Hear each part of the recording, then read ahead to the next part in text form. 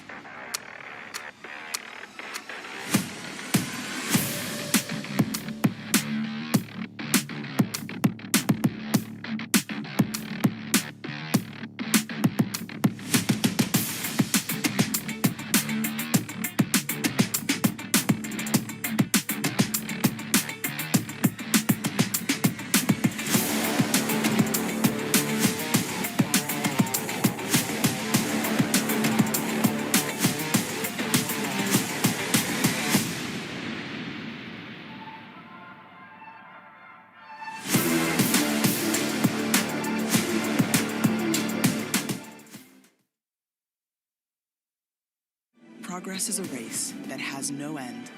After every finish line, another challenge awaits.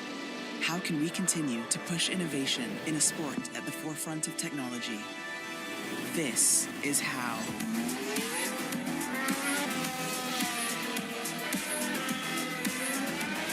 Discover how Aramco and the Aston Martin Formula One team aim to meet Formula One's sustainable fuel targets. Aramco, powered by How.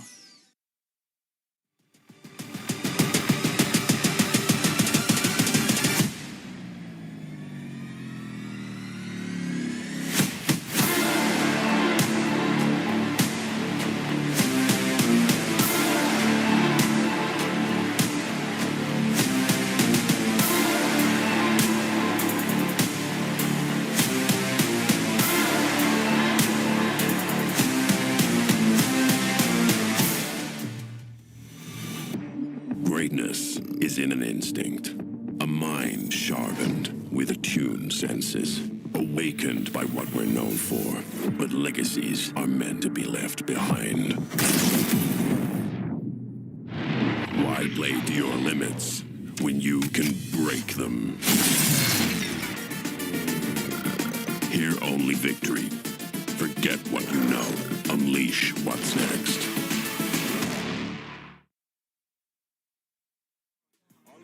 Never settle when the play is on. Turning measures from a little to a major one. Whoa. Activated like lacking patience, decision made it. Gymnasticated so innovative can't be debated. Flow aquatic, don't know a challenge, it been amazing. Fact of the matter, got the pattern to be the greatest.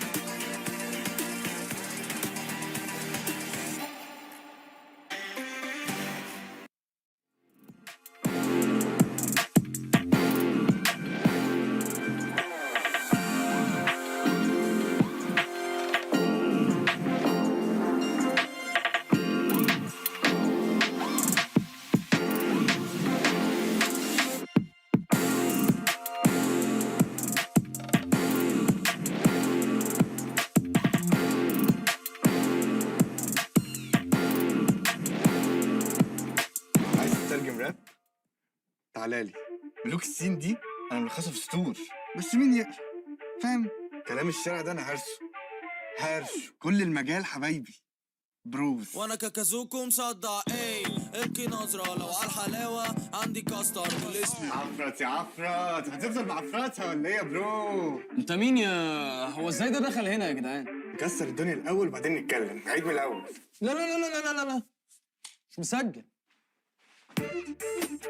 اخواتي عشان فاهمين السين، سبوتيفاي عمل لك بلاي ليست الاقوى راب مصري، اسمع ملوك السين ببلاش. We the future that you run from, and we're only getting louder, hitting harder than a bass drum. Now we're only getting louder. She is powerful, she got everything she needs. See her flick her hair, see her be her own queen. Never underestimate the strength you have within. You can take the win, you can take the win. مع التحديث الجديد لستي سي بلاي، تجربة جديدة للكل.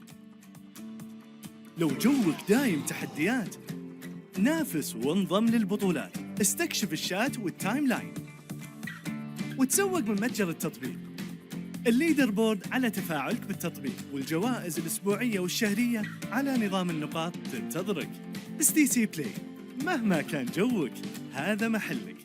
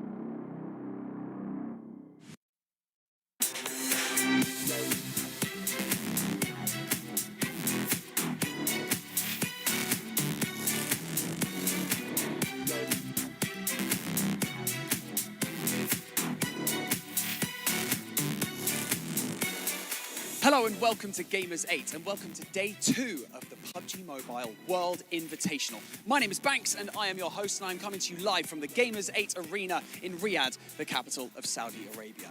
Now, many of our teams hit the ground running yesterday, but it would seem that the squad with the target on their back going into day 2 is Vampire Esports, but the competition is far from over. So remember, if you are in the Gamers8 Arena or if you are at home watching this, there is $3 million up for grabs across the next 2 weeks. So, I guess you could say the pressure is on. So, let's keep this train running and go over to the desk where they can break everything down before we dive into our first map of the day. We're going to break so many things down. I'm Jason Kappen, your host here for PMWI 2022, hopefully for the next 2 weeks if I don't get my job taken away from me, but I think I'm doing an okay job. Two gentlemen who are doing a phenomenal job, though, are my analysts, is Maxman and Kolaris there on the end. Gentlemen, we've had an exciting first day of games, but we still have another day of play to come. And even before then, we have a special man to introduce here on the desk. We have Sir Tandy coming in from Vampire Esports, the coach and analyst for the team. First of all, man, welcome to the desk. Thank you so much for being here. Thank you so much for inviting me here, sir. Oh, man. Yeah, the thing is, if you do too well today, we're going to have you back every day. So maybe you don't want to be too good. I hope so. But let's dive into this right off the bat. How did you guys prepare coming into PMWI? I think we have a bit time to prepare because when we just finished the PMPL Thailand and at the 11 p.m. and then 6 a.m. we had to fly to here. Oh wow! So we don't have a time to prepare much. But I think my players just they are already ignition the engine from the PMPL, so they can play just like they want to play for now. To be fair, right, that's kind of the best way to prepare for an event like this, is to play another event Come in right hot. before and you're ready to go, right? Go ahead, Like Max. Yeah, exactly. I mean, you're on a high, it's going so well for you guys so far. But I want to know, like, this is right now one of the biggest offline events we have in PUBG Mobile. How do you and the teams, adapt to this new offline event with all the teams here? I think it's a big pleasure to be here because this is the biggest offline event for the long time, since 3 years ago. And we have competed the Southeast Asia tournament just like 2 months ago in Malaysia. So I think it's a bit excited because we can meet another champions team from another league. Just like that, So I guess my question is a bit more game specific Yes, to sir. start things. Obviously, game 1 for you yesterday was Yes. fantastic. I really Incredible. enjoyed watching it. What were the most important moments for the team in what was a difficult game, to be honest? Yes, sir. I think it's a really difficult game because the circle just don't come to us. Yeah. They have to push us to the circle. But I think the most important thing is my players, they can get a lot of kills, the elim points earlier. So that's why they can make the more confidence in the early game. You can see if they can shoot, they just go push forward to get more kill. This is my team style. They have a strong team fight, but if they just stay but play really slow, the diesel engine, they're slow to burn, yeah, just like that. So I think You're talking to the right man about engines. I like my engines.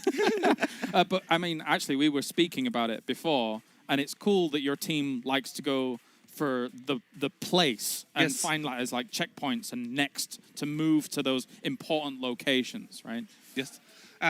In my team style, we are playing with the circle. Yes. Very slow. Sometimes we are outside the circle for looking for the best position to get in. We will think about this is the old center of the circle. Yeah. They have more opponent than the around. So we are rotating up and down to find the best position. Just like yesterday, on the first game, we can go straight to the Rust Hop, but we not. We are going up there to the bridge and then going under the bridge. Just like that.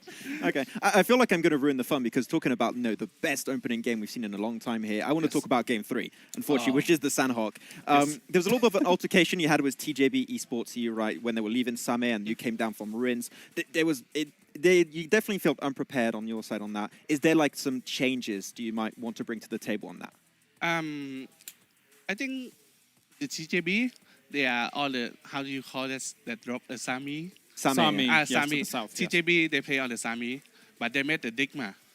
And they leave the city for the Nigma, and then they go forward to us. Yeah. and we don't have any information because no cue feed, no the sound of the gun, something like that. And the Fluke TH, my player, he just looking for looting for the mid kit. And I think TJB just come only one guy, and it's a miscommunicating about the information. The TJB just come 4, and then after that we driving fast to rotate around back, and then we don't have information about TJB is around us, and then we die. Yeah, I think you tried to take some production, please. Come on, you're not even more. Come on, you're TJB in that match. And that's the proof you don't touch TJB's like healing spots, right? They're not going to be cool with that one. I mean, you guys definitely then have a plan in mind, then I guess to avoid that from happening once again, like the next 2 Sandhawks. In the Sandhawk, normally we play just with the med kit. We are collect around the ruin and then give it to my player to. We have a strategy on the Sandhawk to, just med. Yes, just only med kit for playing because it's easier to get more points at the top 3.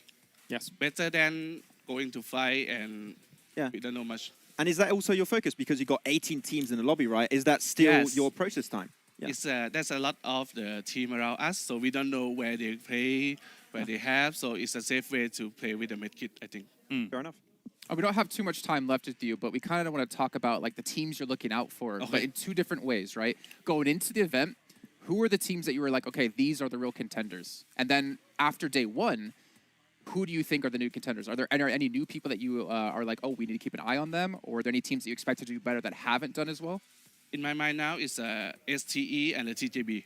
Because their style and my style is really the same. They play with the slow and rotation and a good team fight together.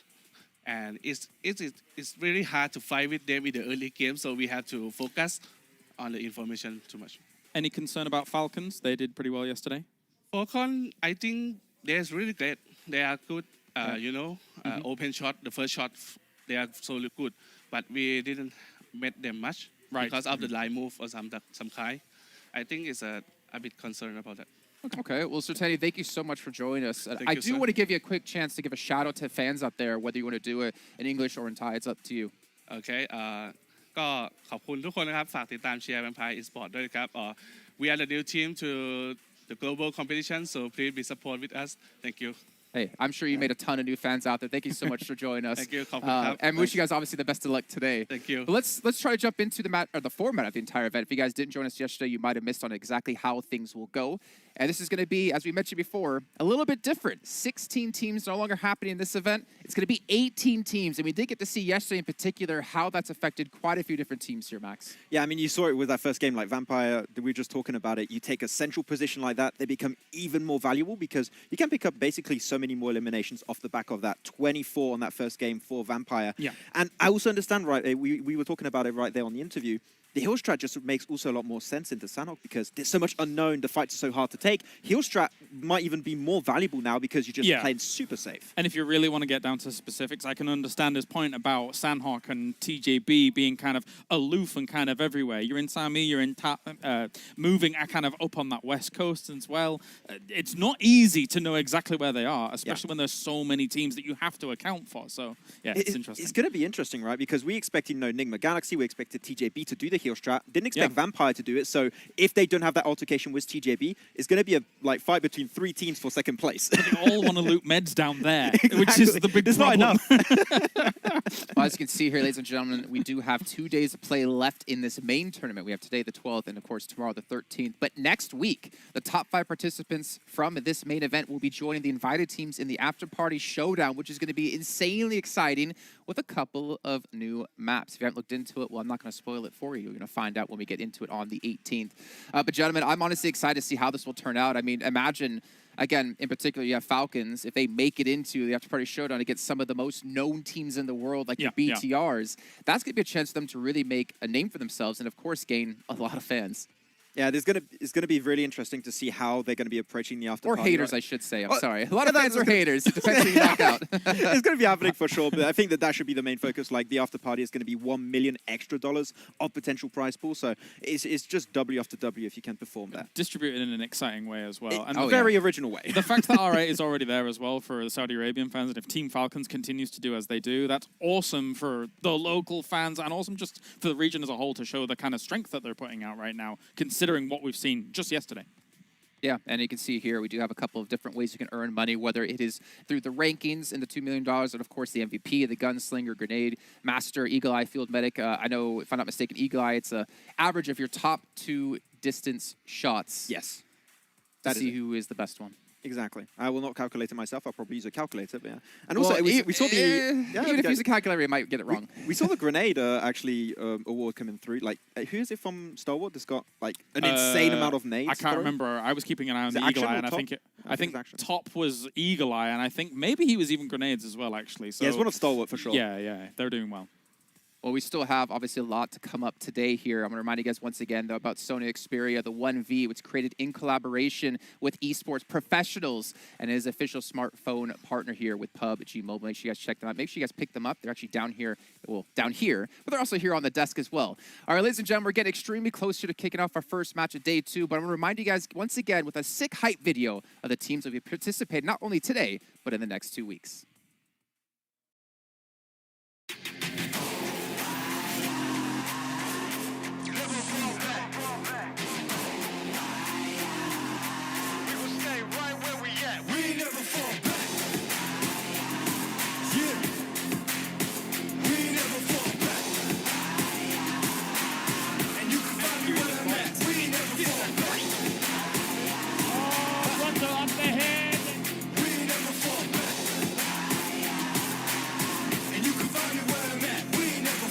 Give it your everything, it ain't no holding back.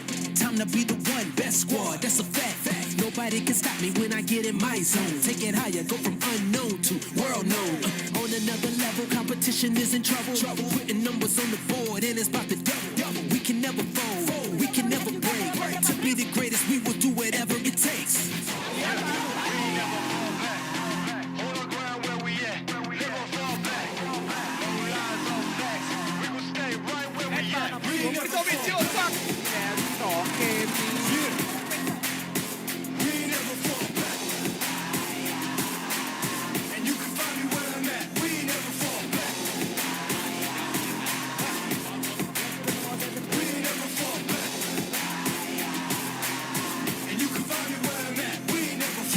Legendary, feeling like it's my moment. No slowing down now, we can move forward. We got the passion and drive, we stay working. An undeniable team, we on the circle. Bring the fire like a dragon, hunger and the passion. Making history, our energy is everlasting. We're staying on top, team so supreme. Making big moves the world has never seen.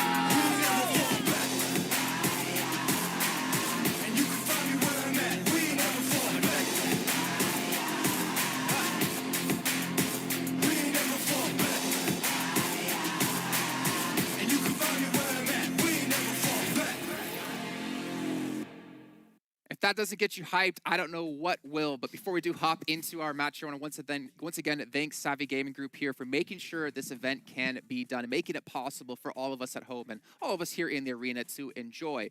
Now, for you guys to enjoy other things, we have tons of things and tons of prizes to give away. One way you can do so is by changing your social media profile picture to the team that you are supporting and making sure to post on the official channels, as you saw right before this video, about your teams and why you want to see them do well. And you can get some sweet prizes, maybe even a sweet phone. But ladies and gentlemen, we got to start talking about overall standings. We did have one day of play happen. We have had 6 matches out of our 18 total now done and dusted. And it's time to check in who's currently sitting at the top. And as you heard us talking to Sertani before, Vampire Esports in first place. They're just looking amazing right now, Vampire. Like that first opening game, so like hot right now. They're so hot right now, Vampire. Oh, they're going over there. They're just flapping their wings and like flying in first place currently by a pretty significant margin.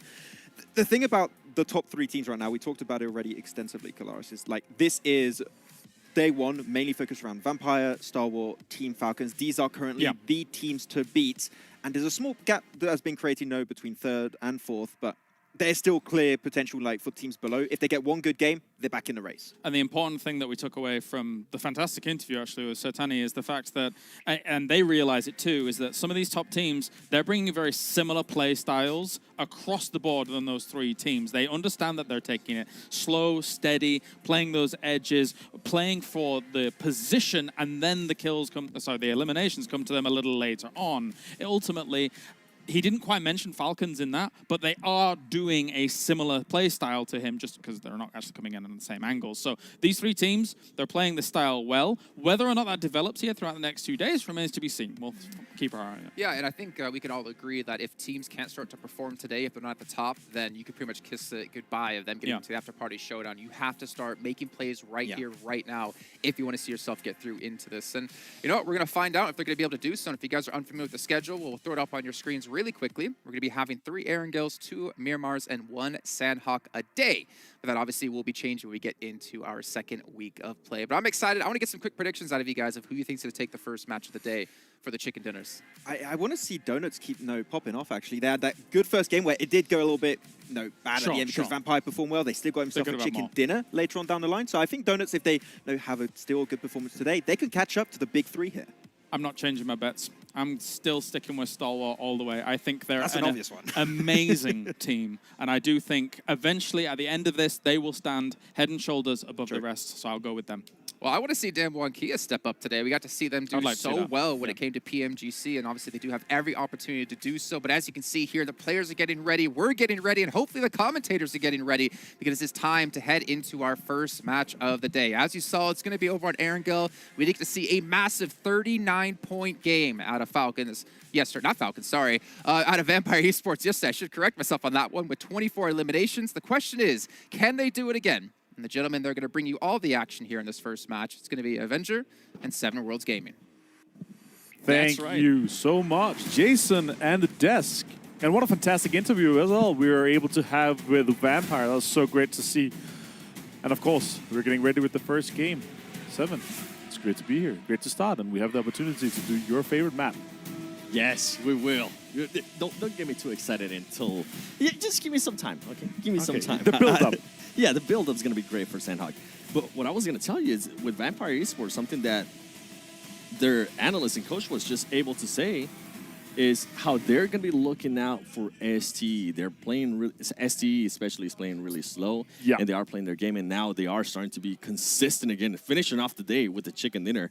Can STE continue that kind of performance here today on the first map, or are we going to be seeing an STE that we kind of saw between match 4 and match 5?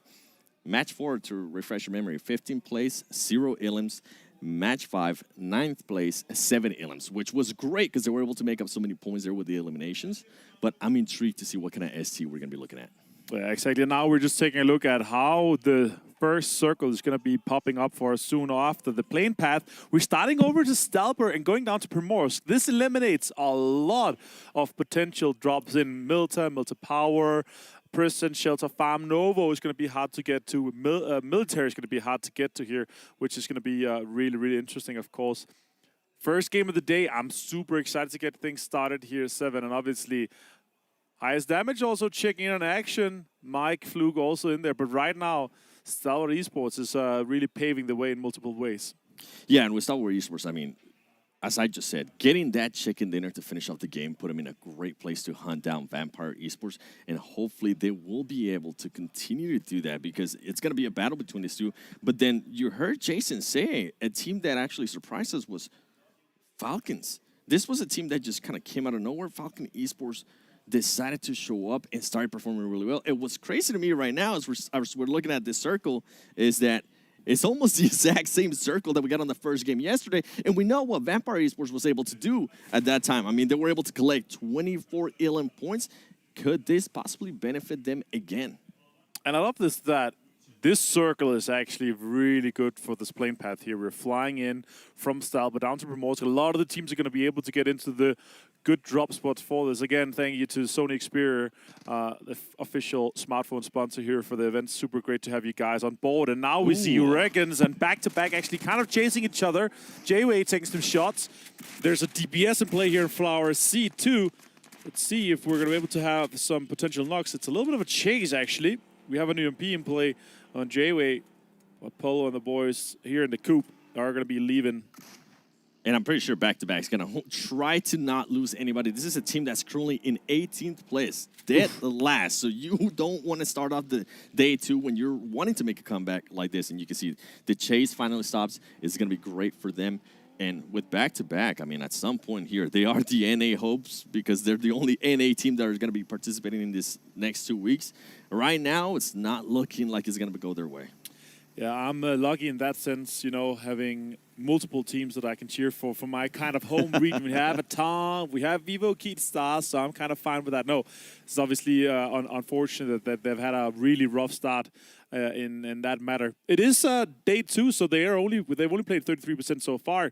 They have 12 more games to make up for it, which is going to be interesting to see. Now that, you know, especially the amount of preparation you can do from day to day is huge. So the question is, have they prepared? Have they spent that time getting into seeing, okay, how can they improve going into day 2 here, and how well they're going to be able to do compared to some of the other teams? Yeah, hopefully they went back yesterday, watched a lot of VOD, figure out what's going to be happening today, right? And treat today like your day 1. This is something that we were actually talking about before the show started. Yeah. They might as well treat this as their day 1 because their day 1 was absolutely awful. And for everybody watching at home, let's watch PMWI together. Complete daily missions to earn points. Once enough points are accumulated, tap on the rewards icon to claim the corresponding reward. Yeah, exactly. And you can participate in the event solo or with your teammates that you usually play with. It's obviously easier if you're able to get that together with a whole team, and you can get the reward easily. But I was going to say, we have seen some great skins. Oh, for sure. Especially the PMWI packs. And between August 4th and August 13th, they are going to be 50% off for the PMWI packs. Get a set straight away and have 5 chances to draw PMWI treasure chests. Yeah, and that's a further sale on the PMWI packs, and you can get 6 chances to draw the treasure chest from PMWI. Wow, what I'm going to be looking at here is, I mean, I would like to see some of the bottom teams. I mean, Virtual Gaming Squad. This was a team we saw a little bit like they didn't know what they wanted to do yesterday. I forgot which map it was exactly, but they weren't sure what they wanted to do. If they wanted to be pushing or if they wanted to be a little bit more patient. And you can see a bit of a disconnection between that team. I'm hoping today they went back, watched that VOD, and they're going to be more assertive on what they want to do. Whether it's aggressive or defensive, as long as everybody is on the same boat, that's what I want to see. Yeah, especially the teams that were able to do well yesterday was the teams that were either very aggressive together as a team, moving together and getting the eliminations that they were for, or super heavy focused on getting the placements, trying to stay 4 alive as long as possible.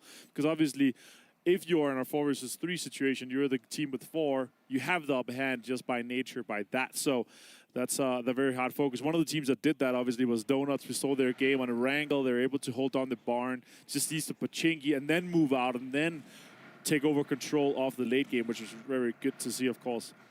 Yeah, and you're talking about Erngirl. They ended up getting the chicken dinner, right? Yeah, on top of that, they ended up the first game, 4th place, 8 Illims. So far, Erngirl has been working for them. Can they continue on this trend? And I mean, same with Vampire Esports. I know we've been talking about them, but I want to talk about them a little bit more because their damage is just out of this world. I think it's almost more than 2K damage than the other team with that 2nd place damage, which is going to be Donuts. To put it into context, the damage dealt from Vampire Esports, 9,503. Donuts in second, following them, is at 7,638. So just... you can see how much more aggressive Vampire Esports is right now. Yeah, I really love to see how they're able to play. Down Monkey, another team that we've seen some from. As the guys are managing in a desk, you know, we want to see more from them compared to what they were able to do at PMGC2. And, you know, we're having big expectations to these guys. You know, they are a team and a organization that have huge respect amongst all the teams here and globally. So let's see how well they're able to fare throughout. Yeah, and I mean, you heard Jason say it too, Damwon Gaming, Damwon Kia. This is a team that just hasn't performed. Like, we haven't seen them at all. We saw them getting eliminated over and over again, and they finished off at least they finished off the day with the 5th place and 2 elims, so maybe that'll spark up. Maybe they'll be able to carry some kind of momentum. I'm hoping it happens for Damwon Kia. They're super focused on their placements. They want to get high placements, but considering that we have these 2 extra teams, the most of the points that you're getting in the total games here does come from eliminations, so they need to focus on that as well.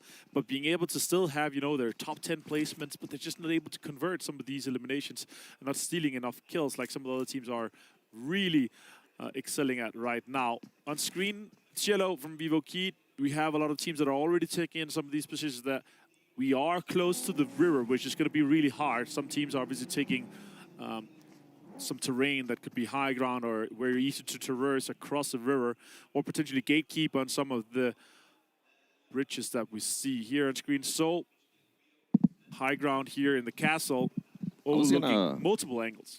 I was going to tell you, with Vivo Key, I was actually really impressed with how they were able to play yesterday. I mean, they started off the day in 8th place. I think at one point they were in the top 5, which is good to see that Brazilian team, we know them how aggressive they can be, and we know how great they did in Sandhawk. I want to see them translate that a little bit more to Miramar, because Miramar was not the strongest suit. I know we're currently not playing Miramar, but I am already thinking ahead for that team.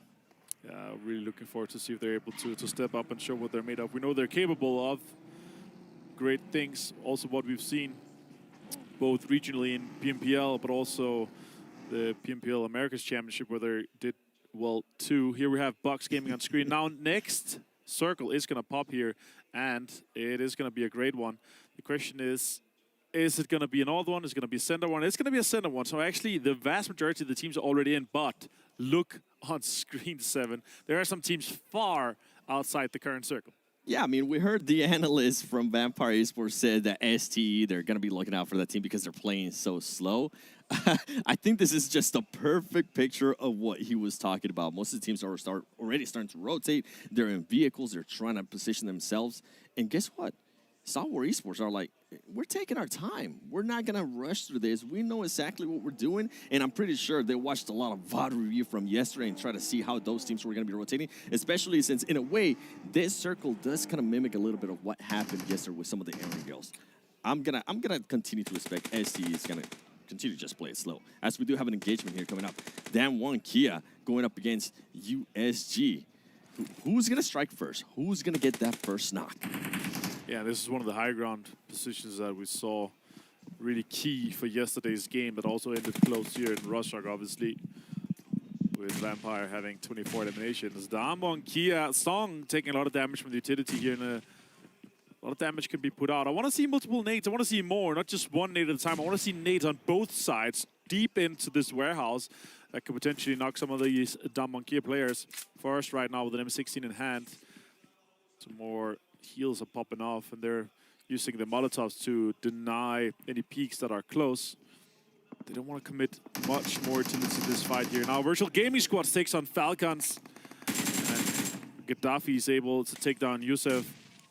And we were talking about Virtual Gaming Squad being decisive on what they were going to do, whether it be aggressive or defensive. Guess what? Ooh. Right now, they're being aggressive. And ooh, powerful from Team Falcons, almost being able to get that nade. Oh, 1 HP? Are you kidding me? Falcon returning the favor on the Virtual Gaming Squad. Super unfortunate for Luigi there, yeah. Never alone able to finish that off. Damar here on the front line. And Virtual Gaming Squad is splitting off here. I think Zeus could also potentially be taking an anchor position on the high ground or disengaging from the rest of his team. They need to figure out what they're going to do here. As you're saying, a little bit indecisive. I want to see them play together and really execute these situations a little bit better for them to pop up on the leaderboard. But it's very hard to defend a compound like that, so when you don't have any other teams around that are putting pressure onto Falcons, because it's far north in the circle, is most likely not going to end there at the moment. Now, Wildcats on screen fighting Vampire. Wildcats obviously coming out of Turkey. And Vampire Esports, are they going to continue with that aggressiveness that we've been seeing out of them? And also, I know we're currently watching this fight, but with Virtual Gaming Squad, I'm glad that they decided to rotate one player out to get the angle. That's completely different than what we saw yesterday. A little bit more decisiveness in their aggressiveness. Love to see that out of them. And Wildcats, what are they going to be doing here? Are they sure? Are you sure you want to take this fight against the team that's currently outputting the most damage? If I'm them, I will probably need a confident booster. I'm going to go for it. All right, next circle is slowly moving in here. Stalwart coming into the circle, joining just as this second circle closes here, 7.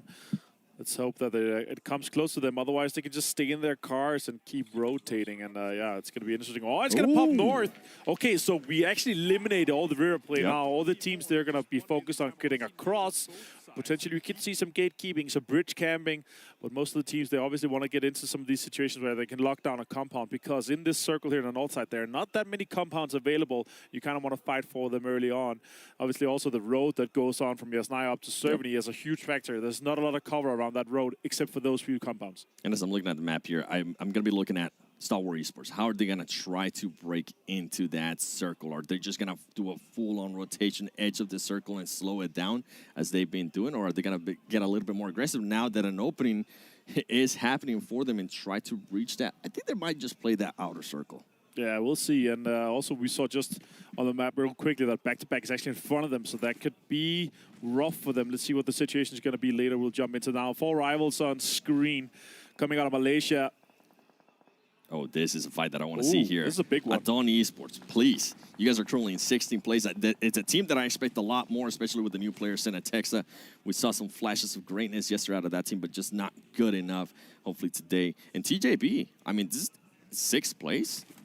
I'm pretty sure they want to continue on that trend. They want to continue to position themselves within those top 5. Because remember, top 5 is the desk, and the analyst was saying they are going to be moving to next week. Party. When we do the after party, and that's going to be even that's going to be even crazier. Wait until you see what's going to happen. Now, I do want to let everybody know, currently watching between August 4th and August 13th, all users in the region of the top 3 teams will have the chance to win a prize, maximum of 1 award per user.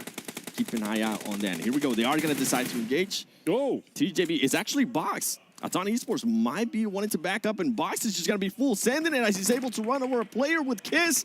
And Box Gaming is just absolutely destroying the TJB players. There you go. There's a little bit of a break. There's a little bit of a trade for them.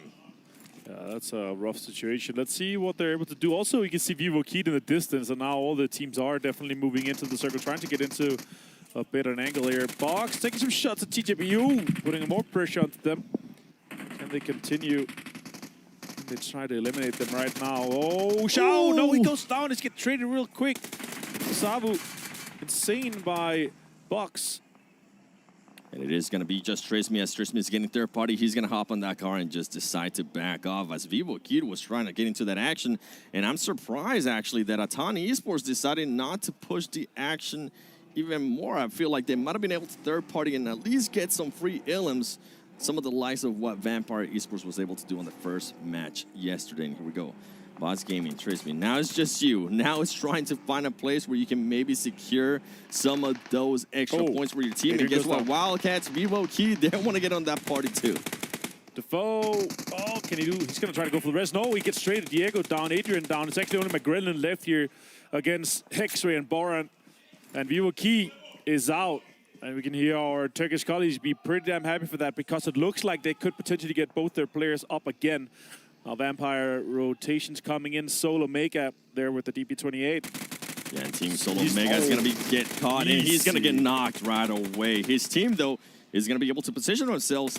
This is going to be an interesting fight, even though Vampire Esports don't have the height advantage. I would love to see how Team Soul is going to be able to defend this. They're thinking about getting away. I don't think they're going to have enough time. Hector decides to lay down. Can he play this snake? Can he get some knocks? He gets spotted and he gets absolutely knocked. Luckily for them, that distraction was able to just create some chaos. Some 2 players from Team Soul were able to get away, but guess what? Atani Esports, this is what I wanted to see. Try to third party something. Send a text, throwing some nades. Send a text, trying to get some angles. You see Choco on the car going around, seeing where the players from Vampire Esports are, and Choco's actually gonna full send it with the vehicle, trying to spot somebody. Now a replay of Vivo Key and Istanbul Wildcats, but let's go back to this fight here. Vampire, Aton, circle has popped again, and it's actually not close to these guys. They have to move. Vampire getting back to vehicles, trying to move on. And Stone jumping into the buggy. He's going to be rotating into circle right now. A lot of damage. This is, again, they're fighting for terrain that is not inside the new circle rather than focusing on, all right, how are we going to get into the new circle? So you can see the focus is on the eliminations. And the good thing there from out of Vampire, as we are seeing Wildcats just taking shots for rivals, is that Vampire Esports being able to just stay patient, stay calm, even though they did have one player down, make sure they control the chaos that was happening with Katana Esports. They were able to revive their players too, and they are going to have those 4 players. And not what happened yesterday on some of the matches. You definitely want to have all those 4 players alive. Get any advantage that you can over the other teams. Aton is slightly inside the circle. Wildcats are considering how do we get in. There's mostly open terrain here. I think they're going to try to fight this against Aton. And TJB is in the distance here, you see as well. A lot of teams on the west side here, 7, that are trying to make their way into the circle and get a grip inside the new circle that are currently being pushed by the blue zone. More shots coming in. The Wildcats taking a little bit of damage, but utility is being used very well. Shots coming on onto Aton. Choco has to hit the floor. And while Boran hits a lot of bullets, he doesn't get a knock on that one. Choco just barely being able to duck down just in time, and that smoke is going to help them out. Hopefully they can try to find a way to get out of there, because they're going to get sandwiched between Damwon, Kia, and Wildcats here. That's not a position that you want to be. And guess what? I think on the side, I was able to see some Team Soul players. There you go. Cinetexa, being the smart player that he is, being the veteran that he is, trying to see if he can maybe make a push up or find some kind of angle to get a knock and allow his team to rotate out of there. Right now, for Atani Esports, it's not looking good. Boran has to push in. He's in the blue zone. He does find a knock on Cinetexa, and the rest of the guys from Wildcats, they're sending it in on the cars and the vehicles. X-Ray finds one on Cinetexa too, finishes him off though. It's another point going there. Boran taking some damage. He's going to be found by Bruno. Bruno getting ran over. I thought he was actually going to be able to get somebody before he was found. He wasn't, and here we go. Wildcats, Atan Esports. This is massive for Atan. They need to be able, they need to win this fight. 666 just waiting, throwing some smoke, making sure he confirmed those elements. Those are great. That's going to be some points that are going to be a must. You never know what can happen. It can come down to just 1 point. Here we go. Is it going to be Choco? Is it going to be Wildcats? Who's it going to be? And then we have a player from Team Soul, Goblin, just waiting patiently. And this is actually something that we saw from Team Soul yesterday as well, being able to just slow it down. It was just one player. Once again, it's just one player as well. Yesterday, they ended up with a 5th place and 3 elims. Can they do that today? Can they get within the top 5 with just one player? Yeah, nice finish by their Istanbul Wildcats. Are able to terminate them completely, eliminate them, and get the points on the board. Aton is out. That's the 17th team. Donuts here on screen. Stalwart has a decent position. The circle is getting very close on the southern side of this circle here, where Stalwart and Donuts is under a lot of pressure from many teams and not that much space, not that much terrain available for most of these teams. Yeah, and I was seeing some trades there on the Elim feed. I think it was back-to-back between RSG, and there you go, Wildcats out as well. Vampire Esports, here we go. The aggressive team, they're trying to find some people too. Not able to confirm anything there with 52 Esports.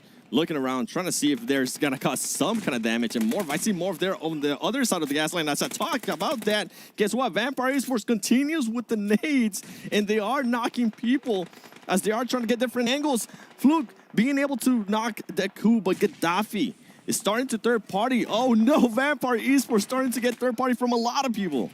So much pressure on this southern side here. Vampire Esports is out in 14th place. No placement points, but 3 elimination points gone there, where Soul is out as well. 15th place and 1 elimination for them here. Stalwart is really controlling this. They're able to maintain Pika, finding a lot of shots onto 52.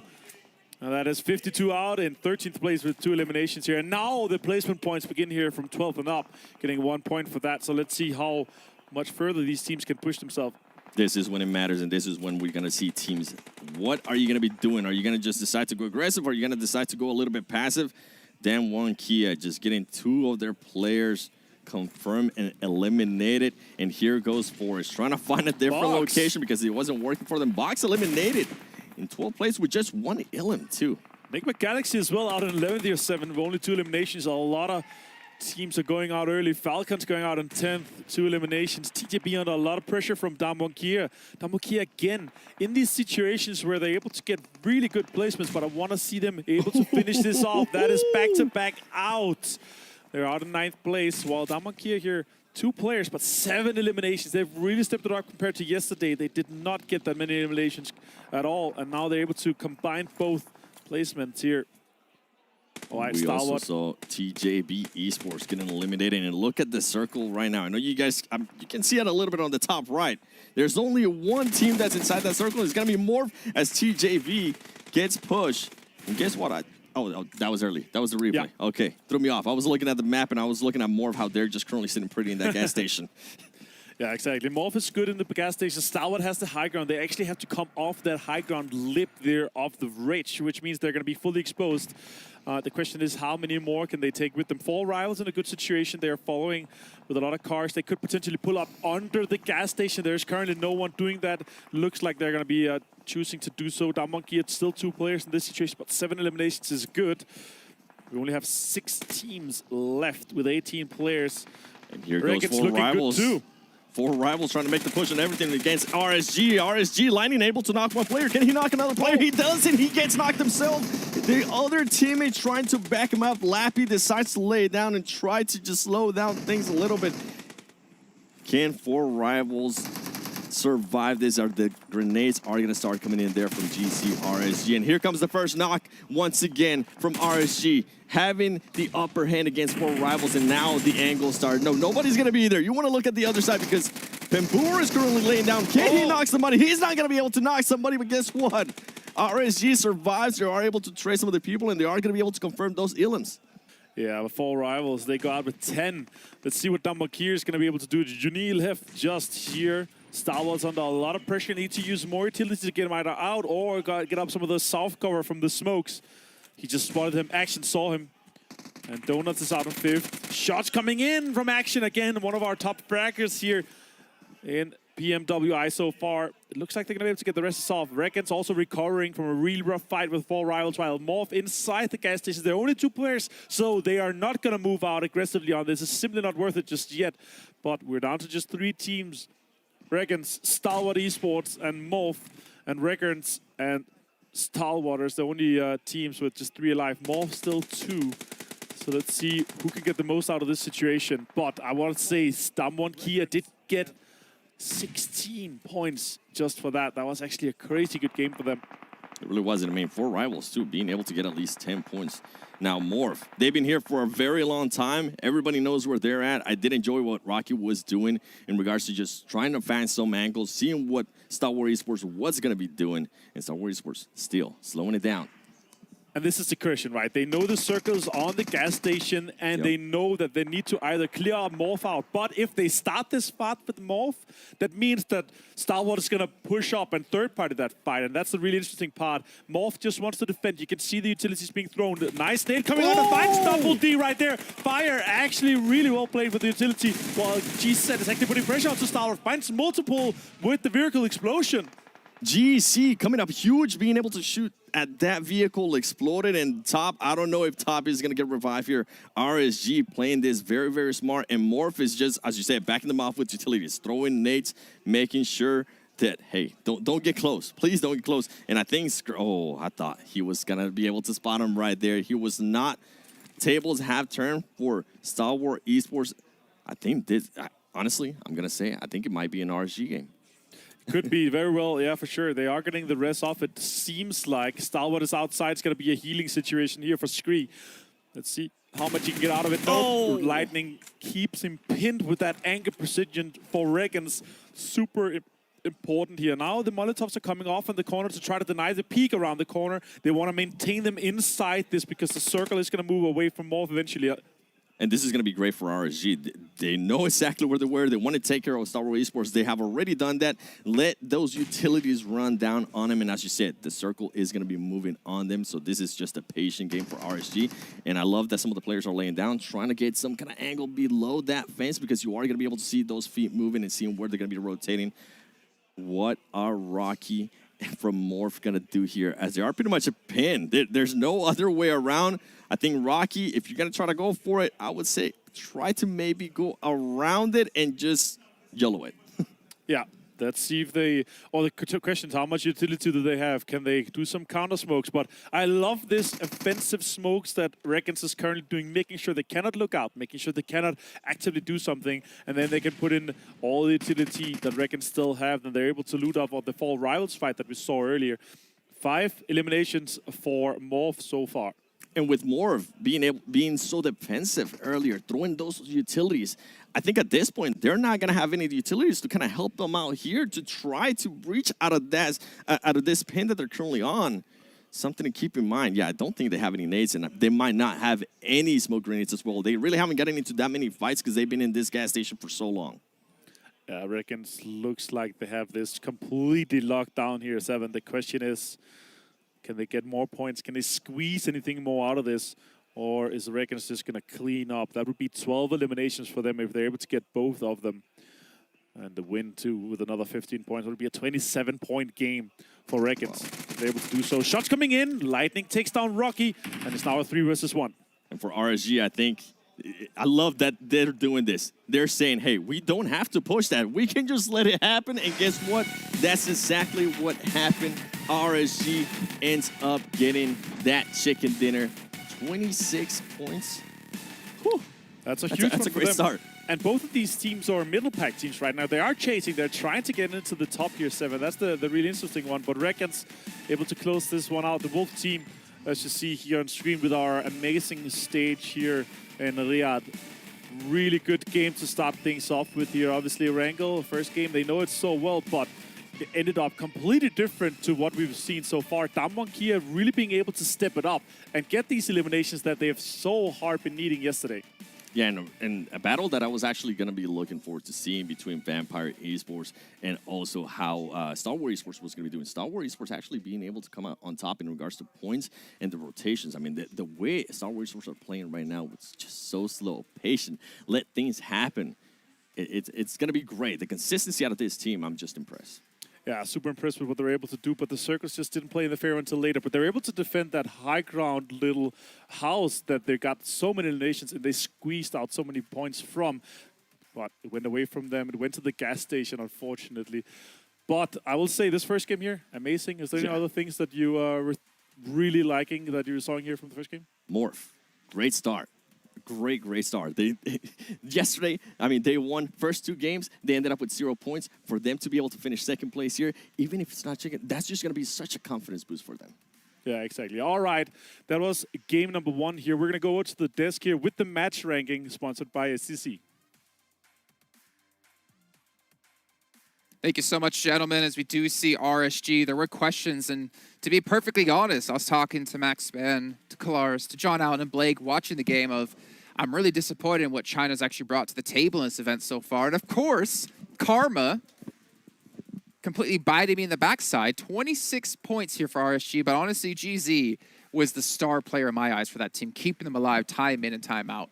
Yeah, the way they were peeking under that wall side, if they saw just a pixel of movement, they were going to instantly shoot down the players of Morph. And really, the way they cleared the eastern side, which you already mentioned also, Kalaris, in the green room, it is not an easy position to clear. There's a lot of open areas, not a lot of really good peeking spots, and yet they cleared out most of the teams on that area, cleared a lot of space, and then just went for the push onto Morph at the end. Definitely. A lot of the fields on the east side of that kind of gas station position, they're very... there's no bumps really that provide you any cover whatsoever. Some of the fields in this game and stuff like that, they have like little bumps divots here and there. Yeah, divots and stuff, but not on that side. So well done by RSG to take these points. I'm not going to do more hand motions, Jason. I know you guys can't see it on air, but he's done so many so far. And I could be a not forget politician about talking it. with my hands, you know, doing what I'm doing. I mean, if you guys actually don't know, off air, you do have, the casters actually just mimicking what James does do here on air that you guys can't see. Anyways, moving on, though, you can see Morph, those 17 points. Fantastic for them. Damwon Kia. Damwon. I wanted to see more out of them, and they show up with 16 points. Junior, if I'm not mistaken, Junior able to really get them higher up on the rankings and really lock in some points. He almost in a case, Stalwart did not get the win, but he really did put a lot of work against Stalwart, right? And he got, like, I think, a flush and also a knock in the first place. So it did buy a lot of time for him and his team and get a few extra eliminations here and there. Yes, thank you, Max, for rubbing that in that Stalwart didn't win. But You're welcome. as it was my prediction. It was intentional. They were close. But Damwon Kia, you can see the adaptation from day 1 to day 2 already. If you think about, we saw Circle 2 pop, almost identical to Circle 2 from Game 1 from yesterday. They rush the warehouse in Rozhok, and then as that circle moves north, they have a great opportunity to use the vehicles that they've got in the safe in the warehouse to move up into potential priority positions up towards the south positions in Severny. So they're really playing their position game very, very well, and that is converting into some eliminations here, which if we see them continue to do that, Damwon Kia, they could rack up big points throughout the day. I really think if they still had 4 players alive on that final push on Stalwart, I think there's a chance they win the fight, take their spot, and then have an opportunity to, snowball into a win. So I definitely feel like their macro has improved significantly.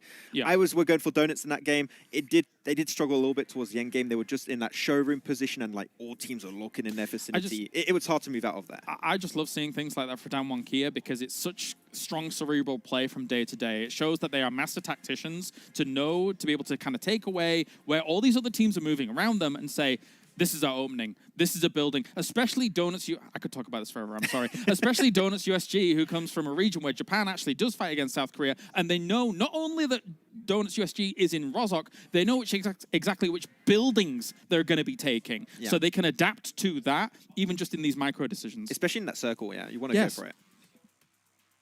All right. Well, I mean, we did have obviously some teams a little bit shy. I want to say, looking at Donuts, they did have a couple of opportunities in there. But hey, 6 points. They're keeping themselves going forward, right? Not a big deal. For you guys at home, I want to give a shout out here to Aramco as well, another sponsor, another provider here to make sure this event has been happening for all of us to enjoy, not us just here, not just the players as well, but you guys at home who are watching.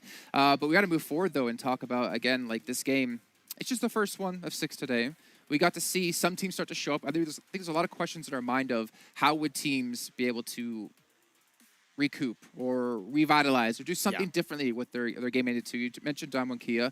For Rivals, I mean, hey, they performed a lot better in that match than we saw them do in any single match yesterday, I feel like. I think that's one of the first times we've seen them on the front page. Yeah, I think this is like their best game so far in the tournament. And I still think like with a Northern Circle like that, they drop up in Severny. I think they should have been a little bit more present, a little bit earlier, take those positions of interest, and it could have been potentially a chicken dinner for them, but I think that they just allowed teams to rotate too quickly, take those spots, and then it just crumbled apart. I think the things that really hurt them were the south shift away from kind of at least holding a little bit of the South Severny compounds in play, because if you're actually holding those South Severny compounds, they're super prio. They have so many lines of sight across a big open area, but once that shift comes in, it's very difficult for them to transition down into a lobby where actually we're seeing a lot more teams survive than your normal 16-team lobby into the later stages of the game. Just really quickly, by the way, you saw Shandy in there. I believe that is GZ in game. I know we had Mike for Vampire, who is Stone, if I'm not mistaken, in game. So just wanted to bring that up. But we're going to actually head over to some highlights brought to you by Sony and kind of recap what quickly went down in that last match. And honestly, there was a lot of action happening nonstop. We were having some flashbacks to match 1 yesterday. I did like that little bit of a clash that we had between Damwon and Donuts. But more importantly, I feel like we got to see some individual brilliance. Thinking back to Lin up against B2B, I think 2 players were crashing into him on a vehicle. He and just actually takes both of them out, You're just rolling down to him in a Dacia, and he's just like, okay, like 1-2, easy knockout from him. It was very impressive from Lin. And TJB is a team that I feel like people are slowly adjusting to TJB as seen like as a real contender. But this was a fight. 4 rivals, rock up a little bit too late. If they had that position initially, I think that fight versus RG potentially goes their way. Yeah, it's just such a difficult place to fight out. I mean, either team could have really won that. True. Given the scenario, as you say, the RSG was well set up, ready to go for that. And again, actually, all that being said, great to see now China properly on the board with this one, because I think there's a lot of expectations and a lot of hopes around this team being able to do something on the international stage. They don't have as much international experience as some of the Chinese teams, so they're going to be having to represent hard here in the next 2 days. And they are still playing like PL right now, so there's that adaptation that's going to be happening. And like as you already stated before, they have the hardest adaptation to make from their home region to PMWI. And this first game is great for their morale, and I think they're going to have a better understanding of like how these games go with this type of lobby, and that's just a great way for them to hope to improve even more as the event goes on. I'm going to correct myself again, actually. I think Shending actually is Lightning. I did like double check really quickly. I believe it was actually Lightning able to stand up. It's tough when they're using 2 names. It is very tough. Understand, So, yeah. maybe people should keep their names in game the same it is outside of game. But obviously, a big shout out as well to Saudi. We're mentioning all the sponsors here because, again, without them, it wouldn't be possible. And if you guys haven't actually seen, the outside of this whole area is ridiculous. So many LEDs. It's been a phenomenal event. And you guys at home, hopefully you guys have been phenomenal as well. We still have our meme contest currently happening where you guys can post your favorite memes over on your socials and make sure you tag Esports PUBG Mobile, wherever it might be on the appropriate channel. You guys can win some sweet, sweet prizes. I'm not going to tell you exactly what they are, but you're going to want to win them. It could be one of these Sony Xperia phones. You never know. But it looks like we are about to head into our second match of the day here as Miramar is loading in, and the Castle's going to be brought up over to take things away here momentarily. They've already had a insanely action-packed first match of the day, and we're going to find out if it's going to be just as action-packed in match 2. But the real question is, will we see some new teams start to rise up through the ranks and own the circle? Well, only 2 people could tell you. We're going to find out right here, right now. I mean, Thank you so teams, much. RSG, they were able to, a team that just was, in a way, kind of non-existent yesterday, being able to bring it back, get that chicken there. I think we are going to be seeing new teams, Jason, now that you asked me that. Now, I'm going to be hoping for back-to-back just because I am an NA fanboy, and that's my region. But I'm also going to be looking at Atani Esports, Virtual Gaming Squad, Enigma Galaxy. This is a team that I feel like a lot of people expected so much out of, but right now, they're just not performing to the expectations that people had. Yeah, for sure, and that's the big one. But on screen, we have our plane path, and it's actually quite west, considering the middle of everything is close to Picado. So a lot of teams are going to have a hard time reaching the eastern drops in Pala, La Pedita, La Saha, Jungard, Chiara Branca. And obviously, I'm not able to pronounce all of these as well as you are, my friend, but I'm going to try. And you're going to laugh at me and correct me. And I'm going to be like, oh, yes, I'm going to be working on those. Favorite map here for me, I don't know. I know that yours is obviously the next coming up, but we are going through all 3 of them today, 7. And there's going to be some really interesting. Personally, I'm hoping for some of the more southern circles. I really love the terrain, the really hard terrain that we see. Super high ground, deep valleys with the roads in there and the compounds that we're able to see some of these players play out of with the insane high ground control can make some of these crazy games. We were talking about it yesterday, these high elimination games, and potentially could we see something above 25 now that we have these 18 teams? And that's really what I'm hoping that some of the teams are going to be chasing, try to make a record-breaking game for this one. Pretty much the most standard circle that we can have here in the whole world. Picado absolutely dead center, and most of the teams are going to have an easy time getting some terrain in this one here. Yeah, I was going to be looking at Box Gaming to see if anybody was going to try to land on them. We saw some scrims earlier that were starting to land on them, but I think that was just messing around. Nothing happened there. Atani Esports, though, the Urban, you were talking about finishes. I actually would love to see another Urban finish. Those are always just a blast to see. And Atani Esports, we're talking about new teams. That's a team that I want to see more. This is a team that dominates their region, but when it comes to global events, they just become absolutely non-existent. And another team, I mean, them won Kia. They did get a 4th place in that previous game. They also ended up with 8 elims. This might be a turn for this team. A lot of people, I mean, even the desk was saying, we expect a lot more out of them one Kia. The tables might be turning for them. Yeah, and that's the big one, right? We were talking about it last game. The desk have been talking about it. The importance of being able to improve from day to day. It's hard to do from game to game. Obviously, you don't have that much time to VOD review, but from day to day is massive. And I really love that you see these teams having massive improvements from day 1 into day 2. It really tells how much hard work they've been putting in preparing to try to improve here. Damwon Kia was definitely one of them here in game number 1. Let's see if they can continue that trend. And talking about improvements, I mean, I was thinking back on that match that just happened in Ergo, I feel like there was a lot more people alive towards the end of it. At the 20-minute mark, I mean, I don't think we had lost any teams. And when we went to yesterday, there was a lot more action. So you can definitely tell a lot of the teams decided to just go back, watch that VOD, adapt to some of the playing styles and being able to back off, not be as aggressive if you don't have to be, especially with some of the aggressive teams that we have seen from Vampire Esports. And even though Software Esports, I keep saying they are playing slow, if you do come near them, they do kind of put their elbows out. They do kind of say, hey, we might be playing slow, but be careful because we are going to be aggressive if you force us to be. Yeah, exactly. And that's what we really love to see, the responsiveness, the adaptation, the that you're able to adapt in general, you know? And that's what I really love to see in general. But here we have a ton on Soul on screen, and remember, we do have 50% off the PMWI gun skits and outfit right now, so check that out here. You have obviously 5 chances to draw the treasure chest too, as you just saw on screen. TJB here with Virtual Gaming Squad. With a little bit of a fight. Virtual Gaming Squad, I wanted to look at the indecisiveness that we saw yesterday. Are they going to continue on the trend here? Are they going to go aggressive? I think they're going to be pushed to do it. And here you go. And TJB Sports being able to get that knock and continue in Virtual Gaming, though, being able to trace out some players, getting the knock themselves and trying to get that elimination.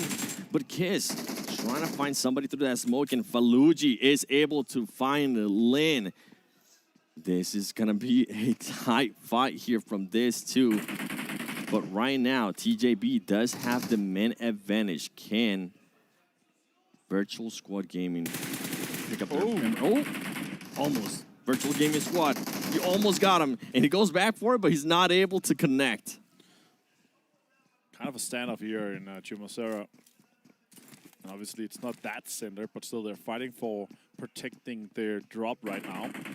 Don't want to see them contest that. It's really rough having a team dropping on the high ground and then being able to look into the city. You don't really see that. You want to be able to control everything yourself. But that's what we've been talking about as well. That, you know, with 18 teams, there are going to be some teams trying to squeeze in, trying to take the terrain away from you, so you're going to have to defend. And I love what TJB was doing here. They decided to live Skirt on that exact same building, and some of the other 2 players, as you were able to see on the overview cam, they started rotating. You can see Xiao 7, you can see Kiss right there, being able to rotate and try different angles, and you can see Skirt just putting on some damage, at least making some noise, letting them know, hey, I think the whole team might still be there. Virtual Gaming Squad needs to be careful. They need to watch out. They are starting to wrap around them, and guess what? I do see them one key on the horizon, looking to hopefully third-party this fight. Yeah, that's definitely a good opportunity to do so, right? You see a prolonged fight that takes a long time. Xiao finds a pump shotgun, knock on to Gaddafi. It's going to be finished off as well here with Xiao. And TJB in a bit of an advantage here with just 2 players left from Virtual Gaming Squad. You see the distance here, you're talking about here, 7 shots are coming in from Junai itself. Valucci gone down. Forrest finished that off as well. So Virtual Gaming Squad is just down to 1 shot. And this is perfect for them, Kia. I hope some of the other, some of the other players need to go up to that little mountain or hill, whatever you want to call it, and try to continue to get some of those extra elims. Try to continue to just output some more damage.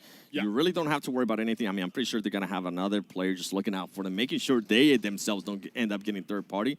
But if I'm Damwon Kia, if I do hear TJB and Virtual Gaming Squad start getting into a fight again, I might just want to push that, considering you already know they have lost some players from both teams.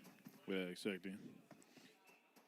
Potential easy points for Damwon Kia. Just looking into this, not really prioritizing the circle just yet. The first 2 circles on Miramar doesn't matter as much as on the other maps because you have so much terrain ahead of you. You have a lot of space to play. It's really much for that to see. Let's see what the J-Way sees here through his eyes. He has some information, and it's somewhat of a potential gatekeeper that we could see from back to back, but I'm not sure how much they're going to commit to it while the circle moves in. And a lot of teams, around half the teams, have prioritized getting some of those center locations. G7 on screen. I think at this point now the teams are going to slow down a little bit more. You can see back-to-back just being patient, and J-Way was one of their best players yesterday. He was able to, I think, collect 4 elims. He was not the player with the most elims, but it was interesting. By the way, for everybody currently watching the live stream, reach 100 million people live watching, then everyone could get items in the 2022 PMWI Lucky Crate. Maximum of 1 award per user. Maximum of 1 award per user. Yeah, Avenger. You can visit that in-game, and you can do the watch together in-game, of course. Every day is here.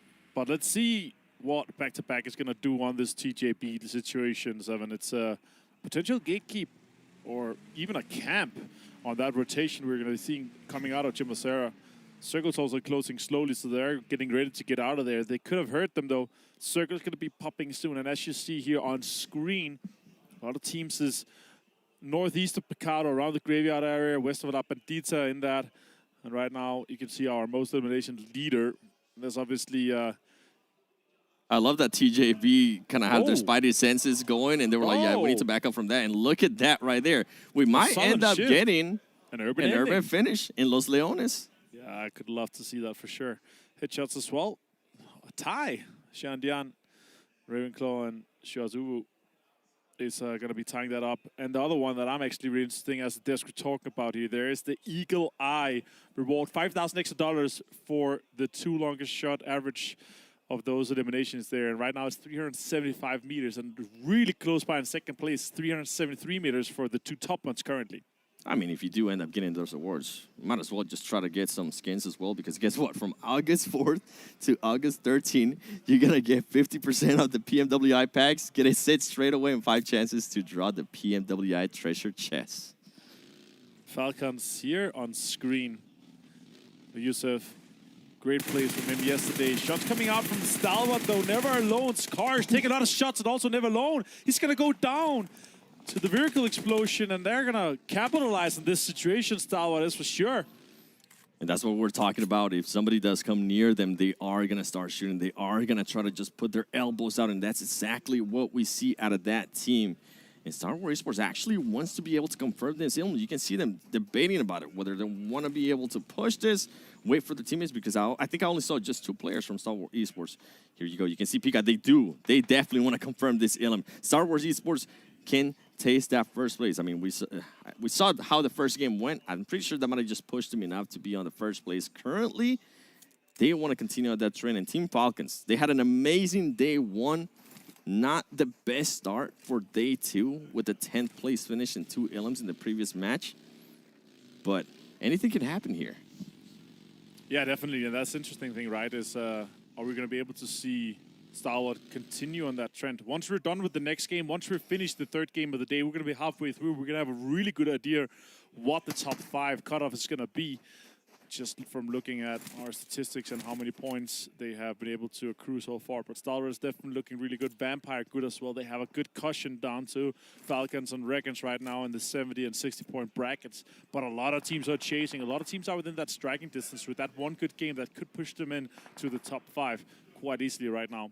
And Star Wars Esports wanting to be a little bit more aggressive, making sure Team Falcon just backs off. And Team Falcon is saying, yeah, you know what, we'll definitely back off. We don't want to get into this fight right now. I like that, because this is super far north in the current circle. This is not a priority to fight over. You don't want to try to get this real estate.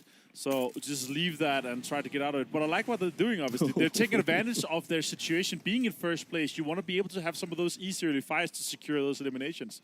Yeah, I'm just... it happens to the best of us, okay? That car flip, I'm pretty sure definitely not intended, but when you're driving through that terrain in Miramar, it's bound to happen. I know I'm guilty of it, and my teammates just hate me when it happens. Yeah, maybe next week we could take a look at who's going to have the craziest driving and maybe give them an award for that or something like that. Donuts, though, on screen, they're rotating in. They are getting this compound. It's kind of on the eastern side. As you see on screen right now, we are going to be looking at the next circle. This is going to be a big one. A lot of teams have hunkered up in the center. We are hoping for this one to go southeast into Los Leones, but it goes north. Actually eliminates the urban ending in this situation here, but right now Falcon's looking good, Morph is looking good, Vampire is looking good, Box is also in a good situation, and a lot of the priority compounds in the circle here is already locked down, 7. They definitely are, and I'm going to be looking at some of the other teams that are currently outside that circle, especially currently the blue zone. I mean, Team Seoul, you can see them. They might go up against 52 Esports, as 52 Esports is trying to breach into that circle as well. Vampire Esports, I feel like they might be taking a bit of Star Wars Esports game style as they're starting to slow it down in a big way. And Enigma Galaxy, I mean, them too, them one Kia slowing it down a lot more. But this circle, the way where it's currently going to be located, it's going to be really hard to reach in. You definitely see the teams that are prioritizing having some of those center spots being on the quick on the rotates, trying to get some of those good compounds to make sure that they can get quite deep into late game. And then there's other teams that are all right, we're not going to get any situation or good spots inside the circle. Let's focus on getting the eliminations done. And that's obviously what you want to do. The quicker you realize that you're not able to reach the late game and get into some of those good compounds, that you realize that you can focus on the eliminations instead. That's going to get you such a much better average in terms of how many points you're able to put on per game. Yeah, I think a lot of teams have been able to do that quite well, being able to realize that. And I wonder if that's going to happen here in this game. You see Vivo, Keed, Gremlin, Curly just driving around on the motorcycle, trying to figure out where they're going to be. As you see Hector from Team Soul chasing him. He's able to see him, and is he going to want to take this fight? You can't be driving like that in that terrain. We just saw what happened earlier to Team Falcon. So maybe he rethinks that. And as I say that, now he's starting to get shot at, and I think he's getting shot at by 52 Esports as well, as Omega's able to get the knock there on one of the players. And guess what? Vivo Keed is also able to trade it out. They're just currently, it's 3 teams fighting right now, Martin. Yeah, the third party coming in from 52. Quite insane to see here with Daku taking that down. That's actually falling quite a lot apart for Team Soul. Looked like they had the upper hand. McGrill and Diego both down at the most. Cielo is also knocked right now. Adrian trying to make something happen here. Takes shots towards Soul. Connects a little bit onto Goblin. And now he has to fight. Take the fight straight to him. Pushes with the UMP. Goblin's low himself. He's going to find a potentially. No, you not able to connect just yet. Goblin has no heals. No, he has no heals. Going to have to run away from the Blues on 7. Yeah, I was wondering why he didn't want to stay there for that fight, and as soon as I saw that, yeah, that makes total sense. You get out of there, Goblin. You try to get into that zone because Adrian is going to have those heals, and you do still have to worry about 52 Esports because they have a lot more lead. They can end up gatekeeping you. Yeah, exactly, Omega. What can you do here? 12 bandages, 1 first aid, and not much more. I'm surprised. The gatekeep here right now. It's Enigma Galaxy Road. He's going to find one of the Soul players. He's going to be able to get him down. He gets third party from the side from 52. Again, a nuisance from these players. Omega takes shots. Rupa changed to the mini, takes him down. And he's going to be able to confirm the elimination as well. Really rough situation for Team Soul. They're the guys initiating on Vivo Keed. Team Soul getting eliminated with 3 LMs. It didn't end up working their way. They were trying to play really slow. And what I was surprised is that for a team that was playing really slow and looting so much, they didn't really have that many heals. They had to use so much heals because they stayed on that zone for so long. 52 Esports. Congratulations, you were able to at least third party get one of those LMs. I know, I'm pretty sure they have a lot of damage because they were also shooting earlier when Vivo Keed and Team Soul was fighting. Good awareness out of 52 Esports. Rotations are coming in. The circle has popped and it's gone southwest. It's in quite open terrain. It has a road straight through the middle. So the compounds there, they are extremely viable and important to play right now. Right now, Forest has gone down from Dom Wonkia. The Reckons again taking good control on the edge. You can see on the map that they are outside, but they are gatekeeping all the teams that are trying to get in from the east because it's a western shift or southwestern shift at least. And with RSG, I'm pretty sure they want to continue on that trend as one of them does get knocked by Wildcats Boran. And I am seeing some players from TJB actually getting eliminated to this zone. Oh, that's just unfortunate. Super unfortunate for TJB. Guys on the desk are going to be like, oh no! Please. How could they? All right, X-Ray from Istanbul Wildcats. They are putting on some pressure onto Reckons. Reckons had a good game last one. Obviously, being able to put themselves into the top 5 now. They didn't, Lightning is lost, though. They're down to 3 players. They are on the edge. They're going to have to fight their way in this situation. I was going to say, I think Flower Sea is trying to go. Great timing, by the way, Flower Sea. That was the best timing possible as 2 players from Donuts USG was coming up. UC needs to be careful there. GC needs to be careful because one of the players, Missile, is currently aiming down on him. And I think RSG is going to be able to recover that player that was knocked earlier. Exactly. Let's see what they're able to capitalize on this situation here. Outside the circle right now is a rough one for sure. More pictures coming out for 7, while the other players. While Donuts is just starting to push up. How is Donuts going to be able to approach the situation? Are they actually trying? How much utilities do you want to waste on this, right? That's what we're going to keep in mind. And there is a knock right there from them. Here we go. Here comes the push from Donuts. Donuts knows that they have the advantage. DD throwing some as well. And he gets knocked. Oh no, by Wildcats. What? They end up getting third party by Wildcats. RSG just unlucky in that situation, as Donuts definitely one of them. But guess what? Flower C is still alive. There is a little bit of hope for them on being able to get at least some placement points, unless Naoto is able to spot Flower C, and I think they might have done just that, as Flower C is going to be... Oh, man, this is just not a fight that you want to be at. I was hoping that he would be able to lay it down and just not get found. Oh, and guess what? Records. He's going to get pushed. Can he knock? He's able to knock one. Can he knock the other one? He's not able to knock Cezanne from Donuts. Good try there from RSG, the winners of the previous match. Yeah, exactly. All right, 4 rivals here fighting. You can also see Vampire in the distance. The next circle has popped northwest. This is a really rough situation. The vast majority of the team are actually on the eastern side, so it's going to be having to fight for terrain that is not a lot available for them right now. 4 rivals on the distance. They actually got a hard shift towards their direction, which is good, but Vampire right now outside the circle, they have to fight their way in here, 7. Yeah, and if we look at the current circle, I mean, there is some teams in there, but they're currently pretty much on the edge. And as you mentioned, there's just so many teams outside of that circle. A ton. You see it right now, Vampire Esports knocking one of his own teammates, as Stone does get knocked by 4 rivals. I thought they were going to be going up against Morph, and guess what? Morph realizes that, and he's also going to try to push. He needs to be careful. He's able to get one knock. He gets knocked himself. Can Fluke clutch this up? He was able to. He might be able to heal up himself and also revive that player, as we see Lappy now moving around, trying to get some of the other confirmed ilms. More frenzy, though, throwing nades and being able to confirm those ilms. And this is a really rough situation. As you see, these teams are trying to get into the circle. There are so many teams outside. Donuts is one of them. Vampire is one of them. Back to Back is one of them.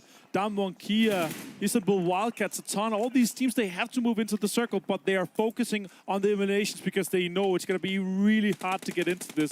That's why they're not rushing to get to the circle. They're rushing to try to get these eliminations confirmed. Vampire down to 2 players. And right now, for them. I was going to say, there's so much third partying going on. We saw 4 rivals trying to third party that fight, and guess what? They ended up getting third party themselves by Star Wars Esports, and also the place on Vampire, though. Looking at Donuts, can he get that knock? He's not going to be able to get that knock. Fluke about to go down to the zone, actually. He ends up going down to the Donuts players, and there you go, Vampire Esports, Team Falcons, if I'm not mistaken, being able to get that final ilm.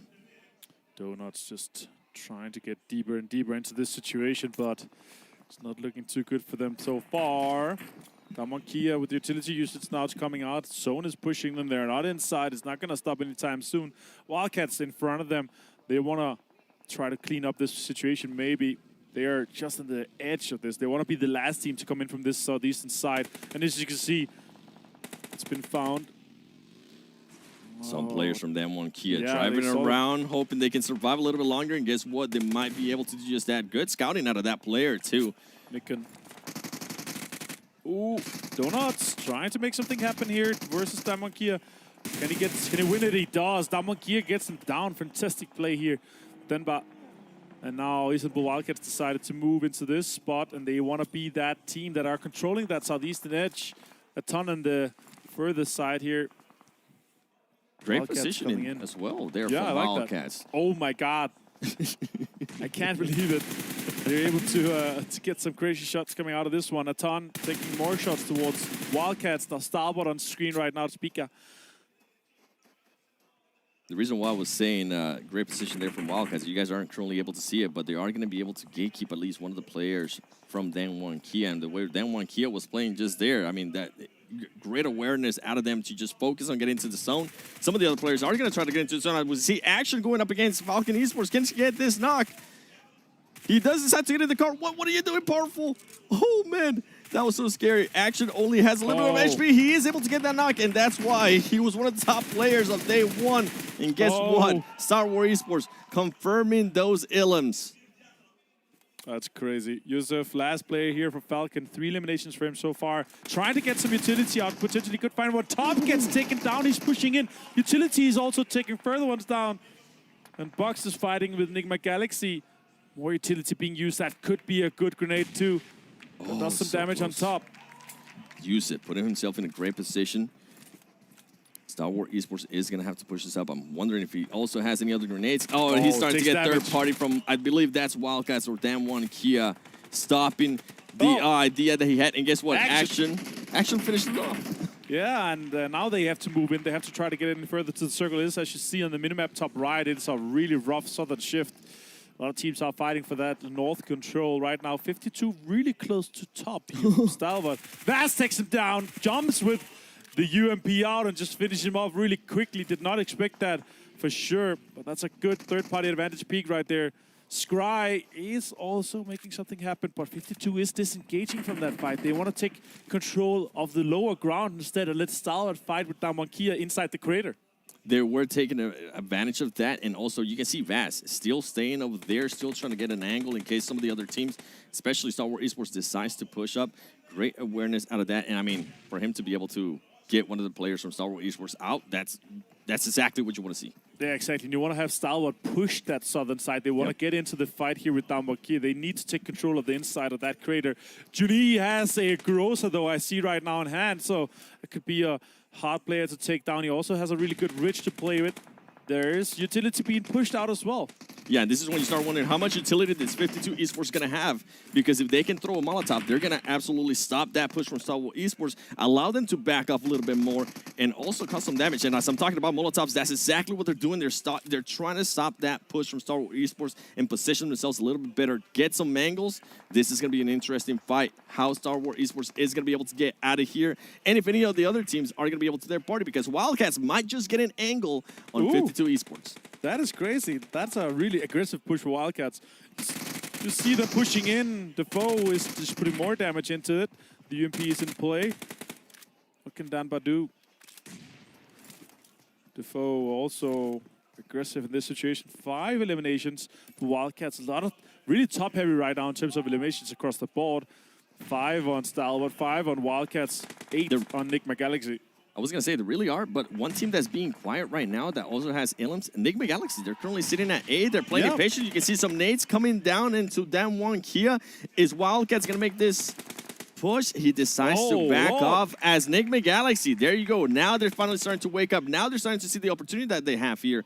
Raduf, he knows where they're at. Is he going to go for the knock? Is he going to be able to get Pharaoh? The nades are going to be coming in. Here comes the utilities. And you know Star Wars Esports are going to be loving this as Enigma Galaxy able to get one knock, but they're not going to be able to confirm it right now. Stalwart finds multiple players here, or just one actually finishes him. Damwon Kia. That's 52 under so much pressure from multiple angles in this situation here. Lord is doing a really good job trying to make sure that it happens off. Damwon Kia is out, meanwhile, 5th place, but he's the Wildcats joining this fight here. Third party from the high ground, trying to put pressure onto 52. 52 under so much hardship right now. They're going to go down. They're out in 3rd place, and now it's down to Stalwart and Wildcats. And Star Wars Esports just going for the full-on push. They know where Wildcats is at. Can they get those knocks? 666 trying to back off, get some angles. Here comes the fight. The foes. Can he win this 1v1? He's going to lose the 1v1 to Action. It comes down to 666, and Action is wanting some blood, and he's going to be able to get that last elim and secure the chicken dinner for Star Wars Esports. Ladies and gentlemen, I asked the desk yesterday, who do you think is going to end up winning this tournament? They told me, without even blinking, Star Wars Esports. And guess what? Max, Kalaris, Jason, you guys just might be absolutely right, because right now they're looking dominant. Something that I want to back up a little bit. Enigma Galaxy, they were just so quiet. I felt like they had so much time. They knew exactly where the other teams were with 52 Esports. They knew that they were fighting another team in regards to Star Wars Esports. I feel like they just waited way too long, Avenger. Yeah, for sure. I will say this, though. It has been extremely impressive to see Star Wars so far in this tournament. That was our 8th game. We have one more for us today. We're going to go to Sanik afterwards. That's going to be really impressive. And after that, we can really look how far they're going to be able to take this, because this is crazy. I will say this, super impressive play by Wildcats. They were able to close that edge off completely. Yeah, I mean, I was impressed by Wildcats as well, being able to get on top and being able to just get some angles on some of the other teams. But you know what? We'll let the desk take care of everything after this break.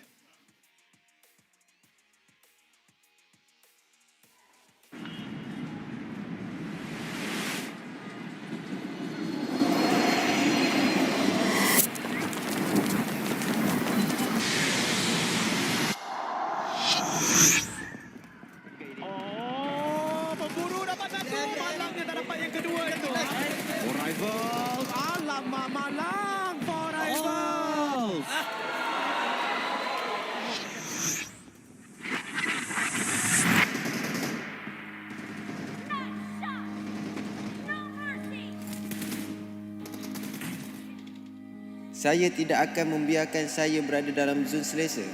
Kerana bagi saya, setiap perlawanan adalah permulaan yang baru.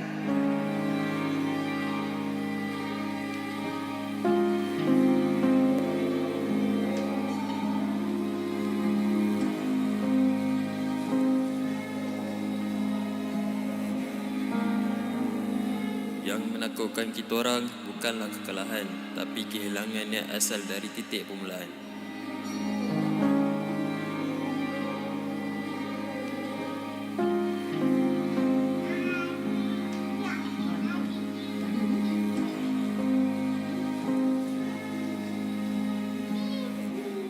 Mereka adalah punca kekuatan saya. Sesukar manapun perjalanan ini, saya akan mengarunginya dan membawa pulang kejayaan kepada mereka.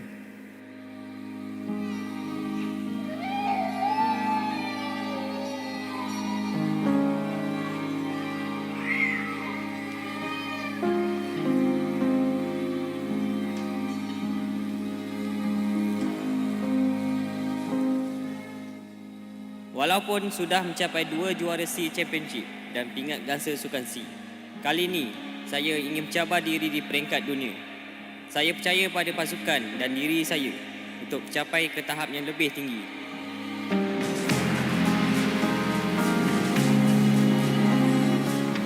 Dah bertahun saya meninggalkan halaman kampungku demi mengejar impian saya di kota ini. Semua usaha selama ini adalah untuk membuktikan diri dan mengibarkan jalur gemilang di pentas dunia. Kali ini kami telah bersedia. It's now or never. Tidak kira pengakhirannya. Kami akan buat yang terbaik untuk mengharumkan nama Malaysia.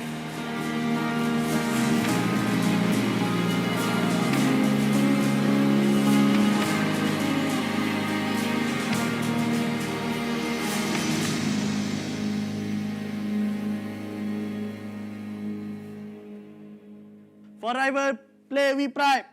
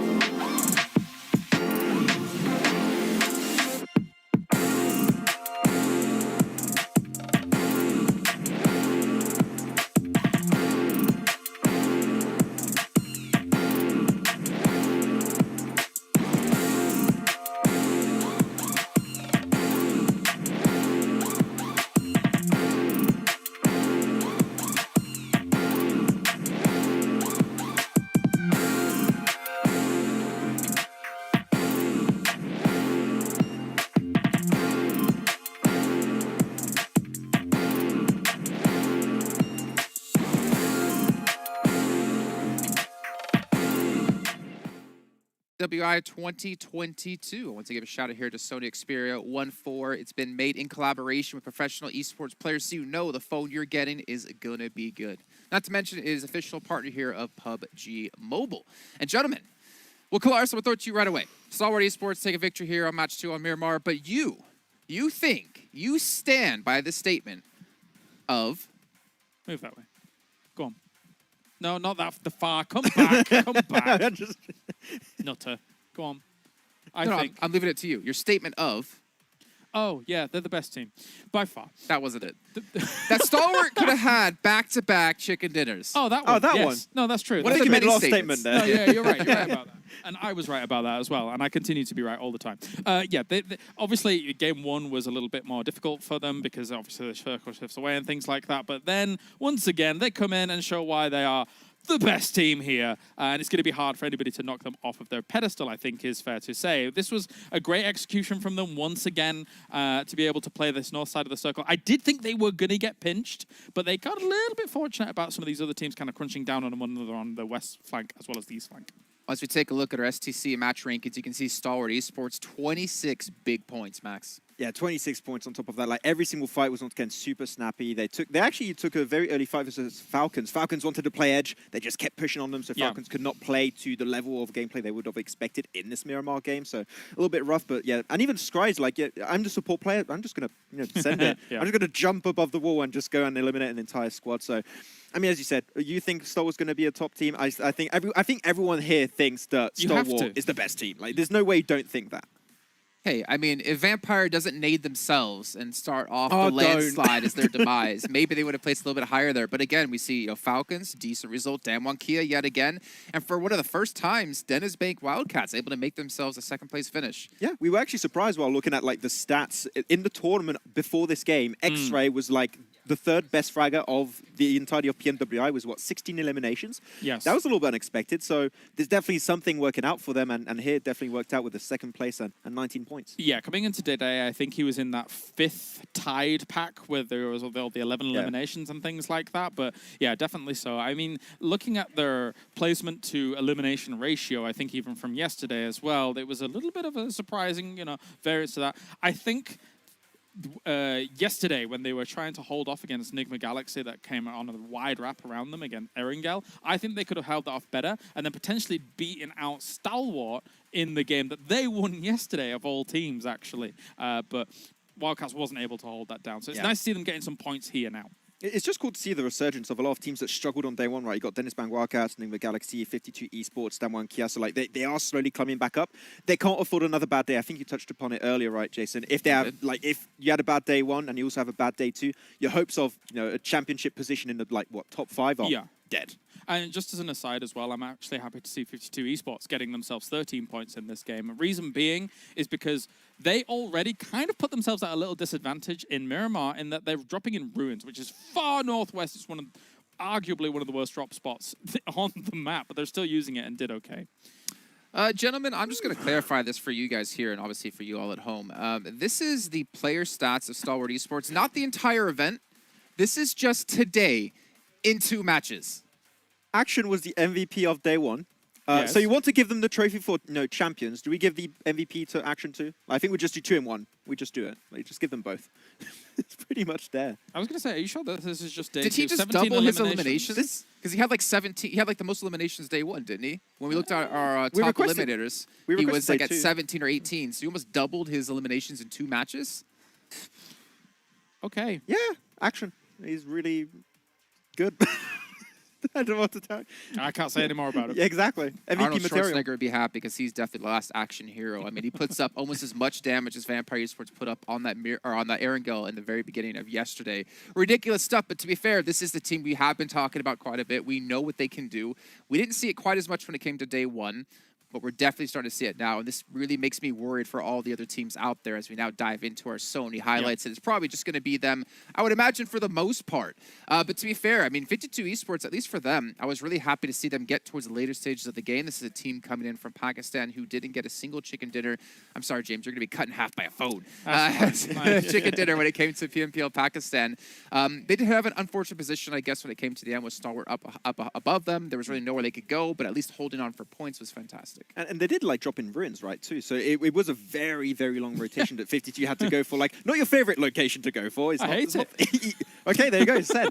But then again, like a pretty decent position, but they won like that plateau position. Nigma Galaxy were pinching on their position, then Stalwart. Like, I don't think many teams, even like some of the top teams, would have struggled in that position. So fair attempt, but it did become very difficult towards the end. No, definitely. I mean, you're effectively having to walk through fire when you're dropping there, and any other circle to work with it is very, very difficult indeed. But yeah, as we can see here for Vampire, this was a bit of an unfortunate scenario. Had that happened in other locations on the map, then it would have been okay. But because they're in such an open valley, the shots coming in from the other side of the valley caused them problems as well. It's the worst place to have an accident like that happen. there were literally 3 teams around them when that Yes. happened. Like, and they're just like, oh wait, what just happened? So of course we're going to get the 3 extra eliminations on point for free, so no issue there.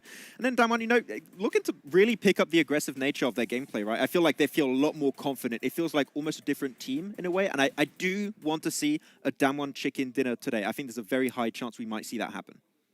Well, Kalaris, you have to kind of back him up on that if we want to see it come true, right? We have the curse and the blessing.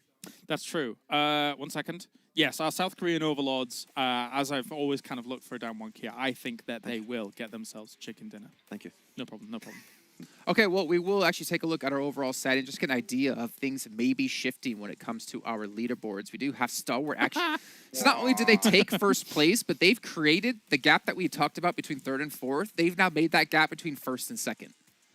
Fair. I mean, what do you want to say? They're just chilling at the There top was right like now. no words out of Max there. I mean, What do you want to say? there's nothing to say. I mean, they came in as favorites. They showed why they're the favorite team, right? And their gameplay are looking good. I had the chance to talk with Senator a little bit yesterday, and he said, we don't need to change anything. We have prepared everything beforehand. Day 1 was exceptional. We're just going to keep on going. That's the scariest bit about it, because if 1 or 2 things don't go slightly awry in day number 1, they would have been number 1 there as well. And now they're showing why coming in, they don't need to change anything. Their prep seems good. They know how other teams are moving around, how they're going to approach them in this lobby. I mean, even look at the last situation there in that game, right? You have a drop shot on towards a team, taking them out, which doesn't really lend you decent angles on the remaining team, but they're still so confident about taking that battle as well in a 2v2. So even though they've got 3 people alive. So yeah, it's ridiculous at the moment. And the jump up from Wildcats is then pretty severe, right? They were a team that was at the bottom of the rankings in like the middle of day 1. So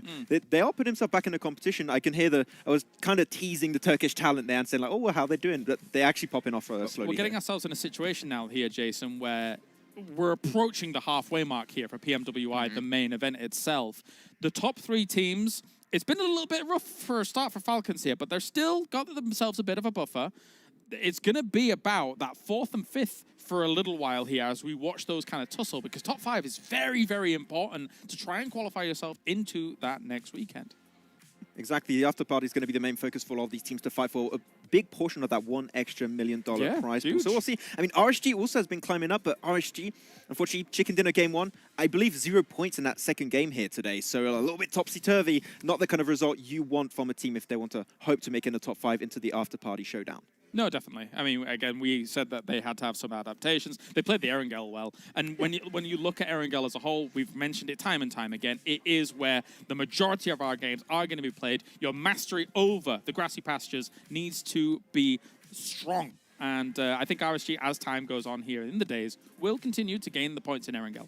Well, we can see here, moving down to the second page, Box Gaming has fallen off the front page. So I believe is Damwon Kia at 48 points. Vivo Kid as well was on that top page. They have fallen down to 13th place. And we're seeing, well, Max, at least a little bit of an uprising out of a certain team that we expected a lot out of coming into this event. Yeah, Nigma Galaxy had a really rough start, which I think was unexpected, kind of, knowing that they struggled at the very first day of the PMWI 2022. So here they're slowly coming back. Good to see from Nigma Galaxy. They were feeling confident in that fight too, but if we can see them remain as a 4-man crew at the end of a game, there's a very high chance they can convert it into a win. Yeah, well, gentlemen, we are actually about to head into our 3rd match of the day. We do have Sandhawk coming up next. Things are going to get spicy, and they're going to get moist, Max. Big shout out to STC as well, one of our sponsors to help make this event actually happen. And also, of course, Dr. Suleiman Al-Habib as well has like a free clinics here around the country to help make things, help make healthcare accessible to everyone out there, which is always a fantastic thing. The USA could learn quite a bit about that. Anyways, ladies and gentlemen, we're going to be heading to that 3rd match of the day. Going to bring our commentators back in. Sandhawk, well, we heard from Sertan earlier on about how it didn't work out for them at TJB. And we're going to find out here if maybe they can change their stars here as we're going to bring our commentators back in with Avenger and 7 Worlds Gaming. Moist, you said this is my favorite map. I finally get to cast this map. And you know what I'm going to be looking at? I want to see a hot drop.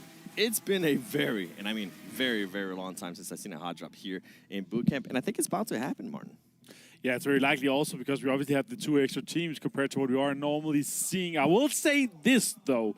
This is a very, very northern playing path. Doesn't matter as much, obviously, here on Sandhawk as it does on other maps because you can basically pretty much reach anywhere with a really long drop in this situation. But we have our eyes peeled on the screen. Where are we going to see fights from the very get-go? Are we going to see some of the top teams already now have a little bit of a early fight with some of the teams? But we will see for sure within the next couple seconds. I will say this though, the highest damage in action, 1,000 more damage ahead, or 1,000 more damage than Fluke, ahead of Fluke there. That is quite insane to see. Northeastern Circle. Yeah, and I think this Northeast Circle is actually going to force the hot drop because guess what? If I'm not mistaken, I'm seeing Star Wars Esports and RSG. They're both currently in boot camp. Are they actually going to try to go for it? Is there any team going to back off? I don't think it's going to happen. They're currently fighting. You can see somebody from back-to-back already getting eliminated to Atan Esports. I think back-to-back is going to be surprised to that drop. And guess what? Now we go to it. Now we go to this fight. RSG going up against Star Wars Esports. Who is going to win this fight? Let us know in the comments below. This is about to get interesting, Martin. Yeah, I'm loving what I'm seeing already here. Regans, what can we What can we see happen here from this situation? Scry, can he do something? Action goes down. Our top damage dealer is out. That is unfortunate for Sal for sure. But I love that Regans are taking these guys on. Somebody has to stop them at this point.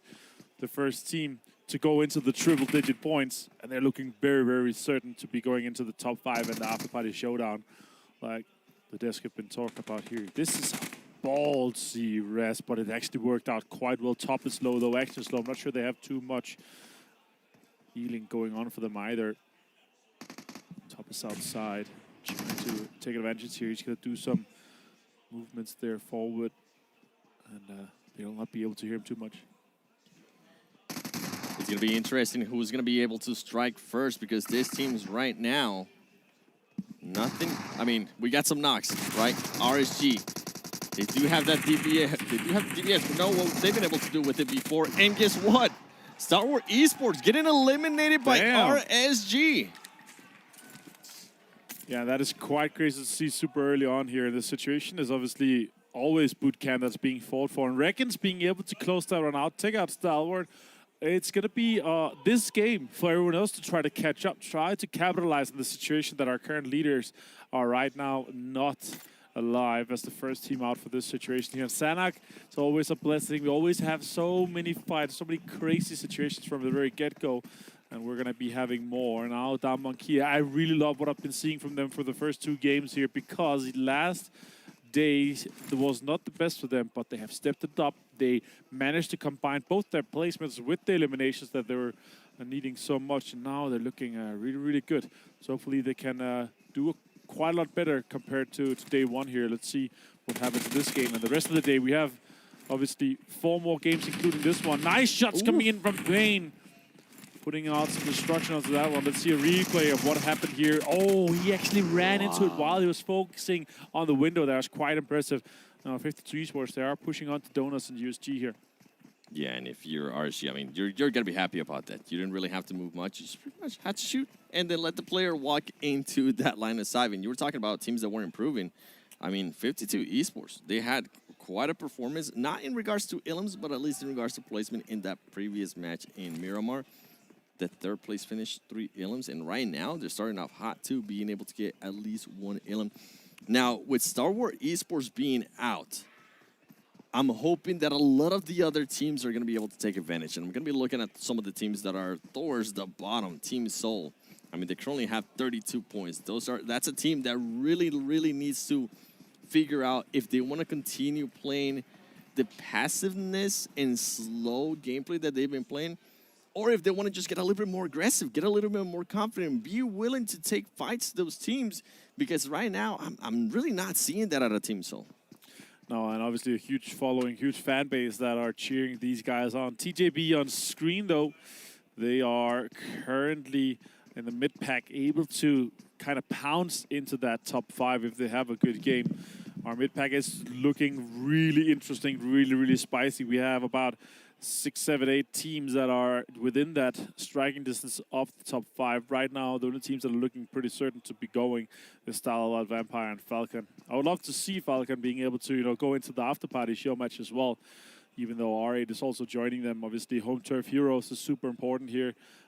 with the backing and the pride that you can have with the teams being able to represent in your own country. That is fantastic. Team Soul on screen, as we were talking about, right now overlooking boot camp, potentially considering what's going to be going on here. Are we going to be trying to get some of those rotation kills that Reckons is going to be doing later? Actually setting up quite heavily on this camp here, 7. The potential could be quite big. The question is, do they run that way, or are they going to be running together and just going to be running into it? Look at that on screen, 7. I'm going to disagree with this. Spicy. I don't know what Omega's trying to do there. I mean, you're going to be living. Yes, you do have some players, right, overlooking what RSG is going to be doing. But when you lay down in between 2 rocks, are you scared that you might end up getting third party from the other side? You have to make a decision right there. Am I going to focus on what? Am I going to focus on RSG, or am I going to be focusing on just what's behind me? I feel like I don't agree with that decision. I'm hoping he's able to change it, because Team Soul can definitely get some eliminations here, especially if they catch RSG by surprise. And I think that's exactly what they're trying to do. We'll end up seeing what's going to be happening with those 2 teams. But I mean, RSG has already gotten at least into one battle. We saw what happened there with that Star Wars Esports. They are ready to get into a fight. Virtual Gaming Squad, a team that so far has been a bit lackluster. They're also looking to get some elims. And here we go. RSG going up against Team Soul. What's about to happen between these 2? You see Didi, and I think they have an idea. And RSG is going to let those grenades rain down on Team Soul. Who is going to get the first knock? That's what it's going to come down to. Goblin, there you go. He decides to get up. He gets a knock, and now he's about to get knocked himself. They do end up trading. Ashot going for the knock with Lightning. I don't think he's going to be able to get it. He does end up getting knocked. GC being able to get everybody off the elf angle right there. Wow. And Team Soul escaping with just 1 player, but RSG, I mean, actually not even. Team Soul just got eliminated. Team Soul, you had the height advantage. You had everything going your way. You were trying to get the surprise. And instead, I feel like RSG ended up surprising them. Yeah, that was so unfortunate for them. They should have been able to capitalize on that situation, but they just weren't. And RSG Reckons able to jump out, get the points confirmed for them. They're right now on 7 eliminations. 7. Yes. What do you think about that? I think that is a great number. And I think even though they do have 7 elims, I think RSG is going to be a little bit upset because they ended up losing 1 player. Yeah, that is an unfortunate situation. But I will say this. I would trade 7 eliminations for 1 player less on your team any day. I mean, unless it's action. Yeah, from Star Wars Esports, then I'm going to be like, you know what? I'd rather action be alive. Yeah, for sure. Right now, we are looking at a cutoff at 63 points for the top 5 Istanbul Wildcats. They were able to jump into that spot with their last performance, and that's obviously a good thing here. But Sanak is a map that we have these healing strats going off of, and that's really the question: who's going to be able to make the best out of it, and how much are they going to be able to loot? You see here on screen, some teams are far away outside the circle, but you want to try to get as deep as possible in the circles, potentially 2nd and 3rd circle, and then that's where you start using everything and all your heals. If we have a northern circle shift, we have a very close Paradise Assault, but Damonki is set up already. Virtual Gaming Squad set up already, and we have a lot of other teams that are already in the same vicinity here, and they're going to have some teams in their proximity. The question is, do they engage in fights? Do they prioritize trying to stay 4 guys alive for this late game? Yeah, and I think right now at this moment it's just better to try to stay alive. We have TJB, Vampire Esports. These are 2 teams that are currently inside the blue zone and far away, must I add, from the actual safe zone. They need to figure out if they want to continue to engage this, because this, in a way, this is kind of pointless, right? Right. This is just going to hinder in a big way, and they actually decide to go for the 5. TJB being able to strike first and being able to eliminate somebody from Vampire Esports. Schweb, he sees somebody. Here comes the nades. Here come the Molotovs. Who's going to be able to get that first knock? TJB does decide to back off. He's going to try to find that angle. He knows where he's at. He currently has the health advantage. Not anymore. Now they're a little bit tied up. And some of the other TJB players slaying back, trying to find some of the other angles. This is an interesting fight for me. One that I must say I don't agree with. And I think it's going to end up forcing one of these 2 teams to end up with the heal strat. They're searching him. Stone with the height advantage decides to back up as well. I think they decided, you know what, I'm sorry. Show up. I think they're just going to be able to get you unless he's able to somehow clutch it. And we have seen it before. And as I say that, he ends up getting knocked by a grenade. That's a huge one for them. Good points limited there, but also now you're able to pick up more utility for that. Let's see what Vampire is going to be able to do this for the rest of the game. Now, Donuts on screen. Currently in a pretty damn good situation for this one here. They're going to be fighting Box also here in this situation. Currently, both those teams in the middle of everything. And also USG Donuts, they are currently top 5 with 65 points to 7. They obviously want to try to maintain that spot to try to get into the after party, because that is where the dance floor starts. Yeah, that's where the fun will begin and the madness will also begin, my ad. And once again, we might see another engagement with teams that are just a little bit far away from the safe zone. They're going to start getting damage from that blue zone. It's not going to be too much, but we've seen it over and over again. I'd rather them just focus on getting to that safe zone, get into their location, be able to, if they can as well, loot a little bit more, get some more utility, and more. Rocky getting spotted, almost getting knocked, actually ends up getting knocked, and might end up getting confirmed here by Powerful from Team Falcons, and you can see him just going at it. He's going to be able to confirm that. That's going to be one point for Team Falcons. Important. We can hear people obviously clapping. The distance never alone finds another one, and the crowd goes wild. That is good to hear. Support for Falcons. Doing quite well for themselves currently. Another point confirmed in the book for them. That is going to be a total of 3 eliminations so far. Frenzy, last player for Morph, trying to send it into the circle now. He's just left with 9 bandages and a dream to try and make this happen. He better start driving. He better start fighting, driving fast. And I can hear the crowd. Falcons.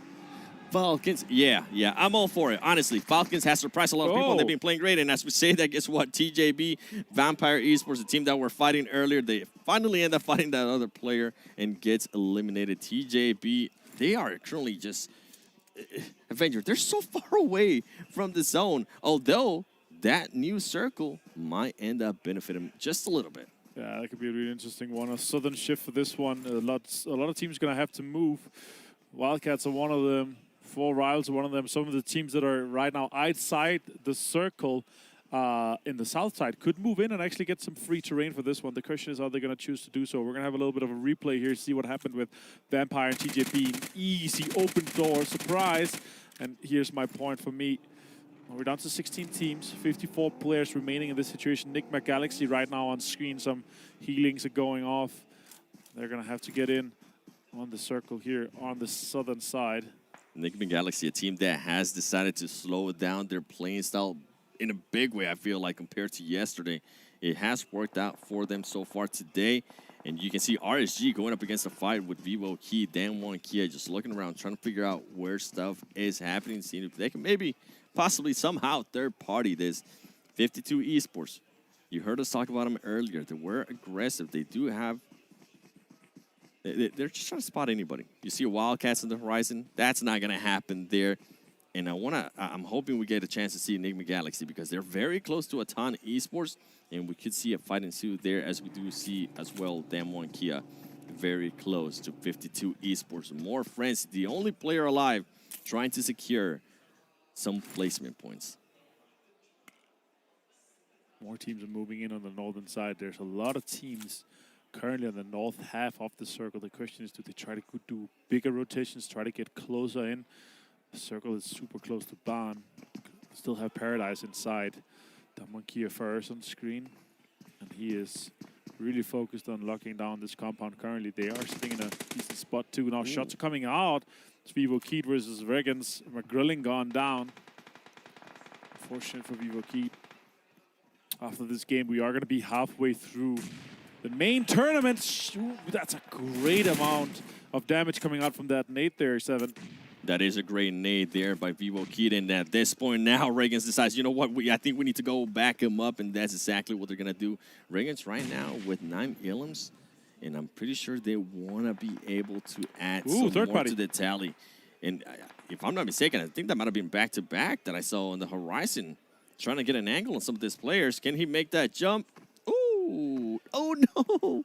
I really thought he was going to make it. It looked like it for sure, but nope.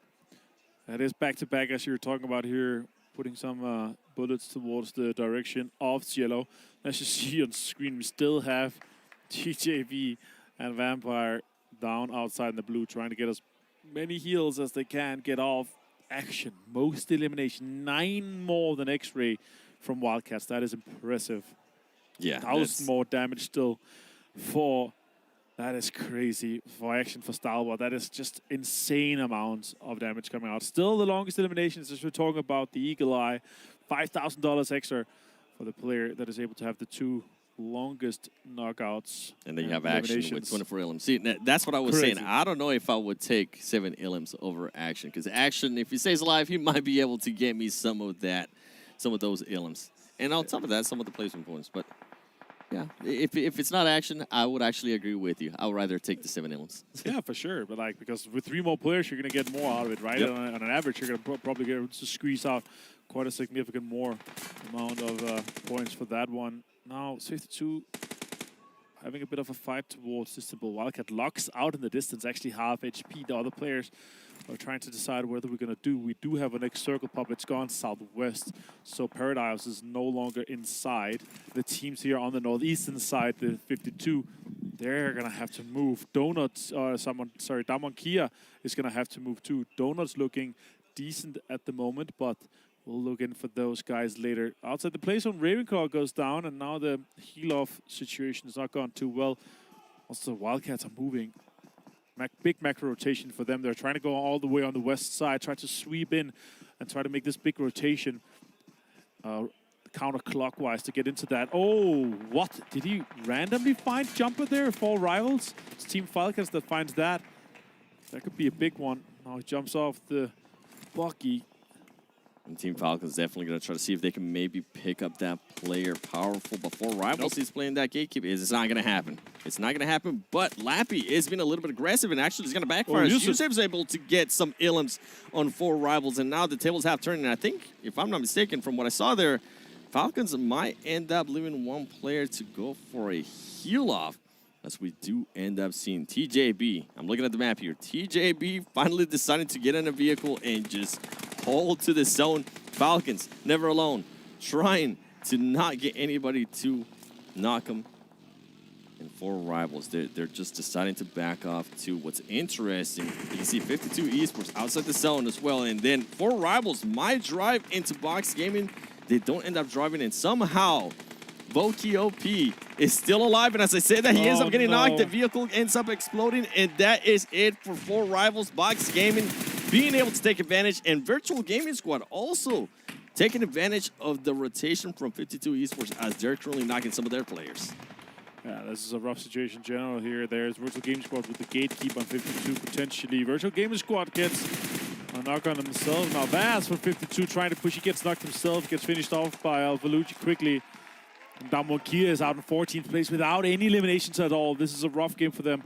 Not what they were hoping for, of course, but so far today they've been a huge step up. This could be a huge grenade for Daku. Let's see how much he gets. Oh, perfect timing potentially. It's gonna re-knock Zeus.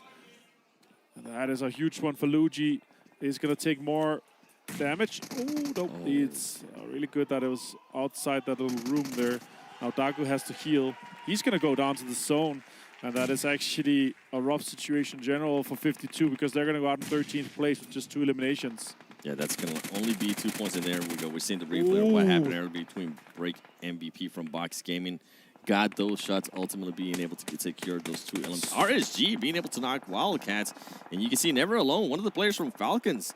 I wonder if that was the player that was trying to get the heal off for Falcons because he just died to the play zone. We got Nigma Galaxy. Hamoudi, can he get this knock on MVP from Box Gaming? He's not able to see him. He's going to be able to see him now. Can he secure those knocks? He is going to be able to secure the knock in the Illimus. That was the last player from Box Gaming. And Nigma Sally gets to move up a little bit more and getting closer to that safe zone. 8 eliminations, though, for Box to go out on that. It's really good to turn that around. Obviously, not getting the placement is rough, but that's good for them to at least get the eliminations here. Nigma Galaxy going out in 11th place. Back-to-back fighting with TJP. This gets one down. More fights coming out. Polo goes down as well. Killswitch, the last player for back-to-back. Let's see if he can make something happen in this situation here. Kiss is trying to heal off. It's a lot of damage taken from the blue zone. And I think Killswitch is just going to back off. He knows that he can actually get into the zone or at least stay alive a little bit longer. and just wait for the moment that TJB is going to have to push. Remember, TJB was a team that was inside zone for a very long time, so I am going to have to question how much shields they have. And as I say that, they only have, this is the last one. After that, he's going to have to push if he wants to do anything. And I think he might have been able to see Killswitch. No, Killswitch does end up getting in a different location. He might be able to get the knock here, and he is. Great awareness there by Killswitch with 4 Ilums. Fantastic movement for them for that, but TJB goes out in 10th, 4 eliminations here. Virtual Gaming Squad taking some shots towards multiple teams. You see in the distance here, Vivo Keed and Istanbul Wildcats. Defoe is the last player. They have 4 eliminations though, but not as a good game as the last one that we saw from them. This next circle has gone further north, so multiple teams have to move in and try to get in. The Gamers Squad decides to take a car. It's a brave decision to do so. Let's see how much further they can take that one. But right now, a lot of teams are broken and battered. We actually have no teams that have more than 3 players alive. There's only one team that has that, and it's Virtual Gaming Squad here on the screen. Gaddafi right now looking what they could do for that one. Coming out of Libya, if they're able to do something more for this one. We see Wildcats also Stone from Vampire Esports getting knocked in. Actually, that team gets eliminated. Wow, Gaddafi being able to get those shots there on friends. And Morph gets eliminated with just 2 Ilums in Virtual Gaming Squad. They slowed it down, and right now it's working out perfect for them. And I was questioning what they were doing there with that truck. I wonder if they were maybe thinking, are we going to need it for cover? But in Sandhawk, you have so much cover from all the rocks that are just all over the place. Vivo Keed actually the only team with 0 eliminations out of the ones that are surviving right now. And they're trying to make it in. Now a ton. Bruno, no more heals. You're going to be gone off with that one. That is a ton out in 7th place. 3 eliminations. 3 teams have only a single player left. 2 teams, Reckons and Vivo Keed, has 1 player surviving right now. Virtual Gaming Squad with 5 eliminations has 3 players alive, and they're putting on pressure on these teams ahead of them. Let's see if they can close this game out or if they're going to lose any players to Reckons. Yeah, Virtual Gaming Squad going to be going up against 2 players from RSG, but keep in mind, RSG, 11 Ilums for that team, and they started off hot, and I'm pretty sure they're going to continue to stay hot. As you see, Lightning getting ready to throw those grenades is going to come down to who's able to get that knock, because I believe RSG, if they can get a knock on those players from Virtual Gaming Squad, they might be able to win that engagement and just wipe them out. Killswitch, the only player standing from back-to-back. They had a horrible day yesterday, and I'm pretty sure right now at this halfway point that we're looking to change it. Well, guess what? You got some placement points, but after that, you weren't able to get more. VGS actually securing some points there on RSG, and that was it for RSG. And Vivo Key, even though they didn't have any Ilums earlier, guess what? They're getting into the party as well. Adrian, currently looking around, trying to figure out where the player from Virtual Gaming Squad is going to be. Adrian going for the push. Is he going to be able to get the knock? He is able to secure those Ilums, and Virtual Gaming Squad gets eliminated by Vivo Key. And ladies and gentlemen, now it's a 1v1v1, and actually, it's going to be a heal-off. Team Falcons. They were able, with that heal off, they were able to gather so many points, so many placement points. Yeah, Adrian's inside the zone, but he only has bandages. The question is, does Damar have enough for this heal off? Can he sustain longer until the circle closes? It's likely going to be Vivo Keed and Adrian, the first player actually out of the PMPL Spring Split in Brazil to get all the MVP slots for that. But it is Vivo Keed. The boys coming out of Brazil to be able to close this one out here. Huge game for them on Sanhok. And we're going to be halfway through today and also halfway through the main tournament after this one. Yeah, and I'm excited to end up seeing what that leaderboard is going to look like, because remember, Star Wars Esports got eliminated first. RSG, they're being able to pick up some steam. They've been able to get some Ilums, and as well, they've been able to get some chicken dinners. But overall, just absolute madness. Now you know why I love Sandhawk, because it's absolute madness. You don't know what to expect. It ended up coming down to a heal-off, which I'm okay with. That was an intense finish. Yeah, super intense finish. Obviously, a situation where you have so many teams that are pushing, and also the pressure coming in from the north side. There's so many teams are fighting for the same terrain. I will say this, though. I'm happy to see back-to-back being able to step it up here in Sanhok. They had a lot of eliminations as well. I think it was 6 they ended up with in a 6th place. So it's their best game so far in the tournament after 9 games.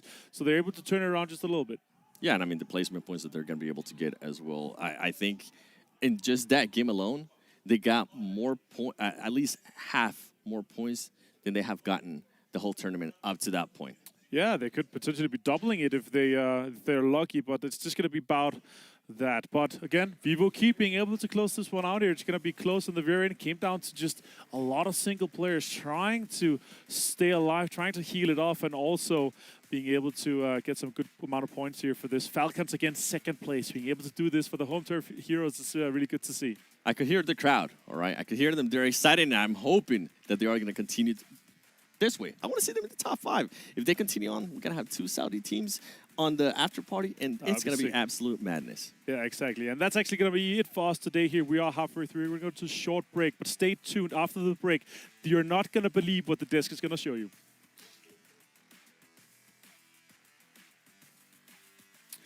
But well, you know what? They're not going to believe what we're going to be able to show them. Yeah, the question is, do we show it or do they show it? Yeah. That's the question. We're going to have a short break, though, very soon. But yeah, of course, once we get to the after party, we get to the dance floor. We're going to see what Maxman and Kalaris is going to be made of. I heard they're going to have a breakdance off to show me what they have learned from me throughout this event. Yeah, I heard Maxman might end up getting a haircut, too. So that's going to be... Oh. I think it's going to be a mohawk, maybe? I'm hoping he ends up going with a fade mohawk. I think that'll look great on him. All right, we're going to go to the break. Stay tuned and see what the desk is going to show you.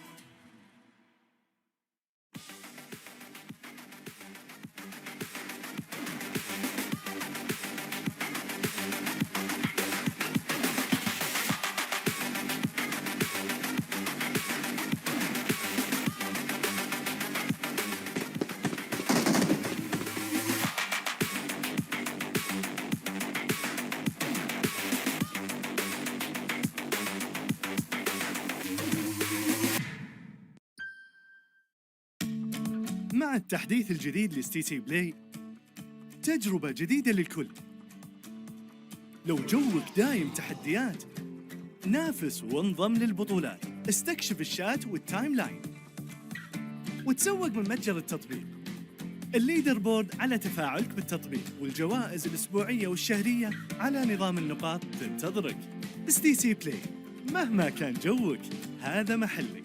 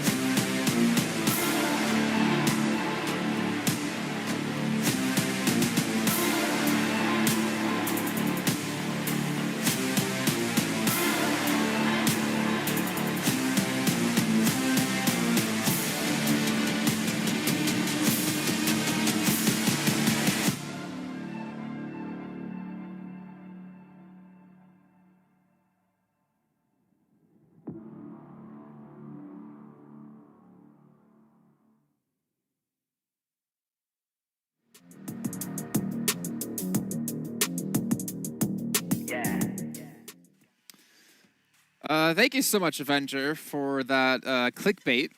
I don't know what else to say, but you did probably hear us laughing about it. Pretty much we all laugh at his casting anyways. Maybe it's a little bit too mean. Anyways, beyond that, because he's probably going to come up and beat me up, let's talk about Spotify as their sponsor here as well at G8 with the PMWI 2022, making sure this event can be done, bringing it all to you guys to watch at home. Gentlemen, we had Sandhawk kick off. Max Mem, he wanted to show us really quickly the Vivo Q rotation. Can you do that once again for us? Okay, so this is where they drop, okay? arrived. Oh, yes. Thank you. That was good. I know, thank you. That's better than my dance moves. Yeah. To be honest. Let's take a look at our STC match rankings, get an idea of how many points the teams did get. Vivo Kid able to get themselves on the board here with 19 in that last match, but Team Falcons actually coming out ahead with 20 points. Yeah, they cleared a few teams playing the edge gameplay right. They got themselves a few teams in a really bad spot. And as they like to do if they have a very advantageous position, going to clear out that spot at the first place. But, man, RSG came out swinging very early on there, Kalaris. Yes, they did. It was a statement piece, I think is fair to say. When you have boot camp as quite the priority position that it normally is, RSG, the fact that they just take the fight straight to Stalwart, who's currently #1 in this lobby, is a big statement. It's not an easy battleground to play, but being able to wrestle boot camp away from them, I mean, Top was gone instantly, I feel like, in that fight. Yeah. So RSG, they're gaining steam, gaining momentum. Yeah, we're seeing Wildcats, though. They are cruising pretty nicely today. Like, got himself another good, decent game this time around. 14 points on this match in particular. There's some consistency. There's a method to the madness for the Wildcats, I have the impression. And the Turkish talent next door, they're going to be real pumped about that. Oh, yeah. I hope so. We can see back-to-back, though, 10 points for themselves. I think they had 13 at the start of the day, so maybe they're starting to build up some steam as well. We talk about, like, this is the day. If you have a bad day here in day 2, you're not going to get top 5. And top 5 is kind of what it's all about. Obviously, it's $500,000 for first place, but getting through into the after-party showdown is a massive factor for all these teams and what they're considering. You guys at home, though, while we're not actually here broadcasting the show for you, guys have the Vibe and Drive event happening currently within PUBG Mobile. Make sure you guys log in, complete the missions with your friends, and you'll be able to get your hands on permanent legendary sets. So make sure you guys check that out if you have not already. Well, gentlemen, we also need to mention not only them, but Razer, a sponsor here at PMWI 2022, as they are making this event happen for us. So thank you, and a big shout out to them for making this possible, because you know what? If it wasn't for them and all the other sponsors, we wouldn't be here. We wouldn't be here in Saudi Arabia having some insane matches to talk about. All right, so gentlemen, we have a few minutes until the next match is about to kick off. We're obviously heading back on over to Erangel, but we're going to quickly check out some Sony highlights from Sandhawk. We did have an interesting happen, I believe, between TJB and Falcons, or not Falcons, Vampire in the beginning, that actually allowed them to stay alive for a very long time. And after the interview, I really thought that Vampire were trying to avoid the situation as much as possible. But you have 3 teams doing the exact same thing, which is you've got Enigma Galaxy, you got yourself Vampire, and you have TJB all looting down towards that Same and Ruins position. Some clashes are expected to happen, but they committed for so long, they lost a lot of time doing so. That's the main problem, and we alluded to it after the interview. The fact that, I mean, even Sotani was saying that they want a heal strat on Sandhawk. Okay, yeah, then we say, okay, so how many meds can you all get from this one location? There's only so many. So I sort of didn't expect them to really avoid the fight if they want to go for the healing strat. So you can find these meds elsewhere. You can try and take some trash compounds maybe in the center of the island and then move down towards Camp Bravo and then eventually transition over towards the mainland. But yeah, that's not how it goes out. It's almost that mutually assured destruction situation, but TJB is very well versed in our region, and we know that very well. Well, I mean, if you're going to want to get meds, you're going to want to look for Lynn. Lynn is going to get you a ton of meds to be able to put inside of your pocket. But, I mean, gentlemen, we're at the half point now of the day, right? We have been able to see Stalwart rise up, improve themselves from day one, able to get themselves to the top of the leaderboard here. But I'm really looking towards some teams like maybe Donuts as well. They're kind of on that cusp in 4th place, I believe, at least before this last match happened. There's quite a few teams still in reach of getting top 5, but I'm curious, are you focusing on any teams in particular here? Donuts was actually the team that I talked about at the start of the day, and I still would love to see another win coming out from them. I think they have the chops to go very far in this tournament, right? And it's great to see Japan like improve so much over the course of 2 years now. Just every single time, like you had Blue Bees before, and like now the region, it's just so good, and they keep creating so much more talent in the esports scene. But I would still like to see them go a little bit higher potentially. I want to see them be challenged in a far east or a far west circle. I think it would be interesting to see if they can actually deal with something like that beyond the realms of Rozok's stronghold. Okay, well, ladies and gentlemen, we are a minute away before we do hop into our second Erangel of the day. We're going to be bringing in some new commentators who won't clickbait at all, because you know what? They're handsome, they're great at what they do, they're looking fantastic and fly. It's John, Allen, and Blake. That's right. These commentators will never clickbait you, but you won't believe what they're about to talk about next, Blake. Well, I hope you would, actually, to be honest with you, because you better believe that RSG are on that upward swing, which is exactly what the desk were talking about earlier. And I think, you know, just taking Sandhawk overall was a really big change for them, and a really needed change. I think over on Miramar as well as Erangel, you know, they're on these trash loot splits at the moment, which works well in their region. I think Kale alluded to it yesterday, saying that in their region you get a lot more points in those first 2 circles. So getting trash looted and then just getting going and getting some eliminations, that works really well in their region. But we know one thing that China does very well is adapt quickly, and that's what RSG is doing here, bumping themselves already up into 4th place.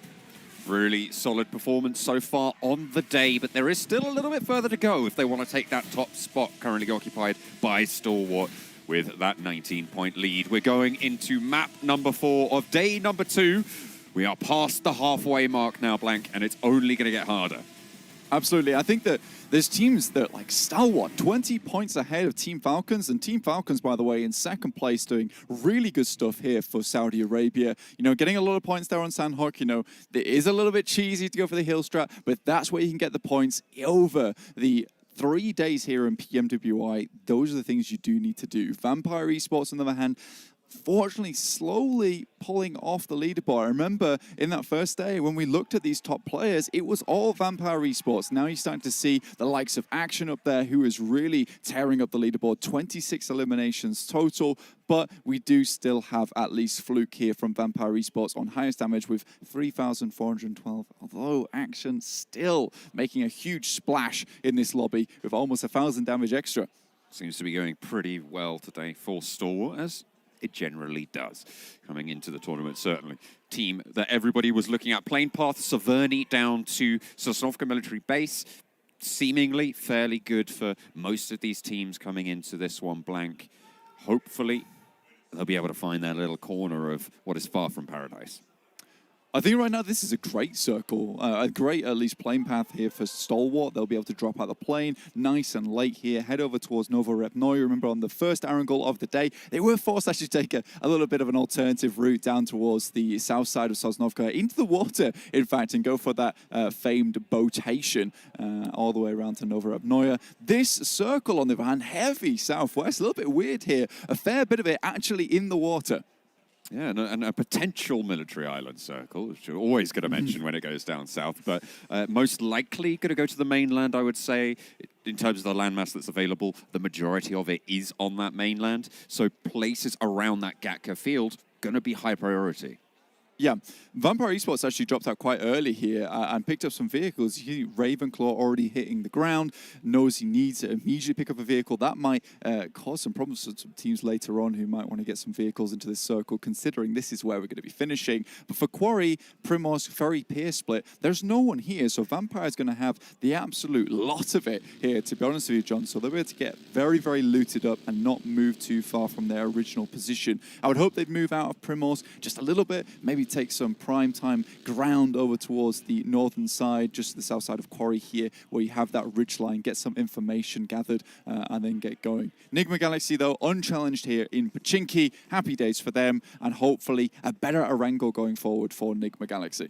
Yeah, they've certainly be doing their daily missions, and hopefully you guys at home have too. In-game, if you complete daily missions to earn points, once enough points are accumulated, tap on the rewards icon to claim the corresponding reward. You can also participate in the event solo or even team up with some other friends. That's absolutely fine. And team up with some friends who you know are pretty good at PUBG Mobile. Potentially someone like Maxman who can carry you in game. That's going to make getting those rewards all the more easy. He's almost as good at PUBG Mobile as Avenger is at breakdancing. And that's impressive. I would say he was a little bit better. Remember, you know, in that national championship for the breakdancing, he only came second place. And I think Maxman, in terms of PUBG Mobile, he would have taken first. Looking back at the map here, though, we are checking out Nigma Galaxy in Pachinki. This is a decent landing point for them right at the beginning of the game, especially with this circle. They've got a fair, decent amount of roads to head on down. They could even stick around Pachinki for just a little bit longer, potentially even take up church position, get some nice scouting done nice and early in the game here. But for Team Seoul, potentially, this is now a chance for them. Today and yesterday has been extremely rough for Team Seoul, and I think that they just aren't showing all that they've got here, potentially with Gatka being in this circle and so much ground around them being free. There is a chance here for them to prove themselves here on our angle. They have those opportunities, right? This is, when you are given that sort of chance, the thing that you need to take. But with teams like Vampires waiting in the wings, with teams like TJB who have been doing some pretty good stuff here and there, I would say. Coming down from North George as well. It's going to be not the easiest of tasks. Certainly always going to be pretty difficult to prove yourself in this lobby. As we're on board with Goblin, looting up on one of the North Gatka compounds. Akshat currently scouting around the Everest Foothills compounds. Already heading down, but down one has actually made a very, very speedy rotate here. And this is a change they've been making quite frequently at the moment, especially even on game one today, match one, which was Erangel once again. We saw them head up towards Rozhok, challenge USG out for that position. We got a heavy northern shift there, and immediately down one's on the move. Yesterday they were playing a little bit afraid for my liking. I'm so much more used to them actually playing central. So a little bit of an issue there for them, but today they're really taking matters into their own hands.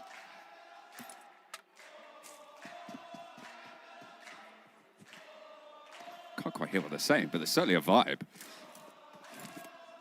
They're going for it. We're on board with Morph. Everybody having a good time here in Riyadh. Certainly I am too. I mean, I've been really enjoying this tournament so far. Certainly a lot of dynamism and a lot of changes as well day to day, which I was a big fan to see of so far in the day. Down one, Kia. Currently, just picking up some vehicles, getting organized for the rollout. Try and channel their inner Autobot. Absolutely. I thought the main stage was packed yesterday, but just looking at that image there, you know, the main stage is even more packed. So really good to see the turnout here from Saudi Arabia. Everyone's coming along to cheer on their favorite teams, who I assume maybe is Team Falcons, but perhaps we have a couple more members in there who have their own individual teams that they're enjoying to watch. Just looking at our top eliminators in the lobby, you know, Lightning from RSG currently topping the boards at the moment today with 12 eliminations total, 600 damage ahead of second place Action with only 9 elims today. I say only, it's quite a bit, but he's on 800 damage total, so very, very well done to Lightning from RSG, doing really the lion's shares of the work, and today he is bringing the thunder. Just saw Ravenclaw pop out his front right tire. Okay. I don't know quite why he would have done that. I was thinking, oh, maybe he's got the back right tire that's down, but not entirely sure what's going on there. But you know what? Ravenclaw's a smarter man than me, certainly, in a lot of these games.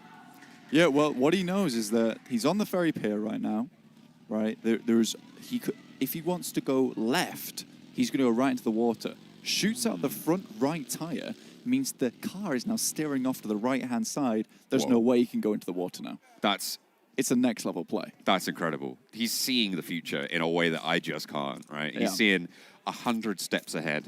That's right. I'm only at 36 about right now. So. He sees the thin sheets of time slowly coalescing into an edge. He sees the time knife.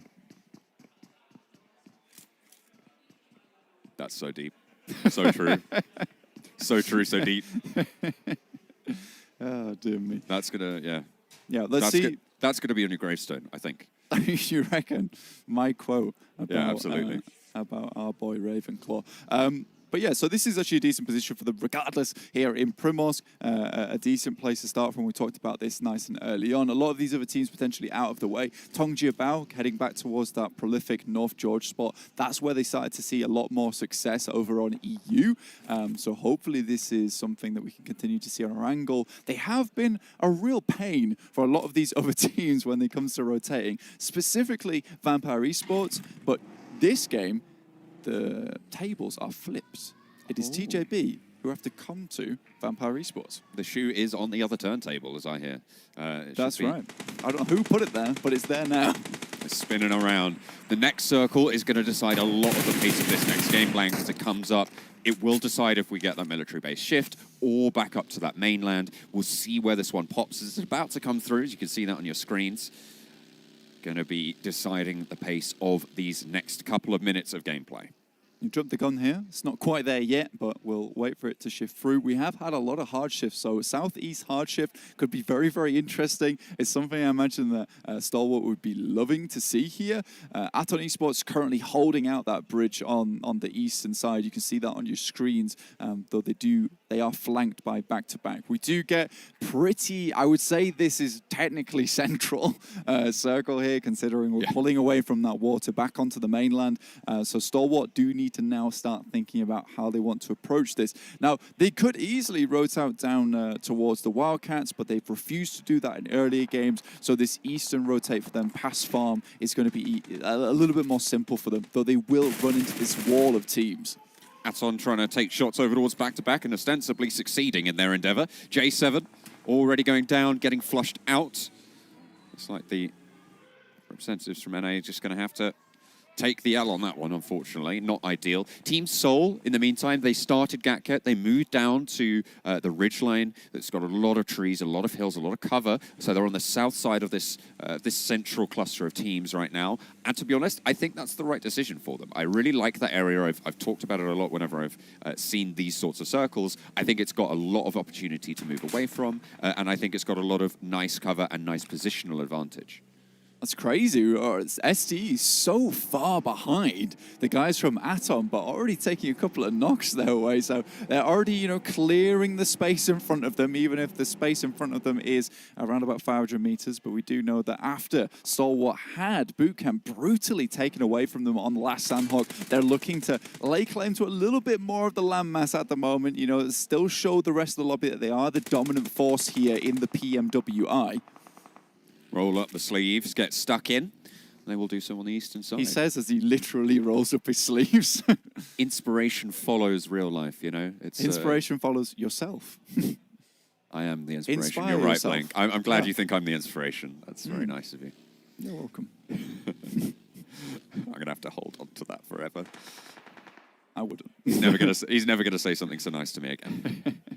USG, I think you mentioned this actually. We were watching our angle, the first match of the day, and you were talking about, they were stuck in Rozhok and they refused to move. And that wasn't a case of they couldn't move. Maybe they were stuck behind Damwon, but Damwon just sent it all the way to the northern side, got a central compound. But this game, USG has attacked onto that and they decided to make a quick move nice and early, waiting for Enigma Galaxy to maybe vacate just a little bit out of Pachinki. They're taking Church Hills here, so this is a decent place to be starting.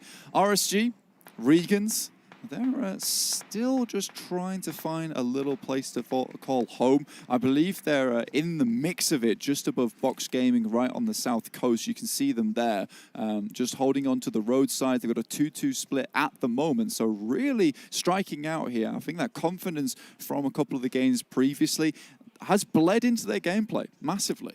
You would hope. You would certainly hope. Regans right now, as you say, in the mix. They've got Box to the south. They've got Stalwart to the eastern side. On the north end of them, I think they've got Aton and a couple of those other teams as well to be worried about. Enigma Galaxy as well, as the map is going to close yet again in just a matter of moments. So far, not a big pop-off circle, but I imagine the next one is likely to be a little bit more dramatic.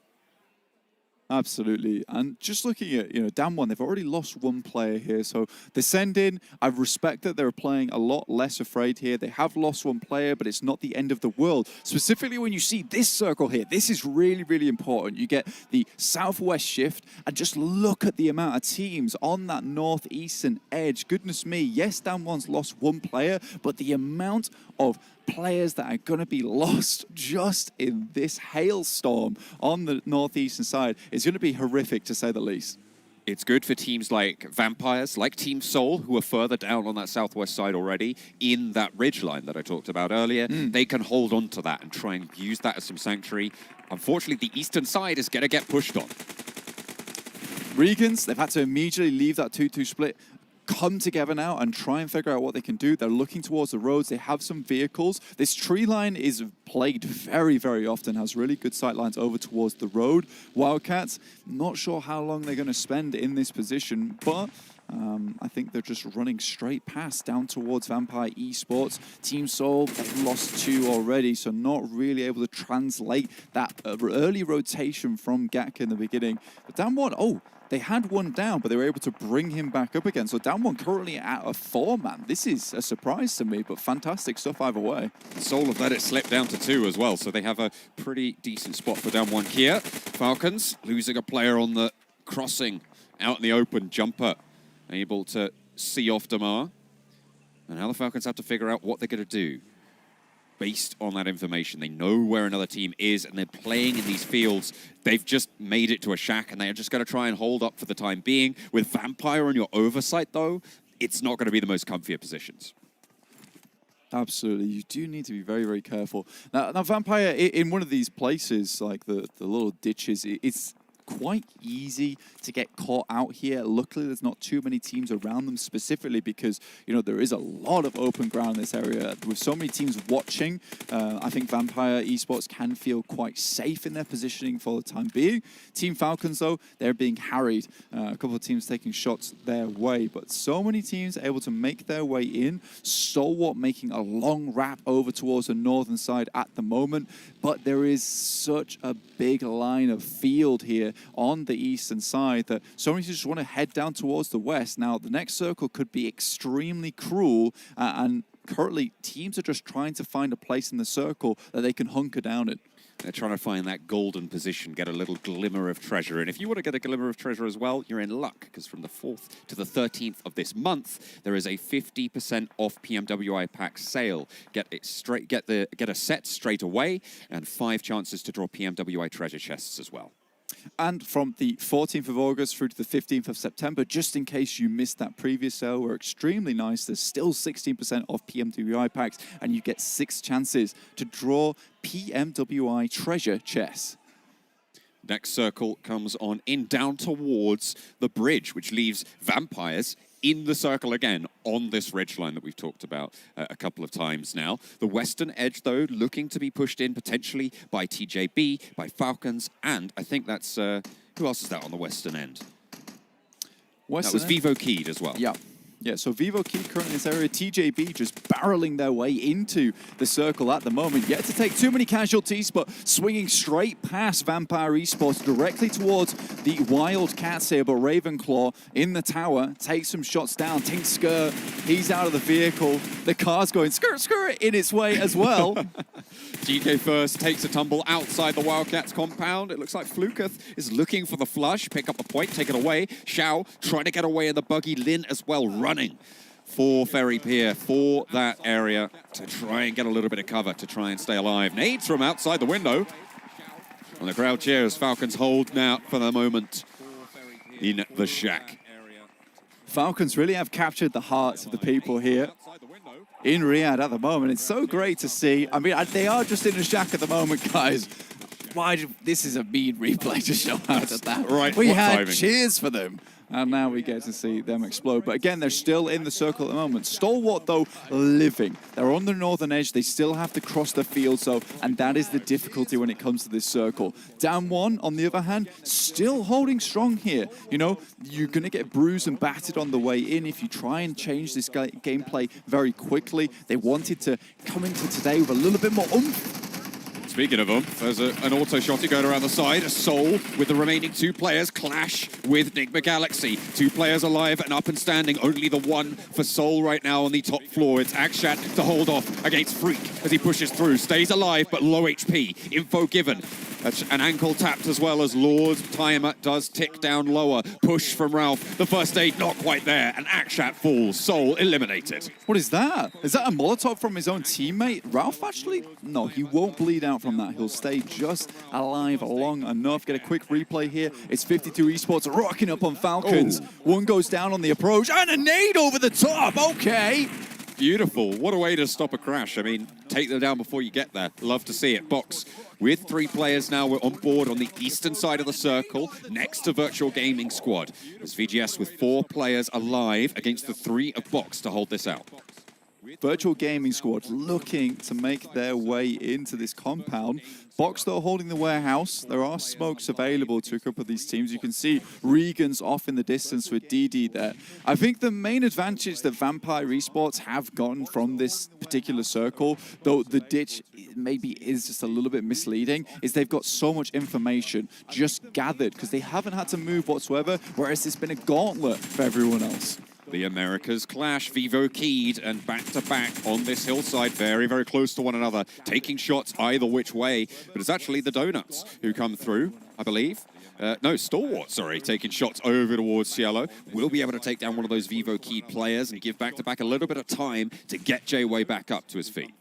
Oh my goodness me. Next circle pops and it's right on top of Regan's. And look at that, a gift from the skies. Loot box directly on their position. Regan's really do want to translate this. And with the current scoring they've done today, they might even be able to shoot up into a third, second, or even a first if they have a very, very good game here on our angle.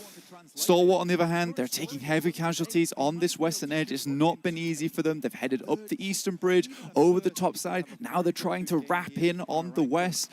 And again, the circle moves away from them. All this group of teams on the west going to have to push in. It looks like Never Alone gets spotted. The Falcons, they're going to have to move, and I don't think Yusuf's going to have the best time. Moving forwards for these next couple of minutes, Donuts USG, 4 players alive. Down 1 Kia, 4 players alive as well. All of these teams on the northwest side have cover. They are in this next circle. Yeah, Down 1's been holding a very, very good compound for a very long time, especially with their instant push into here. Back-to-back, though, send Vivo keyed back into the blue here and back to the lobby. Getting their teammate back up pays dividends. They are able to eliminate the sidelines, but Vampire Esports are on the bead. This is Stone on the back of their progression into the circle. He's a rear guard right now, trying to harry B2B. Not going to be able to land too many shots, but forcing them a little bit further north, as they're going to crash straight on into Donuts USG and actually be able to get one of the rundowns. Omikun not going to have the best of times with that one, unfortunately. Stalwart get eliminated. A back-to-back straight into the Down 1 Kia compound. There's 2 teams here. If they fight through Down 1 Kia, they're going to have to deal with a little bit more. Junie holds the gap, holds the line for Down 1 Kia as Polo has to think about healing up here. In pushes Forest. Ooh. The vehicle goes up in flames, and with it, back-to-back's forward guard. Shrapnel directly to back here, and they are not going much further. Down 1 Gaming, though, now they have to think about keeping everyone off this position. They've done extremely well. We've seen them lighting up the elimination feed at the moment, taking shots all over the place. But even so, there is now 2 teams in their vicinity. 4 rivals, the Indonesian team, as well as Iraq Enigma Galaxy, who have managed to coast their way into that southern edge. Quiet game so far for Vampire Esports. They've been holding their stronghold on this ridgeline, and now they're going to start to slowly gain steam. Damn. There we go, finally got it out. As Down 1 Kia finally have it out for the Donuts USG squad. Missile behind the vehicle. That place has not been safe historically. It's not going to be safe anymore. 4 rivals enter the fray as well, as Forrest drops the smoke out to try and get a little bit of respite. But Jumper gets knocked. And everybody else from 4 rivals gonna be a little bit slower now, but there's nades starting to pop into the warehouse. Looks to put the damage in and move closer to this next circle. Voki tries to drop a grenade over the top. Previously, the team's ambassador turned player, and he's been doing really, really well for the team, but he does go down in the middle of it. Regan's, though, taking the fight to Vampire right on that southwest coast. So, you know, even southwest edge, even though they are in the center of the circle right now, they are being very proactive. These shots are unbelievable with the AOG over towards Stoned. Trying to slow them down, and if you could slow the Vampires, that is absolutely phenomenal on that western edge. Draw the attention that way as well as they try and make their push. They're down to 2 with Ravenclaw on the floor. Schweppes tries to make it to the tree, but Ravenclaw is going to get picked up here. Regan's still going strong for them. And through from the 4th of August through to the 13th, all users in a specific region of the top 3 teams will have the chance to win a prize. You get maximum of 1 award per user, though, so make sure you make it count, just like Wildcats are here, trying to make their way into the circle. Ooh. Defoe goes down to Rocky, and it's a rocky start for Wildcats, and they are clambering. 1-2 punch from Rocky to slow everything down, stay in the round, but for now... Lightning! Box Gaming eliminated in the meantime. Lightning just striking seemingly more than once. As teams just start falling like flies. There was absolute chaos here on the south side. You cannot say that this guy has not done so much for the team, but I will say, even though Regans only have 7 eliminations so far, it really does not matter. Honestly, they have put in so much work, so many little bits of damage around the map that he has crushed people coming into this circle. They have been cut up on the way in, and Regans, they're the barbed wire. It's going to be really difficult to get anything done against this squad now as the Wildcats try and make their last-ditch attempt. Just Lux out in the shack, potentially going to try and heal out and get a little bit further into this game. Wait for a couple more teams to be eliminated as Damwon Kia at risk of being one of those teams. It is just Sung now. After their position on that northwestern side, they have really suffered in these fights. They've been the team to fend off everyone on that western edge, and they are paying the price. The consequences are coming home to roost. Enigma Galaxy putting the pressure on Sung. There is still an opportunity here for him. He jumps through the window, gets one. Ralph's very low HP. The shots from the side, but it's 4 rivals to take him down. Goodness me, Sung could have had a real run with that one. Still 8 eliminations and a 6th place. This is beautiful stuff for Damwon Kia, but it's Regan still with 4 players remaining. And I'll say it again, this team has just not waited quietly in the center of this circle. They've been all over the place. Flower tries to take some shots down, will get knocked in the process, and there's a vehicle coming up towards him. It's an even trade there, and they will try and keep him alive as well. Having 4 players in this final circle is going to be incredibly useful. 4 rivals down to 3, Enigma Galaxy down to 2. Enigma Galaxy just trying to keep themselves alive here, but it's the Indo team of 4 rivals who have really suffered so low on HP at the moment. Enigma Galaxy going to try and make their push up. This is a different Enigma Galaxy to what we saw yesterday. Fantastic stuff from them, and they're looking to take down the final players, but it is Jumper. This guy is a clutch maestro, but Ralph just spots the legs and will take out the calves. 2 versus 4 now. 2 teams remain. It is once again Regans from China starting to step up, starting to gain a little bit of traction. And we are going to be seeing them take the fight to Enigma Galaxy as Ralph goes down. Just Lord, 1 versus 4. And you've got to wonder what can be done against Regans. 11 eliminations. Well, they do lose a player. Lightning goes down. They have been found just a little bit lacking there. Lord, though, low HP, takes the fight, nade in hand. Flower has backup from his team, finds another, and there's the nade. It looked maybe like something could happen, but the Regans had it on lock. I did not expect that from Lord there. The fact that he was able to make that happen at the last moment, he was so aggressive as well. Very different type of Enigma Galaxy than what we've seen before. Very well done.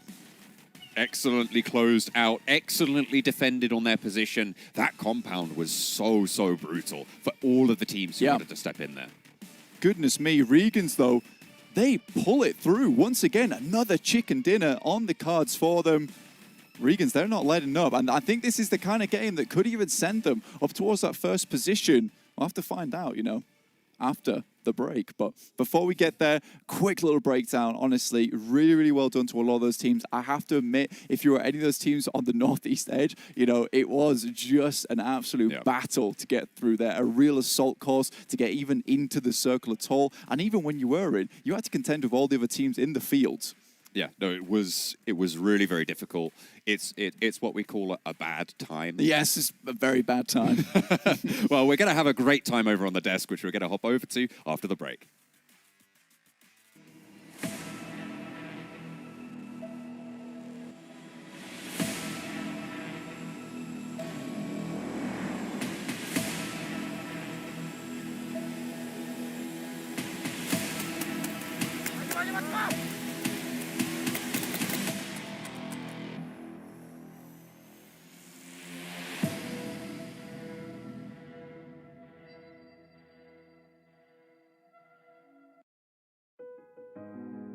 Halo, gue fans Bigetron Red Alliance. Bisa dibilang, gue rindu banget melihat mereka juara. Gue udah ngefans sama Bigetron dari awal banget mereka muncul. Melihat determinasi mereka di kompetisi, jadi salah satu faktor kenapa gue bisa suka banget sama gameplay mereka. Selain prestasi yang mereka raih di kancah dunia, mereka juga selalu bisa bikin harum nama Indonesia.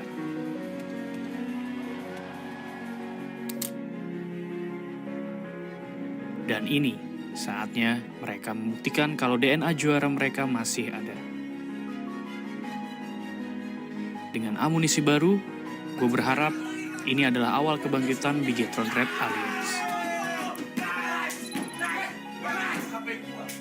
Meskipun Zuxi tidak bisa merasakan medali emas yang diraih Luxi, di PMWI nanti, gue berharap mereka bisa angkat piala bersama lagi.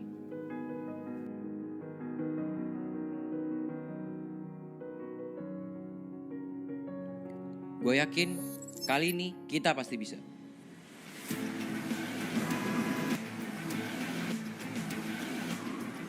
Kalau ngomongin soal mob, bisa dibilang ini soal loyalitas. Karena gue dong support mob dari awal mereka ada. Paling Zai dan Frenzy, serta pemain baru lainnya, bakal bikin mob jadi tim yang akan diperhitungkan nantinya.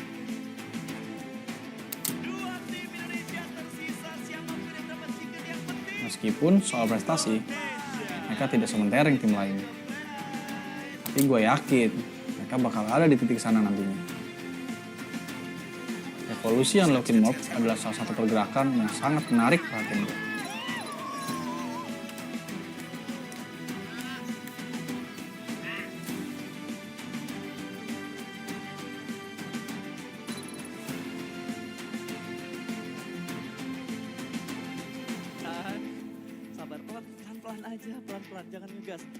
Di PMWI nanti, bakal jadi panggung pertama dan pembuktian mob yang baru.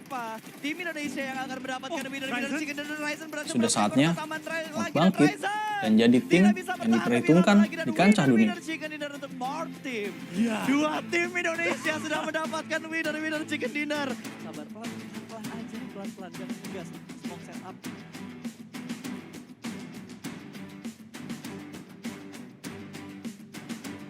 Kali ini, di depan ribuan penonton, gue buktiin gue bisa juara dan mengharumkan nama bangsa Indonesia.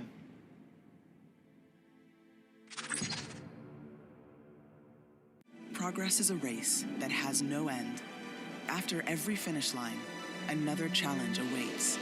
How can we continue to push innovation in a sport at the forefront of technology? This is how.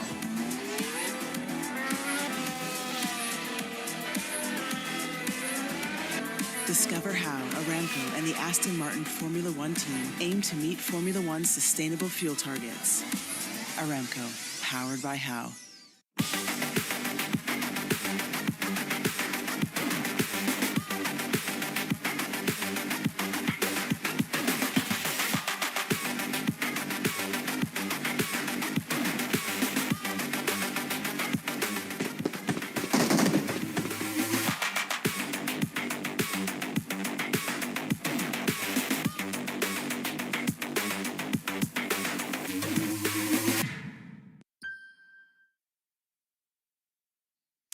Hello, everyone. Welcome back to PMWI 2022. I want to remind you guys, once again, you can play to win with the Sony Xperia 1.4, made in collaboration with professional esports players, so you guys can have your best performance when it comes to playing. Here's some PUBG Mobile, which, fun enough, is actually an official smartphone partner as well of PUBG Mobile. I'm Jason Kaplan, your host. We're going to bring our analysts once again yet in as we have our fourth match done of the day, gentlemen. We're going to be heading into match 5 in a little bit of time. We finally have some time to talk, to relax, to kind of recap what's happened throughout the day, but we're going to start things off by taking a look at our STC match rankings, so you get an idea of how many points the teams did score here in this last match.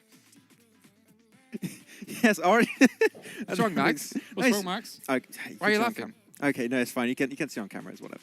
Yeah, RSG would actually get himself their second chicken dinner here. The first team to actually get himself 2 chicken dinners today. It's huge. It's huge for them, actually, because, like, as you already mentioned a few times right there, are having to make some really big changes from the PL into this tournament. And really taking that Longwood control with that, what was it, a 1-2-1 split. They had so much information coming their way, really gatekeeping all the teams from the south. Like, this is RSG in their key environment and really were able to perform. I mean, RSG are becoming unhinged, almost even unbuttoned here. I mean, 27 points, that's phenomenal. Yeah, they're going to burst out of control here, I think, when it comes to today. We have the 2 chicken dinners coming their way. I mean, they already burst from yesterday into today, effectively. If you think about how we saw them playing things yesterday, they really did look a little bit lackluster, a little bit out, almost to a certain degree out of their depth. But it really feels like they walked away from yesterday with things that they wanted to kind of adjust, slightly improve, tweak the knobs just a little bit. And then from that point onwards, you know, the VOD review must have come in here for them.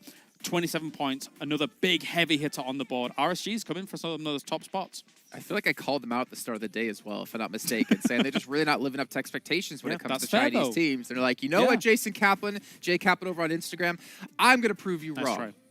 I think you called out a lot of the teams actually that did struggle yesterday, right? You said you can't have 2 bad days, and actually that's why we're seeing teams like Wildcats also that has once again got like a double-digit game once more. Like the Wildcats have really been able to find like some really good presence, and their aggressive nature in particular. I would love to see like their player stats later on and how they've been performing individually, because the entire team makes it really fun the game. And I think that here they found like their groove, and if they can stay on this stance, there's a chance they could potentially get into the top 5. Yeah, and you know what? Games do become easier when you have a sponsor like MasterCard here backing the G8 and PMWI 2022. So big shout out to them to make sure this event is happening for all of you to enjoy at home. But we're enjoying it the most because we're here at the event. We're with the lads. We're sitting here having a great time getting to watch the matches. And the players, well, at least some of them are having a great time here. If you're doing well, you're probably having a fantastic time. But let's actually take a look at our Sony highlights here and maybe start to break down maybe some of the fights or talk about some of our highlights as well in this last match, because Reagan's is on a tear today. Question is, can a team stop him? True. Rough circle to work with. Barriers that you have to deal with. Longwoods, you've already mentioned it. Regan's actually had themselves that 1-2-1 split across it. Likewise, aside from that, once that circle shifts, you saw a lot of teams migrate down to the southeast beyond Ferry Pier to try and gain themselves some kind of hold on a position to play from, because gas station's not too bad to play from. It's a nice path in towards those long woods, but then even beyond that, you've got the road down there, then you've got the beach. You can't really be playing those areas. So even though you get that circle shift come along, it's actually sealing off a lot of area people can play. Yeah. And you can even see the fight that RSG took versus Virtual Gaming Squad, right? They were just making sure we clear all the teams from the southern edge away from Longwood. Once you've done that, your only focus is that compound ahead of you, and you can just go for the push. I think Flower C got a little bit scared at the end. They just pushed on one of the players with a molly in hand. That was a weird interaction, but they still came on top at the end. I feel like I heard the little Metal Gear Solid bling as he comes around the corner with no weapon in hand. What am I going to do? He's right there. So he did a little shimmy backwards. Tough. I don't know what you two are doing today. I don't know. Like, did you guys have a lot of coffee? Because you got both of you dancing on here. I love it. I'm excited. He's excited. Come on, Jason. You know what I'm excited about? The next sponsor? I am excited about the next sponsor. Thank you so much for cueing me on this No problem. one. No a big problem. shout out to Saudi Bank as well. Another... Oh, you know what? We could make that happen. Maxman, we're going to have you do all the sponsor callouts from now on. Thank you so much for volunteering for that one. But thank you again, obviously, to Saudi Bank for making this one happen. You guys at home, we still have another event happening for you guys where you can change your profile picture, whether it's on Instagram, Facebook, whatever, to your favorite team. And make sure you guys go post on the official channels here for PUBG Mobile Esports, and you have a chance to win some sweet prizes, maybe even a phone. I'm not going to say how many are being given out, but hopefully I can get one. Maybe one of these. Actually, there are 4 of them. There's 3 of us. Rock, paper, scissors, we get the 4th. Not nice. Obviously, the left-hand side from day 1, from 6 matches, they played only 4, and they're at 5,000 matches, and they're almost up there on eliminations. I think the important thing to take away from this is less so in terms of the damage. Obviously, you know, as those 2 games will develop from here point and out, they could quite easily, as I say, surpass that based on the fact 6 versus 4.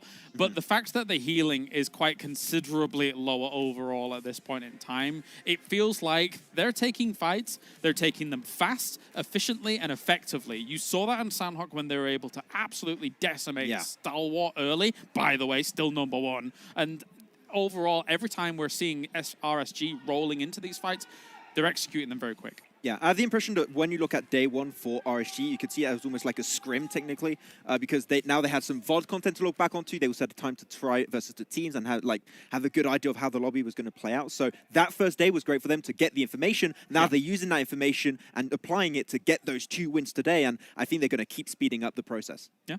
We still have a couple of other teams we wanted to touch on. Damwon Kia. Again, we saw them in 3rd place, saw them win PMGC East League. We were expecting a lot out of them, and we were unfortunately left with a lot to be be desired after day one. But look at this. They've already surpassed themselves in eliminations and damage in these 4 matches. Did they heal on Sandhawk yesterday and not heal this time?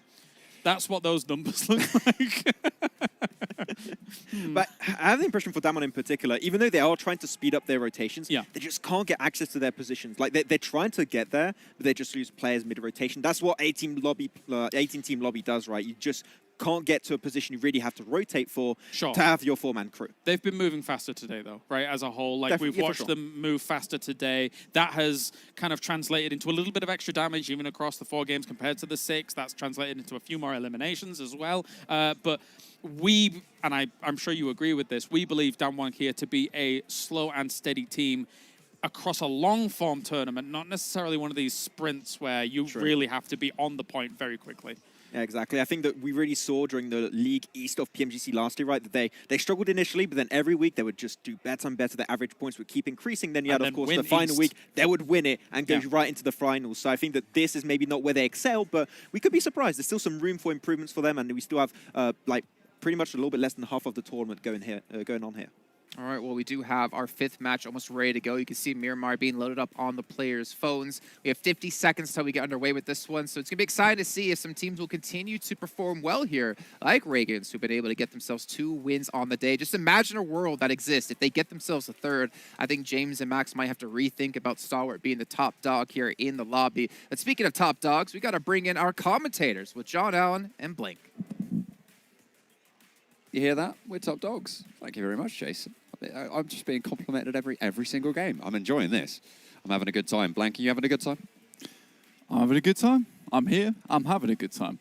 RSG, 106 points. They're having a beautiful time currently today. 106 points, just behind Team Falcons of 108, but Stalwart still looking strong at the top, 125 points. Only 23 points, only 3 points more than their previous game. 23 points. That would have been a good game on our angle. Unfortunately, they just were not able to weather the storm. They did come from a very difficult location, though, but here on Miramar, there's a lot more space to be working with, and the playing path, you can't see it yet, but I'll tell you right now, it's relatively kind. It's slap bang down the middle, right? All the way from south middle. There's no real landmarks, or no settlements certainly over there. I guess the east end of Los Chicos Islands, all the way up to La Cobreria, just a little bit further east of it. Slap bang down the middle of the Miramar map, as we will split it in 2. The plane into the sky once more. It's Miramar, Game 5. You know, today, Lightning has achieved 17 eliminations, and also from last game going from 1,800 to 2,800 damage total. Almost 2,900, so that was almost a 1,100 damage game, last one for Lightning himself. So Regan's, you know, I don't want to say they're relying on him, because I do think the rest of the team was doing some really, really good stuff. But you can see Lightning's now only 3 elims behind Action with 27. So Stalwart, I think this is a game where, you know, they would love to really get moving, because this is a game where Regans could technically make the catch-up. Double pump the clutch, shift that gear, get on up in their racing form. That's what you want to see. Yeah. No more slow and steady. As James said, it's the sprint. Yeah, absolutely. Like, this is the point where, you know, you're past halfway. Really, you can start to see that finish line off in the distance. You know, it's coming into view. You're looking behind you. You're trying to see if anyone's tailgating you, or if anyone's on the side. And you've got to make that fast sprint. But at this point in time, it's the question of which teams still have that breath to keep going. Who still has that absolute gumption to make it to the end? That's right. I mean, if anyone knows about getting into gear, it's going to be Carlaris, isn't it? You know? Oh, yeah. I heard, you know, he was the 200cc Bradford go-kart champion. He was, actually. You know, that was I come from the same area as him, and that is a famed notion. You know, they actually have it up in the local go-karting arena. He's right at the top. There's a little sticker with his name on it, and no one has yet to beat his record. And whenever he goes back home to Bradford, back to his hometown, he can't move for being stopped. Everyone's like, 1998. Yeah. champion. People are absolutely going wild about them. As the same with Falcons, Stalwart, as well as Regans today. All these teams absolutely going hog wild. They are making it happen, and I think that this is what needs to happen for them.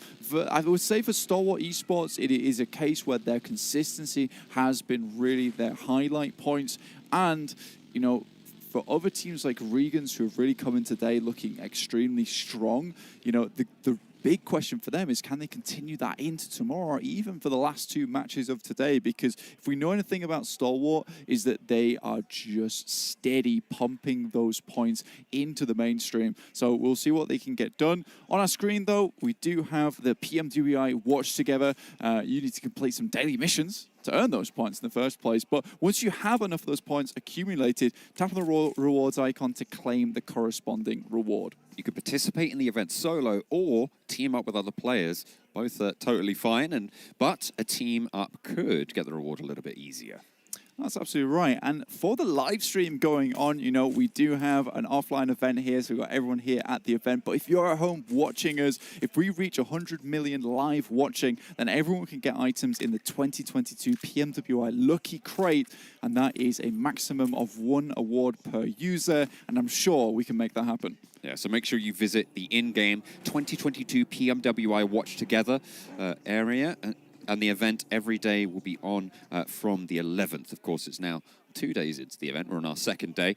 You can check out all the information there in-game. We can still make it. Box in Picado. Box currently in Picado at the moment. I'm going to make it. He's going to make it. TJB currently just trying to loot around the outskirts of Picado with Vivo keyed up towards Power Grid. Just looking down, Stalwart just underneath Hacienda del Patron. You know, they do like to hit up Power Grid from time to time, but San Martin also a viable position for that team. But this is relatively central for them. They also have a lot of this ridgeline to play around with, get a lot of information early. We've seen them send players up onto the top of mountains, in fact, to scout downwards, and they've had a lot of success with that. There are teams like a Virtual Gaming Squad currently down in Puerto Paraíso, just playing, splashing on the beach side, as well as 52 Esports coming up from prison. These two teams are a little bit out of the way, but I'm sure they'll be able to make their way in. TJB, Shao takes a little bit of damage. Box jousting out towards them. But the tilt will have to be reset back towards one another. They aren't going to find the knocks just yet. And of course, it's early doors, so still picking up with those weapons, still picking up those meds to make sure they're at full force. Although that was a level 3 helmet, I think a med kit as well being popped. That's a lot of loot.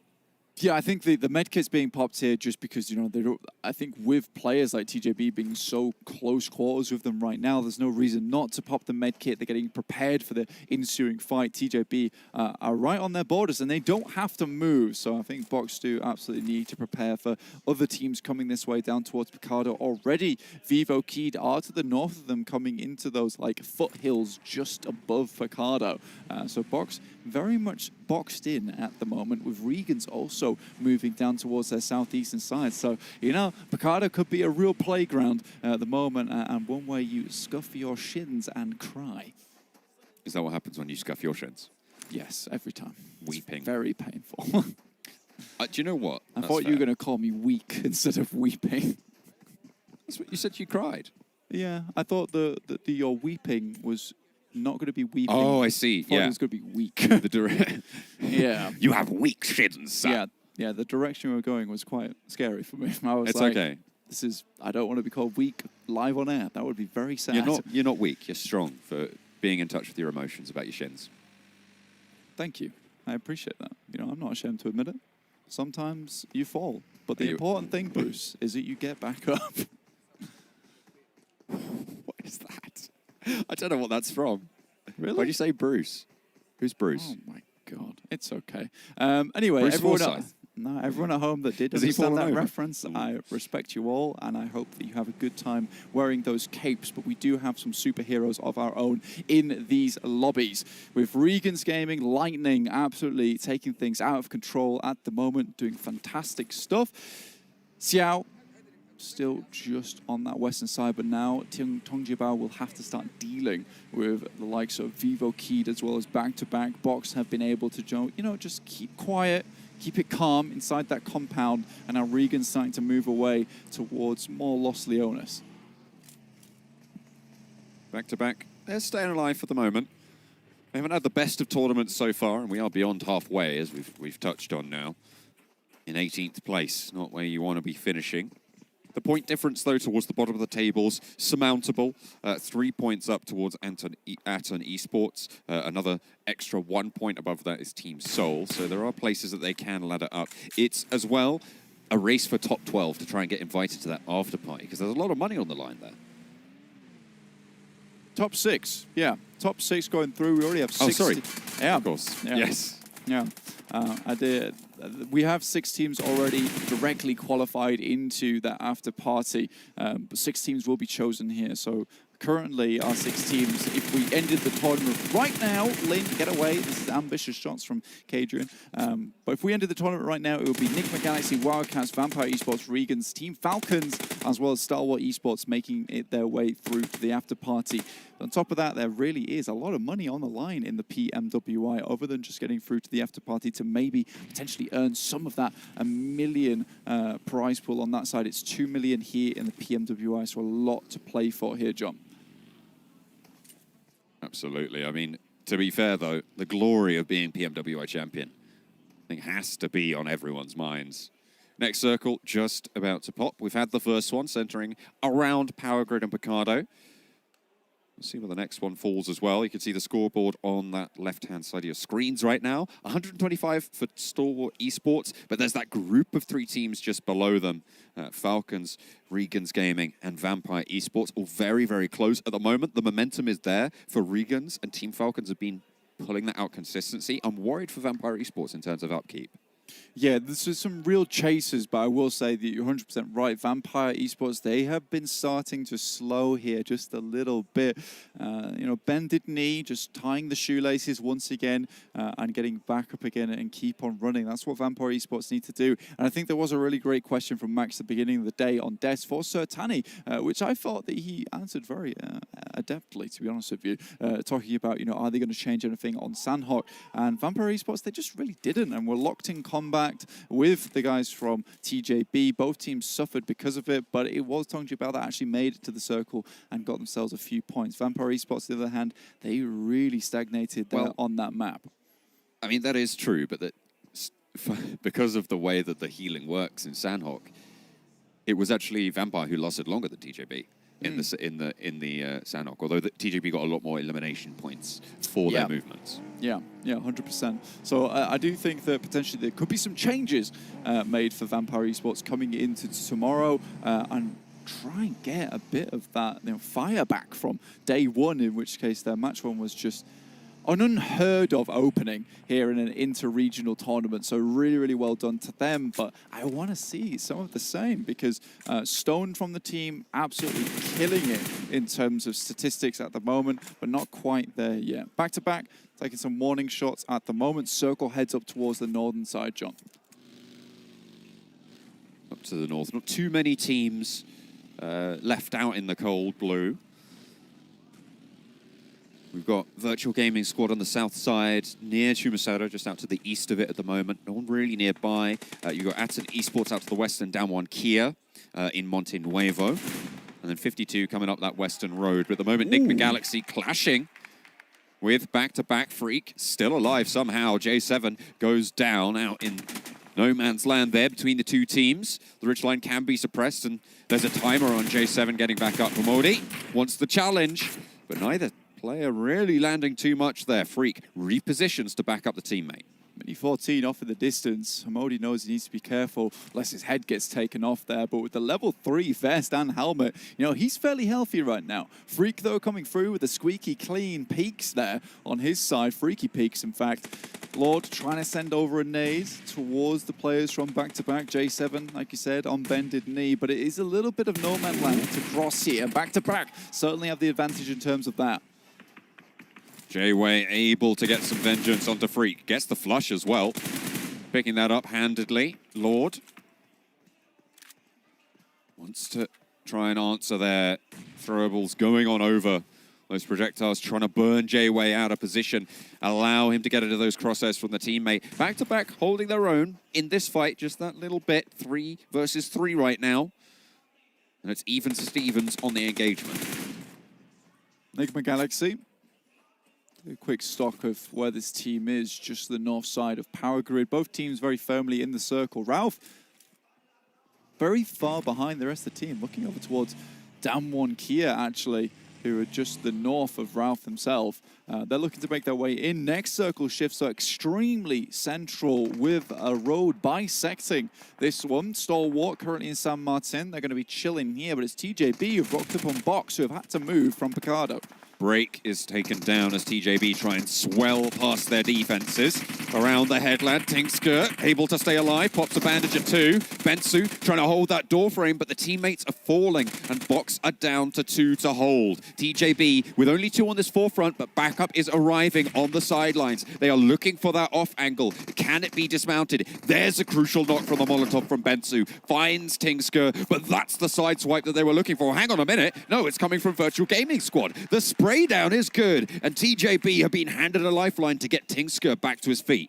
Virtual Gaming Squad have just been hovering around on this ridge side on Picardo. They didn't quite go down all the way into Picardo, just stuck around on these foothills, and it worked out very well. GK first, though. Beautiful grenade over the top, takes down Trisme and Box Gaming. They are done. TJB, though, now setting their sights over towards Virtual Gaming Squad, who are rocking up to finish the job that Box started. Xiao is behind the hay bale there. On the broadside of that warehouse. It's such a dangerous position to be in against a team that has that ridgeline. You can see what a shooting gallery it is. It's so hard to move. You need those smokes. And undercover of the SLR, a player from Virtual Gaming Squad has managed to move up. That's 1 shot on the breach now. As the smokes start to bloom. That's what they need to put down to be able to have a little bit of mobility, maybe even evacuate out the back. But Virtual Gaming Squad have players there as well. It's difficult. TJB crunched here, no vehicles, but Virtual Gaming Squad still holds some buggies, so their rotations have been very, very speedy. You see Gaddafi already coming up to the side of the wall. Nade goes through. It's Xiao taking a fair bunch of damage, just has to hit another first aid kit, and they're already going into the blue here. iShot pulls the trigger. And they will have backup as well. A 1-2 swing. Very, very nice stuff. But the spray down from Tinksker is good for 1. Looking for more. Gaddafi around the corner. And he finds another. Tinksker stays alive for TJB. Potentially looking for that res as well. They're going to have to be quick about it. As Xiao crawls for cover. 2 players from Virtual Gaming Squad taken down. Tinksker holds his own. TJB going to be proud of that. Alphalugi just sends off into the distance. Tinksker takes down both of the players. Really, really good contest there.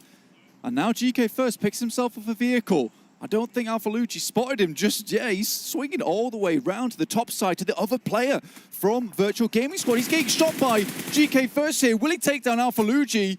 He can't quite get out of the way, but he might be able to take down the buggy. And not only that, he gives time to his teammates. He allows Xiao to get some healing on, but there's another off angle as well. Tinksker spotted on the hillside, and Virtual Gaming Squad are giving as good as they get. That's Tinksker going down to the blue as well. Bled out just too many times. GK First trying to do some solo shenanigans. In the meantime, it's Regan's Gaming. Absolutely doing some very, very good work over towards Vampire Esports. Some of the players have made it ahead, though, and 1 player from Regan's is down on the ground. It is Flower, who will be picking up right now. Trying to stay alive. Vampire Esports, 2 players now left. Shreps and Ravenclaw. Pretty much any duo from this squad can absolutely frag out their mines. And they are still, I believe, one of, if not the highest elimination count team. 64 elims so far before this game. Higher than everyone else right now for Vampire Esports. They have absolutely been fragging out their minds. A lot of that as well, you kind of have to remember, is that game 1 that we saw yesterday. It was 24 elims coming through from that game. That's about 1/3 of their total kill count. Still doing really well. Kill switch, though, runs up to the building. The Vivo Key's taken down. Will be taken out here. The rest of Vivo Key trying to move up, but it's Polo that sees the run-in. jumps out the vehicle, sends out the windshield. There's only one player left for Vivo Keed. Is Polo going to be able to hold out 1 versus 4? Vivo Keed for Brazil trying to take down this thorn in their side in Polo, the Lone Ranger from back-to-back. And Adrian's got him all the way on the swivel, giving them a whole do-si-do. And hopefully a do-si-dose of his own medicine as well. Adrian with the spray, it's good. Through the doorway, will be able to land it onto Polo. Unfortunately, they lose Diego, but they'll keep 3 up. Yeah, this is really good. Be able to get both of those players back up off the floor. Virtual Gaming Squad will be still running with somewhat of a squad here. This is a replay of the spray down from Tingsker that we saw earlier. TJB keeping things going, but they're down to 2 with one of them knocked, and that's an outside play zone knock as well. I think it's just GK first now. Going to be left in the fight for TJB after their trials that they face. Stalwart took quite the while to move out from San Martin, but, you know, moving up to this side, there's really not a lot of good areas to hold. It's very, very much covered in ditches, little ridge lines that you can play in, but not a lot of hard cover here. So it's kind of hide and seek for a lot of these teams at the moment. Vampire Esports, both of these players, both of these remaining players for Vampire Esports on the same bike here. I wonder what they're going for. They're going to be rotating right next to GK First, who's the Lone Ranger there. Spray downs across the way. GK First hops out, and they have to duck for cover. An immediate right shift. Nice control there coming through from Ravenclaw to try and keep them alive down the hillside. They need to move fast. A crash is going to be a death sentence. This is a death run, and he's making it work. Up over the top. They might even have to come into contact with Downward Gaming, but no. Oh, they lose momentum, and Schweppes takes a tumble. Ravenclaw laid bare on the hillside. You're not going to get away with that. Atten take him down. Serious action movie things right there from Ravenclaw, though, with player Schweppes on the back with the Uzi in hand. That was just incredible to watch. The fact that he caught the wheels twice coming off some awkward angles. I mean, I don't often compliment PUBG Mobile players on their ability to control the motorbike, but I have to compliment Ravenclaw there. Looking at the circle, though, heading hard down towards the southwest. This is a chance now for Damwon Kia to put up some big points. Now it's time to control the circle. They did that extremely well in their region, in their PMPL 2022 Spring Finals. Question is, can they do it here in the PMWI? They've got an insane position from Sung up top side, but it's Nick McGalaxy who are cowering underneath, or at least using these guys as just a little bit of protection. Sprays from Damwon Kia over towards Vivo Keed.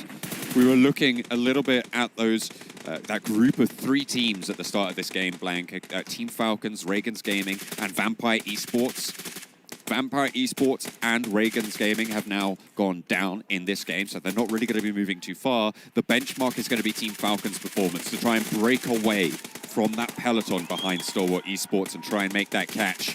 Team Soul, shots over towards 4 rivals, working out. Good stuff. Goblin actually gets the explode on the vehicle there. Will take down one of the players. Morph coming head-to-head with Stalwart at the moment. We do get a replay, though, from Team Falcon taking down the final member of Regan's. Just want to check out what's happening here. Stalwart versus Morph. Nice nade. 2 players down, though, John. Just top in action. The 2 big fraggers from the team. And Team Soul here for the third party. They spot the back of Stalwart, and they will not waste any time there. Morph pick Rocky back up, and he'll be in for round 2. Scry out in the circle. Not going to be Resable here. Frenzy looking for some oversight into the buggy. Both of these players make the mad dash. Top takes a tickle. Not the tumble just yet, though. Oh, my he goodness. Races across the open land. We've seen this happen before, and we've seen how it goes. Top really in danger now. Does go down, but Action sails away and might live to fight another day. Action so far, currently with the highest survival time coming through from Stalwart. But this is, I think, the difference between Stalwart and Regan's. Regan's, yeah, they've been given some good circles so far, and they've been able to hold in those circles, had some really good fragging power, but it's Team Soul moving up towards USG, who had to get laywayed on the road. DBS in hand, they're trying to hold off, but it will be dismounted on a 1-for-1 trade. USG Donuts looking to hold off with the M249 around the side, but that's dispatched as well. It's another 1-for-1 trade, but there's an off angle. They finally a little bit more. Goblin and Omega now, the two players for Team Soul, and they are going to have to try and stay alive. Morph. And Morph is in. Rocky strikes from the top rope, looking to try and spoil their day, and more damage pours in towards the Donuts USG squad, and they cannot weather the storm. Donuts USG eliminated. But now Morph want to get a couple more elimination points here, potentially take on the team for Soul down the way. Morph looking for just a little bit more here. They know they need more elimination points. They've only got pretty much one more day to go after the next match, the final match of the day. Rocky, though, just tries to keep his teammates up in action. 52 esports, though, it is Wildcats harassing them. Pushing through, Daku. Holding an angle at the back, low HP, maybe looking to pop a heal or two, no. Instead, UMP in hand, tries to stay alive, pushes in, wants to go a little bit aggressive, give him the swivel, and looks pretty good there. Actually, hang on a minute, that was... Who was that? Was that Damwon Kia coming in for the third party as well? Daku somehow stays alive. A little bit of meds, and Defoe goes down. Damwon Kia come through and take down the Wildcats as they try and push onto Daku. Damwon just has such good sightlines here. Forest, as well as Sung, off in the distance. These two guys, two peas in a pod, honestly. They work very well together in their region. And now they're trying to control these sightlines. They'll remain on top of this mountain for as long as possible. Will Sung and Omba. Junie and Forresto looking to clear out their angles. Oh, my. Oh, dear. When it works, it works. Don't question the method if the results work out. Adrian trying to hold on around the foothills of this mountain. Team Soul, with that mad crash, pick up a whole host of elimination points. They're up to 8 now, Blank. 8 eliminations in this game with 3 players still in it. Stalwart really being the only player in their sightlines as they move along the underside of this ridge. You can see Goblin tries to take shots over towards him. He's in the smoke. It's only a matter of time here. Action under fire in the smoke. Somehow does stay alive, but the nade is not going to be so kind. Dropping that damage in. That's a bombardment and a half, but Action still has that sliver. He's running away, looking for the challenge, but that's not going to go well. Akshat does find the mark. Morph puts a nade down and sees to try and slow Soul out, but they are going to push on up. 3 players alive, 3 players for Morph. It's found onto Zay, but not going to get that knock just yet. Putting him in that shack, though, and maybe he's going to have to stay there. Damwon Kia start to spike out, but it's Vivo, Keed, Adrian taking down Junie here. So now they're down to just 3 players. A little bit unresable for Junie at the moment. If I remember correctly, he was one of the players up towards the off angles. Oh. Now Omba down, just Forest. Goodness me, Damwon Kia, it looked on set for a winner-winner chicken dinner here, but their chances have been dashed. Can they get these players back up in action? Sung, massive oversight still. Yeah, needs to hold that position. Sung is now their only lifeline, unless they can get big reses. Soul mount the offensive. They know Damwon Kia has been shredded, and they will go 1-for-1. The trade in the back line as well. Here comes Damwon Kia. This is Sung. He's spoiling everything for basically everyone. Akshat needs to get this res. They're right on the edge of the blue. Morph put a nade in the right place, and it's game over. It's curtains for Soul, and Zay might just be able to do it. That is Team Soul down. Morph still in this one. It was pricey, but Sung has bought time for the rest of the team. It's going to be difficult for him to get down from this position, but now it all lays on the back of these players that are currently not in the greatest positions. Morph still has a shack to play around with, but it's Vivo Key, surprisingly. They get into the circle. Damwon Kia, they need to stretch back over towards Sung at the moment. But he really does need to stay alive now. He's done his best, but his job is just to live on top of this mountain. There is no way for Vivo Key to retreat from this fight with Morph. It's coming, and they cannot stop it. Damwon Kia are going to allow it, well, should allow it to happen. And see what they can pick up in terms of the pieces. Sung, once that team Morph is taken down, can just start bobbling nades into Vivo Key's lap. Damwon rock up in the party bus here. It's defensive, and they're sending right in the charger. They don't want to wait, it seems. They are absolutely game for it. But over the top, here comes Morph. Those sightlines being suppressed. Adrian looks for the challenge and wins it out against Junie. Gets the knock, wants the flush, but won't quite be able to find it. There's a ridgeline there for the time being, but the blue zone is encroaching. Where are Morph in this fight? Adrian has been allowed so much free reign to just shoot and take down Damwon Kia around the side as well. The MK14 rages damage in, but it's not going to be enough. There's the nade over the back, and the challenge from the DBS is good. This is the Korean specialty, the shotgun at close range. That's right, it is the DBS Korean. And they're coming in clutch with that one. You're loving to see the meta from that region sneak into the inter-regional dynamic. Now it's Morph, Frenzy. Without Sung as well, he got taken down in the meantime. It's 2 versus 2. It's an even fight here. Damwon Gaming have just come off the back of an engagement, so they might be a little bit lacking, but the health bars aren't super great for Morph either. The off angles are great though. Still, DBS in hand, going in with it. Drops around the corner. It's perfect. There's the knock. Can they find one more? Oh, they're looking for it, and it's Damwon Kia to take it down. Excellent play there with the DBS. An elation from Forest. Beautiful stuff from the Korean squad. Shotgun shells in their pockets and a chicken dinner in the other. What a good performance there from Damwon Kia. And really, really clinical in those last moments. Sung, though, even though he wasn't there in those final moments, definitely the key player from that team. Damwon Kia, goodness me, they have just been making it happen today. Yes, yesterday was not great, but, you know, they had a lot of fear yesterday. But today, they were like, we're going to face that. We're going straight towards the central of these circles. We're going to take those high priority zones, and we're going to run with it. Yeah, on the desk, they were talking about how they didn't really see Damwon Kia as one of these big sprint team. They saw them more as these consistent, reliable squads. But that was an excellent game from them to prove that they deserve to be here in the PMWI. We'll see more from them after the break. Greatness is in an instinct, a mind sharpened with attuned senses. Awakened by what we're known for, but legacies are meant to be left behind. Why play to your limits when you can break them? Hear only victory. Forget what you know. Unleash what's next. عايز تترجم راب؟ تعالالي. ملوك الصين دي أنا ملخصه في سطور. بس مين يقرا؟ فاهم؟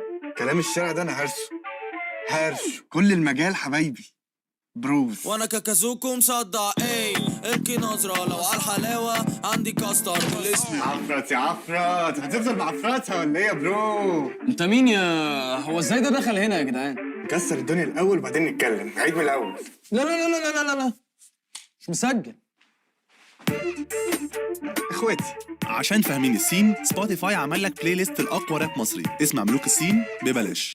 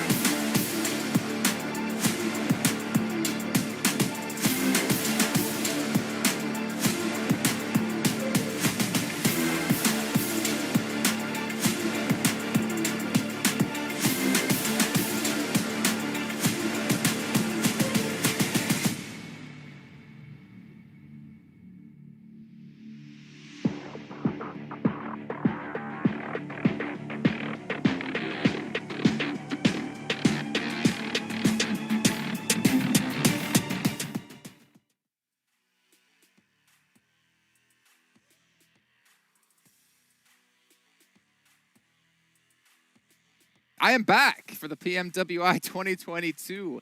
Quick shout out here to Savvy Gaming Group to make sure this event is possible. Without our sponsors, we could not be here today, and we would have missed seeing Damwon Kia take home a chicken dinner in match number 5. I'm still your host, Jason Kaplan, with my fancy analysis, Maxman, and Kalaris. I'm not going to keep building you up more than that. That's all you get. We are the analysis. We are. Yeah. But it doesn't matter because we don't need to analyze anything from that game other than the fact there was a DBS at the finals and it was doing work, and I'm so happy. I think Damwon Kia turned that winner chicken dinner into a winner chicken nuggets. Let's take a look at our STC match rankings and see how many points they did get for themselves. 25 coming in. Again, I called out Damwon earlier on today, and they have been shining just like Reagan's, though not necessarily in this match. Yeah, Sung was also in such a good position, right? He was just up top, that little mountain, you could call it, really, and getting all the information for the team, raining names down from down below also for a lot of the time, making sure he's clearing space for his team. And then now the 3-man split down below, moving. He was like basically like the god of the team, directing them. And putting Yeah, like, Sauron. Yeah, exactly. I mean, it fortifies what we were saying about Damwon Kia for quite a while now in terms of they're a positional team, but they're also playing with the information heavily here. Having Sung there as the eye to not only be able to fire down or drop a utility on where it needs to be, just the info alone is such an important tool to have when you know, okay, this team is this far away. This team is actually underneath me at the moment. You guys need to be able to displace them, etc. It's such important play. Such important play, and we'll probably see some of those in the highlights. But before then, we're actually be talking about Aramco, another partner here at G8, the PMWI 2022, making sure this event is possible. But let's dive into our Sony highlights. Maybe we're actually going to get a nice little shot of Sun up on top of the mountain. Oh. Yeah, we'll see. I want to hear sound effect for every DBS shot that goes out, Kalaris. I mean, there's only one you need, but yeah, when we get there, I'll give you some. Actually, looking about this one, Seoul did have actually their best game so far in the tournament, right? They did get themselves... I don't remember exactly how many points they got, but they did make it relatively far, but the circle was not really to their advantage, so they did stumble a little bit towards the end. But there we go. There it is! Oh, ka-chong, ka-chong, ka-chong, ka-chong. Okay, that was just the one. But the way he keeps switching between AKM, switch over when he closed the gap to the DBS, it was like perfectly executed. Yeah, actually, memes aside, or memes aside, from all of this, you know, actually, you don't need all 4 members to have a full loadout in this game. Actually, holding on to a DBS, it's a very powerful gun in the late game, but oftentimes a lot of people are concerned about getting to the late game to begin with, so they don't actually run it. You see, especially in South Korea, a lot of teams actually running with DBSs, some shotguns, some pumpies, etc., and things like that. And pumpies. Pumpies. The good old pumpy gun. Oh, I love it. And also a Saiga. But anyway, the point is the DBS, it's the best one. Take one with you. I mean, we've seen a lot in PMPL Western Europe. We're seeing it quite a bit here today, of course, and the close quarter combat, like you've been mentioning, is ridiculous. You guys at home, we still have more contests for you guys to win some different things. We have the meme contest currently still going on, where you can check out the official channels for PUBG Mobile Esports over on Instagram and Facebook. But you can also post your own memes over on your own channels, and make sure to tag Esports PUBG Mobile in whatever social media platform it's going to be. But what is going to be happening right now is we have our 6th and final match of the day just about to get underway. You can see 50 seconds on the clock. It's going to be Erangel. We've had some newcomers rise to the ranks here today. I'm really curious to see, when we do get to the overall rankings at the end of the day, if some things have shifted up here. But with about 30 seconds left, Max, prediction, who's going to win? I want to see Vampire get back on track. Like, they've been a little bit invisible today, so Vampire's the team I want to see. All right. Kalaris? Start what? All right. Well, ladies and gentlemen, we're about to head into the final match. That's all we needed. Short and sweet out of Kalaris, like he is indeed, as he steps down from his box. We're going to bring our commentators in, though, for the final match of our second day, which means we have 6 matches left to go tomorrow to decide who our winners will be, taking on that $500,000 first place prize. Not to mention the top 5 spots go into the after party showdown. We're going to throw it over to our commentators now to kick this one off. As the timer goes down to 0, John on a blank, take it away. Oh. On the money, Jason, with the timing. That is the mark of an excellent host. This guy, honestly, he just makes my life so easy. Yeah, he's like a professional stopwatch. It is amazing. I love it. You stop being mean to him right now. You were just so nice to him. Coming across from the middle of basically North and South George, all the way through to Prison / Lipovka is the plane path. I do like to spoil the plane path for you guys at home because you know, I like to prepare you guys. I like to prepare you guys nice and early for what's to come here in the future for the PMWI, and you can see it right now, but you can also see the points and the scoring. Team Falcons actually making a little play in here, heading up to 111 points, RSG 110, just 1 point behind. Goodness me, they're itching to grab that second place spot. But in the meantime, with that win, Damwon Kiev shot themselves up into 6th place with 87 points. Yeah, that's pretty good stuff. I mean, Team Falcons were 2 points ahead of Regans Gaming in second place before that last game, so that gap has closed by 1 point. It's so close in second and third. It's an itch they can't scratch right now. It just seems like, yeah, they're holding on though. They are still there for Team Falcons. Good stuff. But it is, as they're talking about, as we were talking about, Vampire Esports slowing down a little bit. Yeah, I think the desk, I think Maxman particularly wants to see Vampire Esports start to make some waves again, and I'd love to see that too, because that absolute tsunami they brought on the first day in match 1 was unbelievably good, but right now we're just not seeing the same thing. Wave, though, still in the top Netherlands with 4, Action just behind him with 4 as well. That guy is basically in every single of one of these, other than this, with top taking 375 meters. But Hector from Team Sol, good as me. 396 meters on that one. Good stuff. Very nice. Good to be able to pick that one up. An Eastern Circle pops for us, and we are going to be heading over towards the Yasnaya Fields, towards Mansion Lipovka, if VGS are lucky. Yeah, I mean, I think VGS are pretty happy right now. Everyone has to get their day in the limelight, and I think for VGS, this is certainly it. Usually, their secondary drop is over towards Severny, but they've been kind of jumping around various spots on the map. But Lipovka is their primary, so being able to get here with that plane path, beautiful stuff for them. 52 esports head up towards Stalba. Down 1. Still in app/school in USG, still holding it down in Rozhok. Now, this is one of those games where RSG could technically start to branch out just a little bit. Erangel seems to be where they have some very, very good matches of theirs. They're currently on a very heavy split. I would call this a kind of a Chinese split, to be honest with you, over towards Shelter, all the way across to where USG is currently rotating from, making a very early rotate over in Rozhok. So, you know, they're taking a lot of landmass at the moment, just going for those scouts early on. If they lose a player, though, that's when it starts to become a little bit of an issue. A nice extra vehicle spawn there for Scry to be able to hop over to the buggy as Stalwart cross the bridge down to Novo. They will have to recross back northwards after this in just a moment. I imagine that back-to-back should have scouted that Stalwart are doing this. They should have seen those parachutes drop down to their south, and they might know to hold the bridge if they want to go that far. Because holding the bridge is a double-edged sword. It can be good to be able to block those teams from the south, but you lose ground to the teams from the north. Yeah, pretty much so far, back-to-back has never held out Stalwart on their Nova Apnoia drop, which seems to be their preferred drop pretty much all the way through, and it has been in their spring finals, and I assume in their most recent matches. They can absolutely do this over on this map as well. Nova Apnoia, they just outclass it every single time, like Kale keeps saying over on the desk. They're able to make this position work because they are so good as a team. And honestly, if you want to keep watching all these teams together with us, you can with the PMWI Watch together, and you can complete some daily missions to earn some points. And once enough of those points are accumulated, you can tap on the rewards icon to claim the corresponding rewarding game. You can participate in the event solo or team up with other players, both totally fine. And if you team up, it could be a little bit easier to get the reward. And if you were very, very observant, you might have seen in the bottom left corner a little gun skin coming through, as well as an outfit here. That sale period's on through from the 4th of August through to the 13th of August. That's 50% off PMWI packs. And you get the set straight away, get a set straight away, and 5 chances to draw PMWI treasure chests. Of course, that sale period will end on the 13th, but on the 14th until the 14th of August until the 15th of September, 16% off PMWI packs, and you get 6 chances of those to draw PMWI treasure chests. I'm somewhat confused at what's going on here between these two teams. It's the Virtual Gaming Squad who have moved very, very quickly out of Lipovka over towards prison. DD's currently in prison, literally locked in by Virtual Gaming Squad. The rest of Regans are surrounding, but Yafoz, big off angle here, but he's just allowed Flower C to take out one of his teammates and then maybe even get away.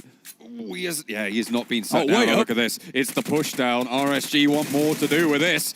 Unfortunately, it's not going to go well at the start. Maybe looking for the trade on the swivel around the side. No, can't quite get it done. And that will be the M249. Just too many rounds to deal with. Lightning stays alive and lights them up beautifully.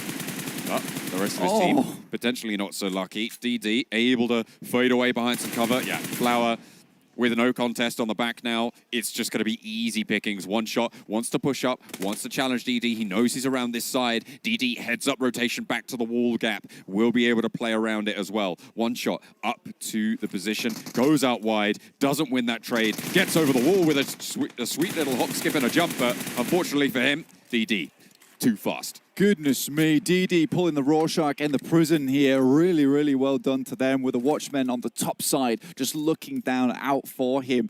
Regans make short work of the Virtual Gaming squad, and now they have full control over prison over on this eastern side. They do see, I don't think they will see just yet. They may have heard Eitan Esports moving up from that eastern side up towards Lipovka. Ooh, a spin out there, but it's good for Cielo.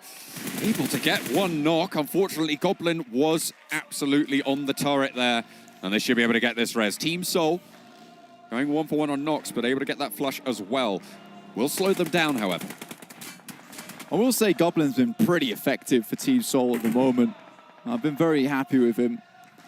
Honestly, you know, you have a lot of long-standing names over in India, right? But I mean, Goblin has been doing some good stuff, and you know, relatively new, at least to me, as a player here on Seoul.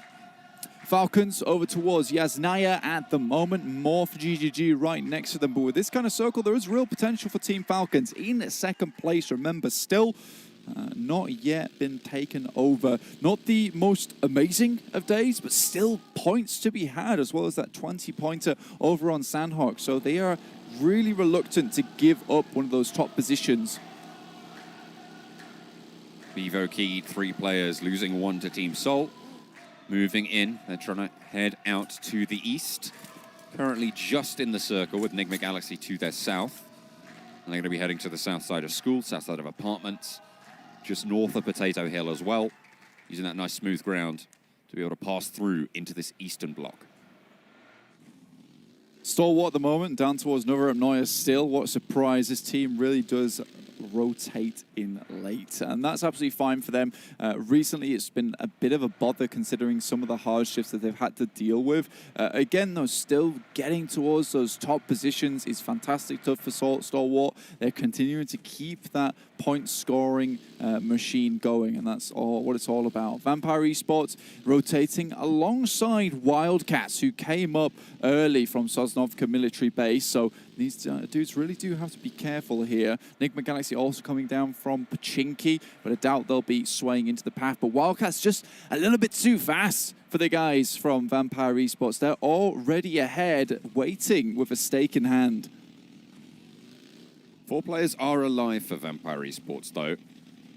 And the question is, what paths are they going to take once they get into this next circle? It's still going to be the first, and in a moment, the second circle ticking away at them. So their meds should be enough to sustain them for the time being. Keep them in the shade and try and truck on in. Flower still up towards the top side. Now, he moved up to get a little bit of information just the west side of Lipovka, but on the other hand, you do have the rest of the team taking out at least one player in Polo, coming through from back to back. Action's still doing some ridiculous damage here. Yeah, absolutely. I mean, that's, what is that, 700 ahead of Lightning. Very, very cool stuff coming through from Action. Love to see it. The circle went up towards Yasnaya Poliana, so those fields will be absolutely crucial to be able to get some control over.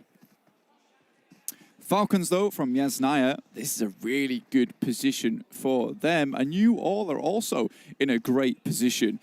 Through from the 4th of August through to the 13th, all users in the region, the top 3 teams, current Team Falcons in that one, they'll have a chance to win a prize, and it's a maximum of 1 award per user. Regans, though, takes down another. Looking to all this res as well to keep DD alive. Falcons in the middle of Yasnaya Poliana right now. Obviously getting quite a bit of home crowd support.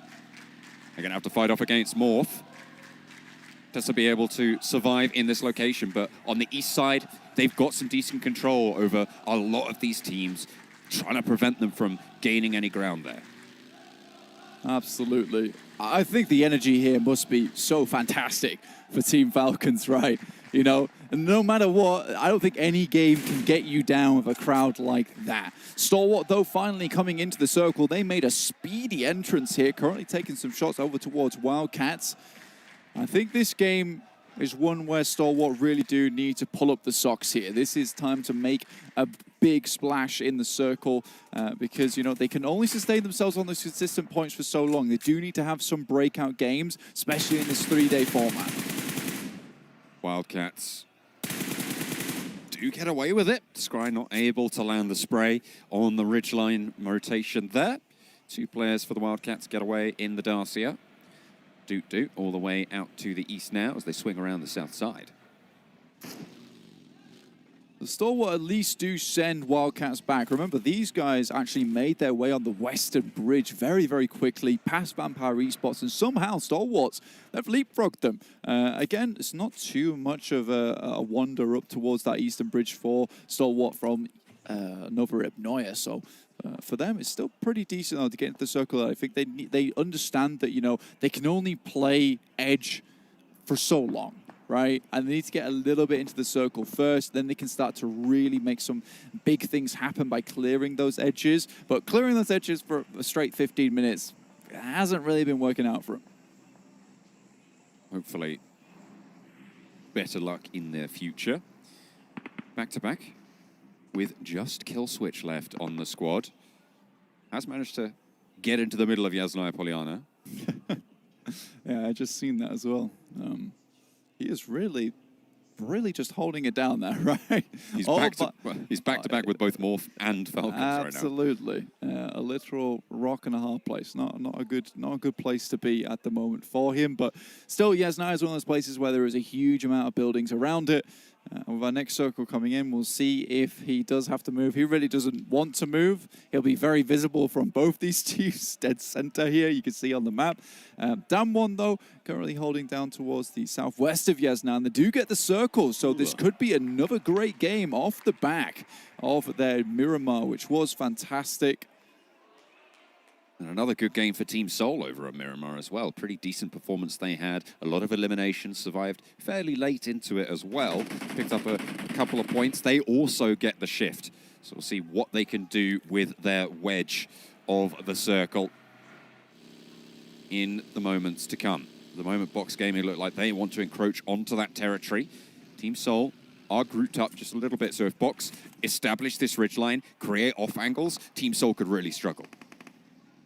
Still, the amount of teams that have headed east in this circle, and then we get one of those crackbacks on the circle here, where it really gives you a bit of that whiplash heading over towards Rozhok here. Vampire Esports were afraid to move a little bit too far over towards the east, considering they're not seeing too many teams. And I think that's a smart decision. You don't want to move too far that way, because you can kind of understand, with the scouting that you've done, you've not seen too many of the teams other than Wildcats. Most of the teams are already on that eastern side. So now they've got pick of the litter, basically holding 50% of the circle to themselves on that southwest edge.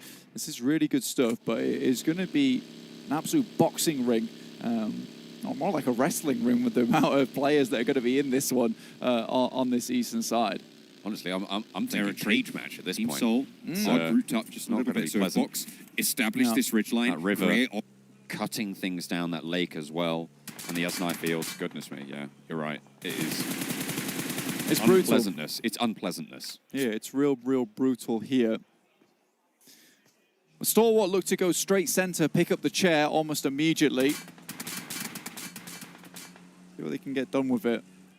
I think at the moment, this is absolutely fine. I think that's the smart move from Stalwart here. They know they want to get as central as possible early in the game. I think they've been, like I said before, they've been struggling when they don't get that center. I think they have been unlucky with it, though, and it's the Stalwart's the type of team where I think that, you know, they get gifted some circles. It doesn't often happen because they're playing edge so much, but they get gifted some circles. They now have to take this approach where they send very, very central, or at least for a hot point on the map, because they're a type of team that I imagine, you know, if you have the circle to it, I don't think there's much you can do versus Stalwart. Spray down onto the vehicle. Axon up the hill. 52 trying to hold out in the showroom. I have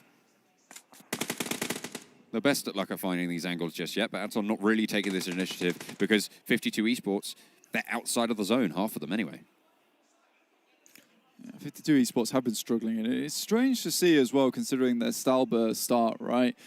They do move all the way over the top side, I think, to try and avoid some of these teams. But again, central circle here, heads up towards more for rivals. This does give a little bit of a chance to Falcons, who are trying to move in from the eastern side. Kill switch, not spotted yet over in Yasnaya, still keeping it real over there. Regans, though, they've swung down south. I think they were expecting the circle to stay around this area of school and apartments. But now they'll be heading in from that southwest edge towards Vampire Esports as well as Stalwart. So 3 teams who I would say are very, very dangerous in a clash. You know, they could cause themselves some big problems. Ralph bringing the vehicle a little bit closer. What have you seen? Oh, sorry, Regans have just like slipped through the net here somehow, straight into the circle itself.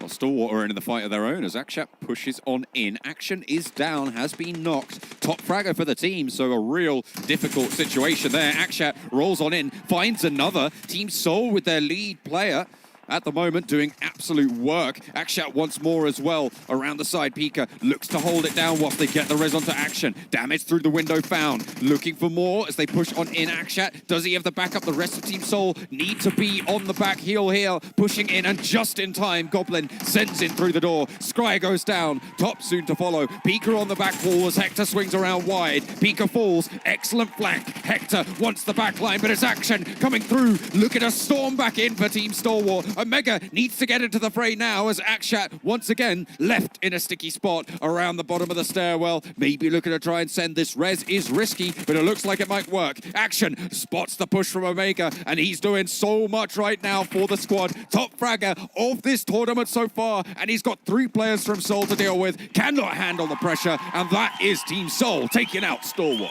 Goodness me, who would believe that? Team Soul takes down first place Stalwart in a surprising turn of events there. And Team Soul, after that last game on Miramar, seem to have got some of their confidence back there. Goblins still a real force to be reckoned with.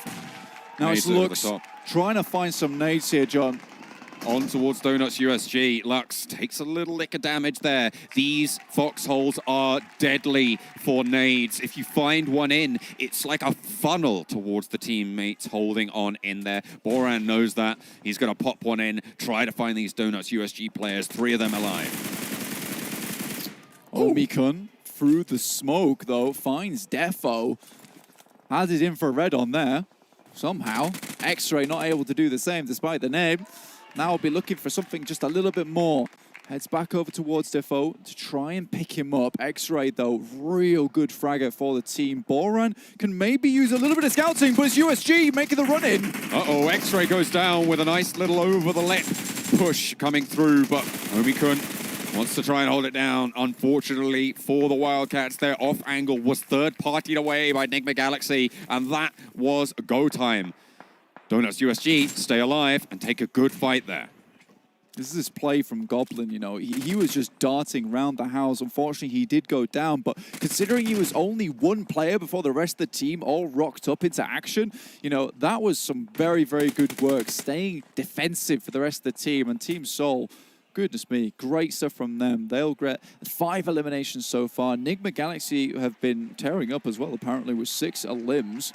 Next circle drops. It's on top of Morph. Dan Monkey just underneath them. But Falcon, they're just in touching range of this circle. They are currently duking it out with Vivo Keed. On the eastern side. Good news, by the way, is for Stalwart going down for Regan's Gaming, for Team Falcons, and for Vampire Esports as well. These are the 3 teams looking to try and chase down that gap. And when Stalwart have a bad game, you need to strike. At the moment, we're on board with Falcons, the home team here in Riyadh. They currently hold the Wizard Tower, popping nades and utility over towards one of the forward positions for Vivo Keed, the more northerly position. Just boosting up here for them. Still a bit of a line, though. Difficult position to play going forward now, guys. Honestly, Morph's got a really, really good position. There's just so much field around this area. Yaz Field is so tough to play. Those hay bales, yeah, I know they may look penetrable with bullets, but they're not. A lot of times they do provide great cover, although it doesn't really look that way. Falcons looking to make their way in. Currently in the Wizard Tower, it's USG sending past them. USG have been so aggressive. It has been really, really interesting to see, considering, you know, in a lot of other, like, international tournaments, Japan has been that team that you would see take the widest rotations ever. But Donuts have just been taking a lot of these fights to the enemy teams. It's really, really cool to see. Yeah, they've been getting some pretty decent results here and there. They've been able to pick up a couple of points for their trouble. A nice little change of pace for the region. RSG, with only Lightning standing now, suffering just a little bit. We said that they want to be looking to chase down Stalwart after they went down early, but with one player left, they might just be out of the race a little bit. Oh, Blanks just pointed to something. Yeah. They currently have 11 eliminations. Yeah. So I take that back. Yeah, which is a good amount of points. You know, there is still potential for GZ to get up. Unfortunately, Lightning takes a nasty nade. There is another one over the top. It might just be enough, but it's too far. GZ currently crawling across, but with GK first off in the distance and Aton looking to finish the deal, they're going to be getting in the vehicle, maybe rolling back around again. GZ's definitely not getting out of this. Bruno looks towards the remaining player of Regan's. With that Bison in hand. Spots GK first, though. Oh, that's such a GK first thing to do. No way. No way does he get that knock. He does get taken down in the meantime, but Bruno, I think that makes Bruno unresable, right? Yeah. They are very, very close to the edge of this circle. If Bruno can crawl in, maybe, but this zone is going to tick pretty hard. It might be almost impossible here. Center Texas spotted by Lightning, who shimmies on in, but in come 4 rivals. They're looking to play spoiler here. Regan's Gaming, they want 1 or 2 more elimination points. They don't want to go down here, but they do not have a choice. And it's Sook to put the final nail in.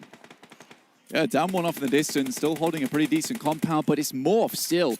That fantastic position within the fields at the moment. Kill switch finally goes down somehow. I think that was 10th place for him. Gets quite far for his trouble. Nigma Galaxy, 4 players alive in the field. 7 eliminations alongside Team Falcons, down 1 Kia, and 52 Esports, the only other teams with 4 players still in this one. The big team at this stage in terms of upsets for the final game of the day is still Team Falcons. 4 players alive, looking to try and chase that first place. They started with an 18-point difference from behind Team Stalwart, who got 1 point, so they need 19 points or more to be able to jump on up. Of course, the tiebreaker first is Chicken Dinners, so at the moment Stalwart do win that, unless Falcons win this one as well. Powerful. Moving through the smoke there, sending in, but it's Morph who's just shooting down onto the bonnet here. Oh, That's not good. That's bad for business. Donuts USG go down to a little run over, a 180 swivel out the car, but Falcons take a lot of damage on their crossing. Luckily, all 4 of them stay alive. Can they weather the storm? Looking to try and pepper their back as they push on through. It looks like they might have found that cover that they were looking for. Team Soul eliminated on that south side. A pretty decent run for them, taking down tournament leaders right now, but they will not go any further. Vampire Esports coming in, though, with some nades along the way. They're right behind Falcon Esports. They're sending some more in over towards them. Stone takes shots over towards Nigma Galaxy. Goodness me, Vampire Esports, they have been pretty silent so far. Currently with only 2 players. Gets 1 a limb. Jumper spotted by Junie. Silent but deadly, seemingly, in pretty much any situation. You need to be worried about them.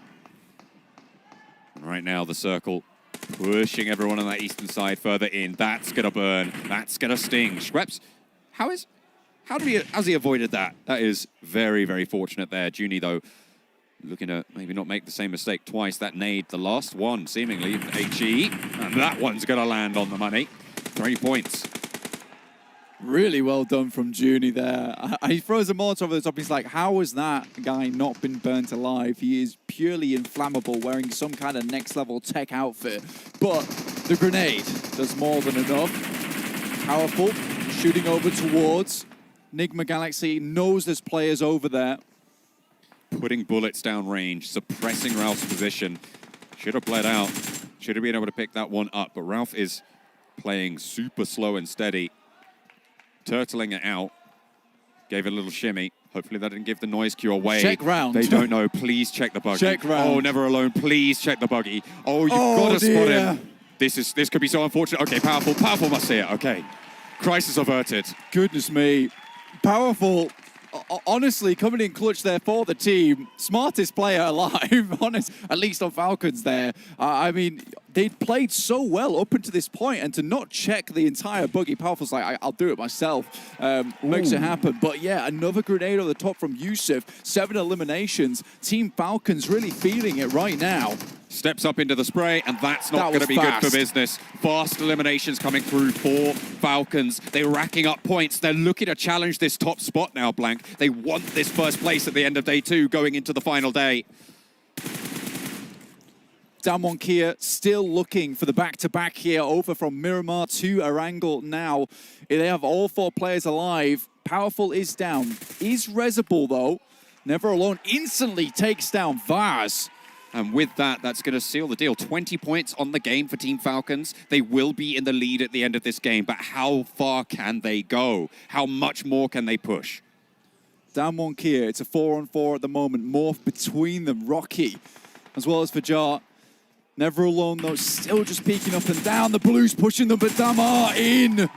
Able to find the first. 1 player now left for Morph. Looking to try and hunker down. There is a DBS in play, and we know how difficult that can be to operate around, especially in these close quarters situations. They'll know there's another player there. Junie with the off angle onto Damar is going to be able to find yet another knock, certainly, over towards the backlines, but it is answered. Never Alone knocks one onto Forest. Sent immediately back. They have the compound at the moment. The circle's not quite moved in just yet. Still waiting on Junie here. Finds a shot through the window. Rocky is down. Now it's just these 2 players. Song has moved up, though, not giving really any moment for Falcons to breathe. Damwon just suffocating the enemy team despite the positioning that they're in. The circle pops this right towards Falcons. Junie takes a lot of damage, but crucially stays up here. Stays up and kicking. Can get those meds on board. Can stay in. Team Falcons, 12 eliminations so far. A guaranteed 24 points on this game. And they're looking to try and take this one up further. Falcons blessed here in Saudi Arabia with the circle coming over towards them. Now the card is on Damwon, but they are making an aggressive approach.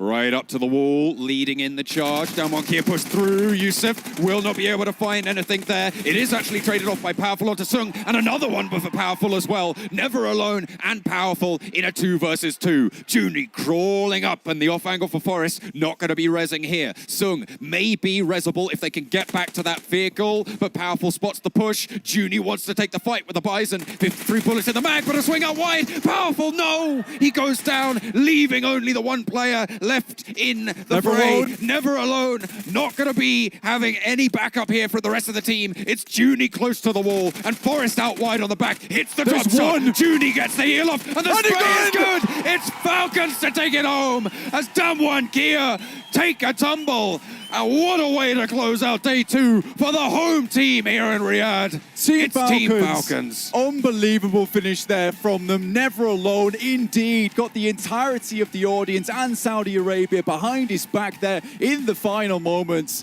Grabbing the last chicken dinner of the day, and that's potentially, I think that might be the first place for Team Falcons there, coming into day 3 of the PMWI. That has got to feel good. That has got to feel absolutely amazing. What a way, as you say, to close out that second day. I am so ready for their performances tomorrow, see if they can carry that momentum forwards. It looked so dire there, but regardless, honestly, Damwon just looked like a completely different team today. But Team Falcons still carrying through that massive momentum. It's beautiful to see. Absolutely. I could see Kalaris celebrating over there as well. I'm sure he's ready and raring. He's loving it. He's loving that. He's absolutely loving that. We didn't see that DBS come through in the compound, unfortunately, for the last player from Morph. I think it was Rocky left in that compound. But you know what? They still survived to 3rd place. We are going to head over to the standings, brought to you by STC. Things off 31 points. We might have a new champion of the day. We might have a new top contender for those top 5 placings and potentially the $500,000 on the line for that first place alone. $2 million in prize pool throughout this week of event. We have another $1 million coming in next week, but we can see Damwon Kia coming in with 20, keeping it very, very close at the very end. Never Alone, Youssef have been absolutely insane and also powerful. Like, those three players really helped push that position. And we were talking about it a little bit in that game, right, Kalaris? There was so much mess happening, so much action in the southern side. If you analyze that position and you see from the edge side which is the best position to aim for, Morph's compound was the best option to go for. They crash it, have a little dip, which is perfect to play from. And after that, it's just GG well played. Yeah, the movements from there, very, very impressive stuff. I mean, ultimately moving up against that ridgeline, as you're mentioning here, very, very important here for Falcons. And it plays to kind of their strengths, effectively. The edge play that they've been exuding throughout yesterday and then moving into this, 31 points. It's a big win for the home crowd. It's a big win for Falcons. Yeah, massive win, but you can see also Reagan's as well. You just keep in mind, 1 placement point, 11 eliminations. I believe when we checked in on them at the very beginning of the game, they had 7 elims out of like the 9 in total that happened at the match at that point. They were putting on pressure. I think they eliminated the entirety of a virtual gaming squad and also 3 players of back-to-back. Like, they were out for blood instantly in that game. And we saw that gap consistently throughout the day, you know, decreasing. And now they're literally, like, one decent game and Stalwart, like, they kicked off first place. They started the day in 9th place. Now they have rocketed up here today. I think, of course, you know, me and you were like, you know, Stalwart, they're pretty good. They're probably going to do pretty well at this tournament. I think we do have to also consider a few other names. RSG is absolutely one of those here. But likewise, Falcons with the 31 points. So, I mean, a lot of contenders are truly coming to the front of the fold here. And Damwon, right? Like, really, yes, the resurgence from these guys. Exactly, almost back-to-back. Like, we saw the resurgence from China and South Korea together today. They can't afford another bad day tomorrow, but like, if they keep going like this, like, Stalwart has very strong competition. And it's cool because there are so many ways to play PUBG Mobile. We obviously have been touting Falcons' strong edge play, moving on into this.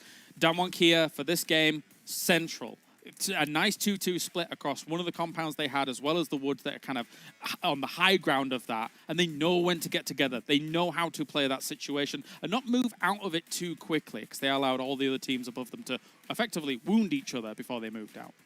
Yeah, and obviously for Falcons in particular, if we go back to them really quickly, I mean, they had the 5th match chicken dinner yesterday. They had the 6th match chicken dinner here. I think for them, they've been relatively quiet for most of the day, I want to say. Not seeing them in the top 8 quite as often. But to end things off like this now, going into day 3, we'll obviously get to the match or the overall standings at some point. They had to be extremely happy about this, and you saw how excited they were. I think you were even like excited. You were doing some like Tiger Woods-esque celebrations. You know, I get you when you were somewhere, especially like just in for a home crowd, you get into the spirit of it. And for Falcons in front of their home crowd, you can see that emotion exuded from them as well as kind of that relative to the crowd as well. So gotta be happy for them. They must be ecstatic over on that stage. Well, I know we're talking about the high highs, but what about some of the lows? Vampire Esports, they were looking unstoppable yesterday. We talked to Sertani as well today, and he was giving a little bit of insight into what was going on within the team. But that wasn't what I was quite expecting out of this team coming in from Thailand in day 2. Yeah, they kind of fell off big time today, unfortunately. You know, you can afford one by day. Well, we saw some comebacks from like RSG and also the Damwon, right? They can still have a really good day 3 and put themselves back in that first place competition.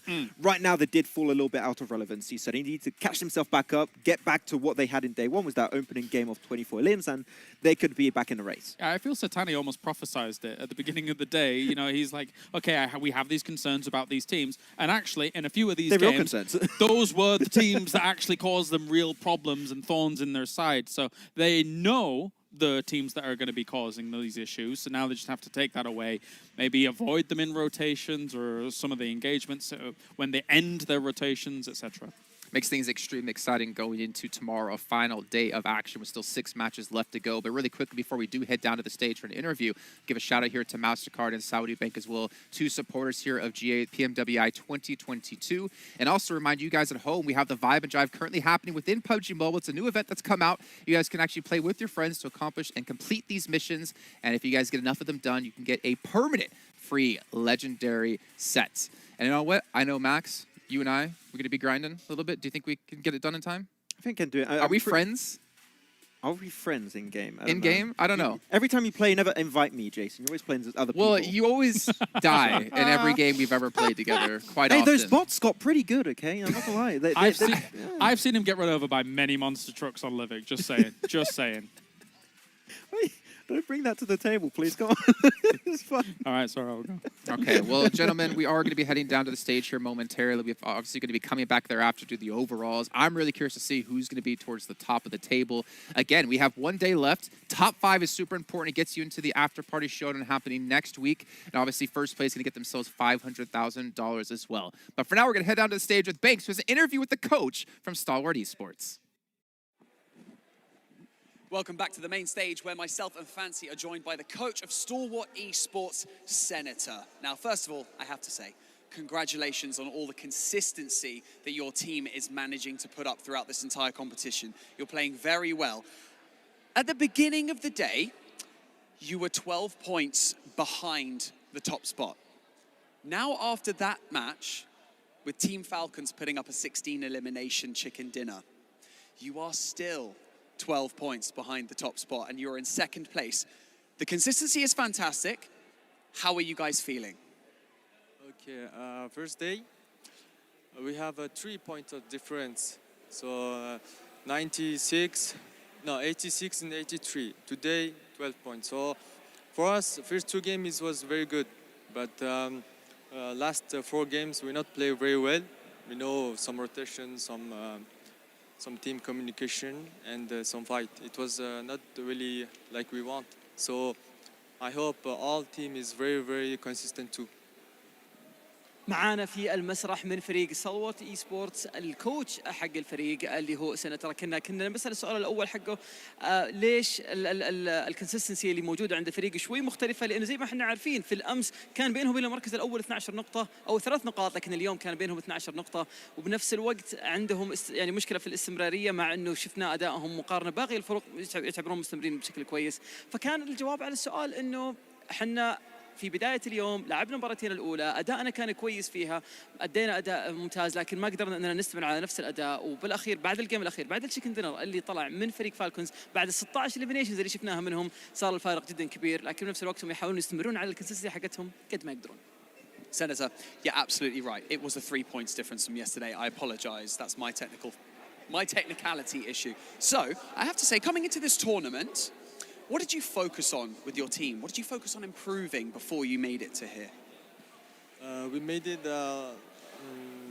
some fault in last PMGC in second day. We were in 4th position in first day, and second day we played very bad. So this time in PMWI we need to play very well, and this is a mindset game now, because we cannot playing very well. We cannot achieve a good level tomorrow. Is before, so we need to have very focusing and have a consistent in the mind.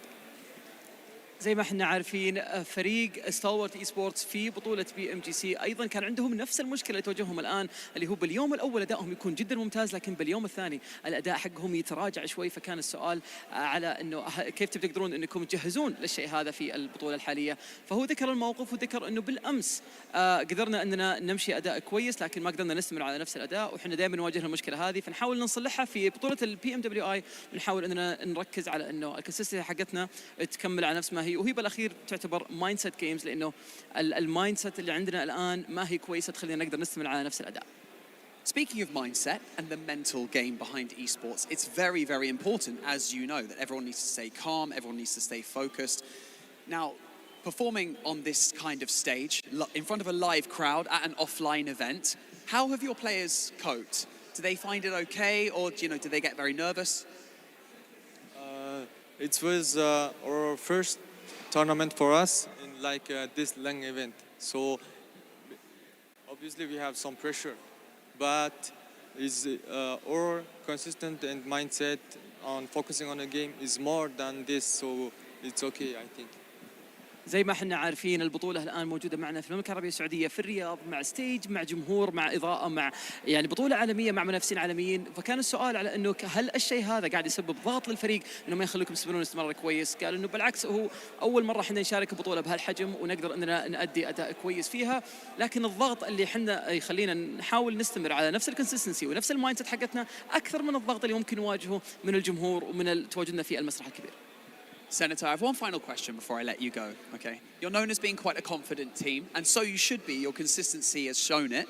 So you guys deserve to be a confident team. The trophy tomorrow is going to sit right here on this square that you can see in front of you. Is it going to say Stalwart Esports by the end of tomorrow? I think we need to stay humble. So let's hope we can win. I can't tell you we will win. Just let's hope. Okay, we will do our best tomorrow. So I think it will be okay.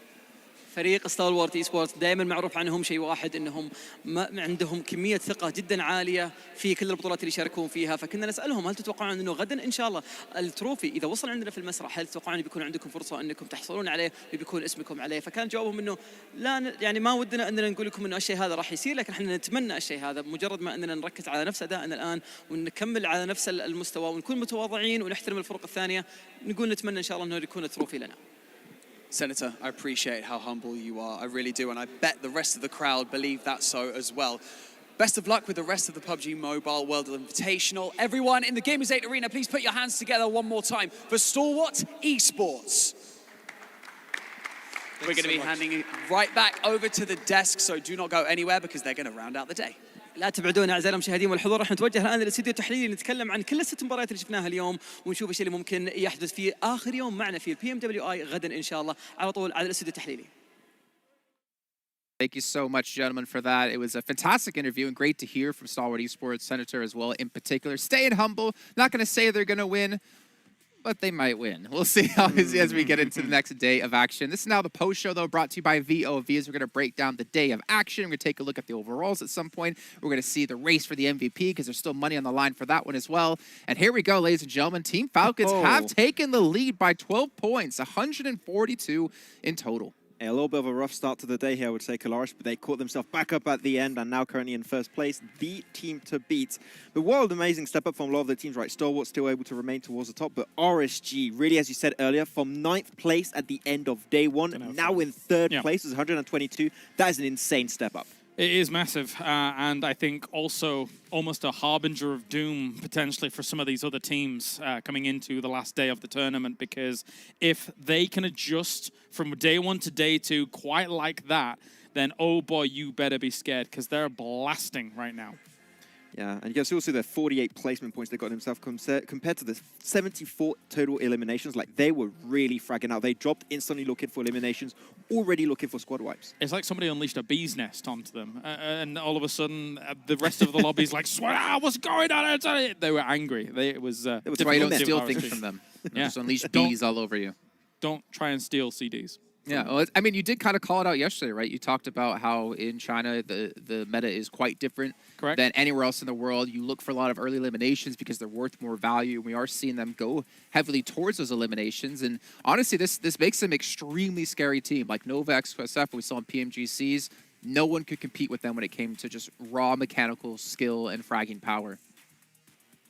And when you look at how things work out in China, again, I think this does need reiterating. It's, as you say, it's very different. Their play style was loot quick, find a fight quick, take that loot off of them, but also get extra elimination points off of the back of that as well. So seeing that they're able to now, they are top of elimination points, correct? That was number one, 74. So yeah, as I say, a harbinger of doom, potentially for day 3 for everybody else. I'm looking at the second page, though. One team that instantly comes to my mind and that fell off pretty significantly. I mean, actually, there's two that fell off pretty significantly. Got Donuts USG that I was hyping up at the start of the day. I wanted to see more coming out from this team, but unfortunately, nothing really came out in day 2. Some might say TJB, that's the one. Some might say Donuts have crumbled. Do donuts crumble like that? And that's the end of the show. Thank you very much, ladies and gentlemen.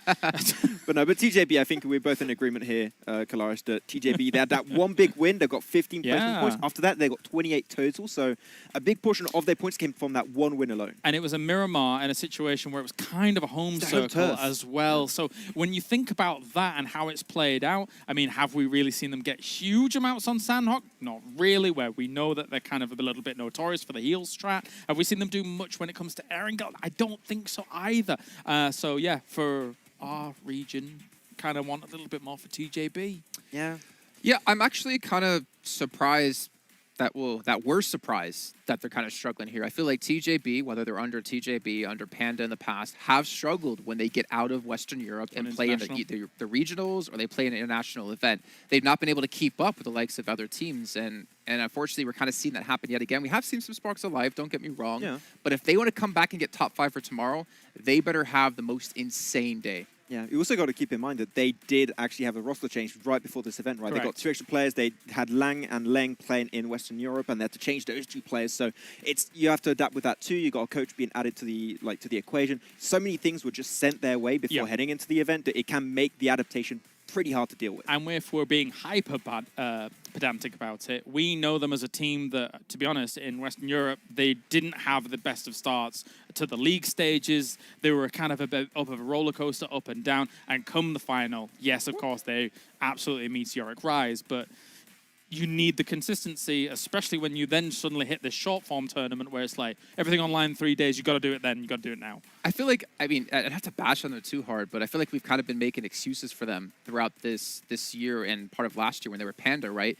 They go into the regionals and we're kind of like, well, it's the first time playing against these other teams, like in Turkey, for instance. Sure. They're not going to expect too much out of them. The next time, they're still improving. Like at some point, are they going to hit their skill cap? Is this their skill cap? We need to see more out of them. I feel like we're seeing an old footballist at some point. Like it's kind of up and down. Depending on the event, they might have some good events, bad events, and then internationally they tend to struggle a little bit, it seems so.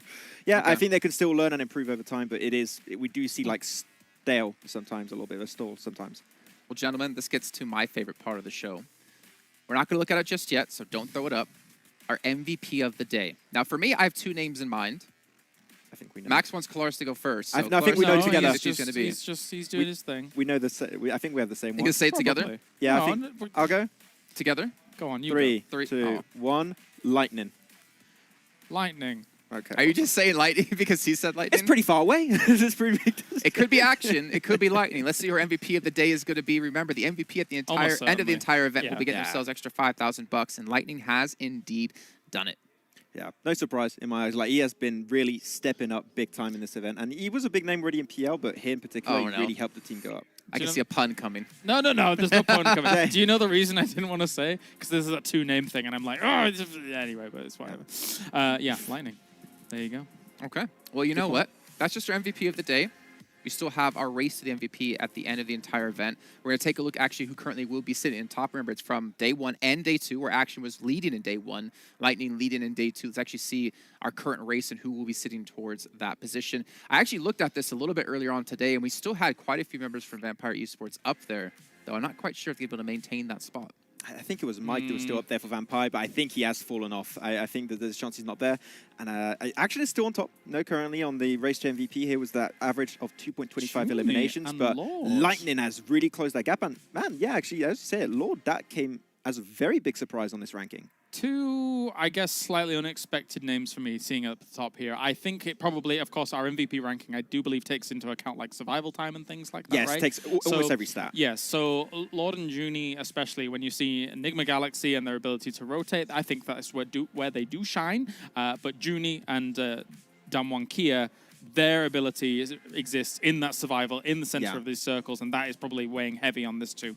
Yeah, because you're looking at the average eliminations, like clearly for Lord, Junior, and Never Alone, the stats that allow them to get in this ranking are like way, way different, so there's a big chance. But eliminations and damage are really high, like when it comes to counting for the MVP award, so those should be your main focus in this. I'm willing to bet when you look at 1, 2, 3, 4, 5 here, I think there's probably quite a gap between 2 and 3rd. Yeah. When it comes to Action and Lightning, what Action was able to put up during, let's say, 1.5 days, and Lightning's put up during today especially, I think those 2 have been absolute standouts. All right, well, gentlemen, we are going to be done for the day, but I want to thank you, obviously, for joining me and putting up with me on the desk. Maybe as an outro for you guys, do you have like a favorite moment from today? I think just really RSG, the adaptation. Like, they take the Chinese vacation, I think we're used to seeing now as Nova. So, like, they took that day off. The 1 day off, right? Yeah, they got into it, and I think that now we can expect even better things. Like, they're in the groove, they're in the zone, and I think that tomorrow we got a lot of top teams at the top that are fighting for that first spot, so I'm really hyped to see who's going to be taking the trophy. I'm surprised you even have to ask me this, Jason, to be honest. It's the DBS. No, but actually, even towards the end, we got a Bison as well, which has a surprisingly excellent clip to be used in those final close combat encounters. So I'm a big fan of those moments. Yeah, and I think Team Falcons were more than happy to be using that as well at the very end. But ladies and gentlemen, thank you again for tuning in today. This has been PMWI 2022, Day 2. We still have tomorrow, though, to come up for our final day of action. We're going to have one team taking home $500,000, and of course, 5 teams advancing through into the after-party showdown. We're going to leave you, though, with some highlights brought to you by Dr. Suleiman Al-Habib. We'll see you tomorrow.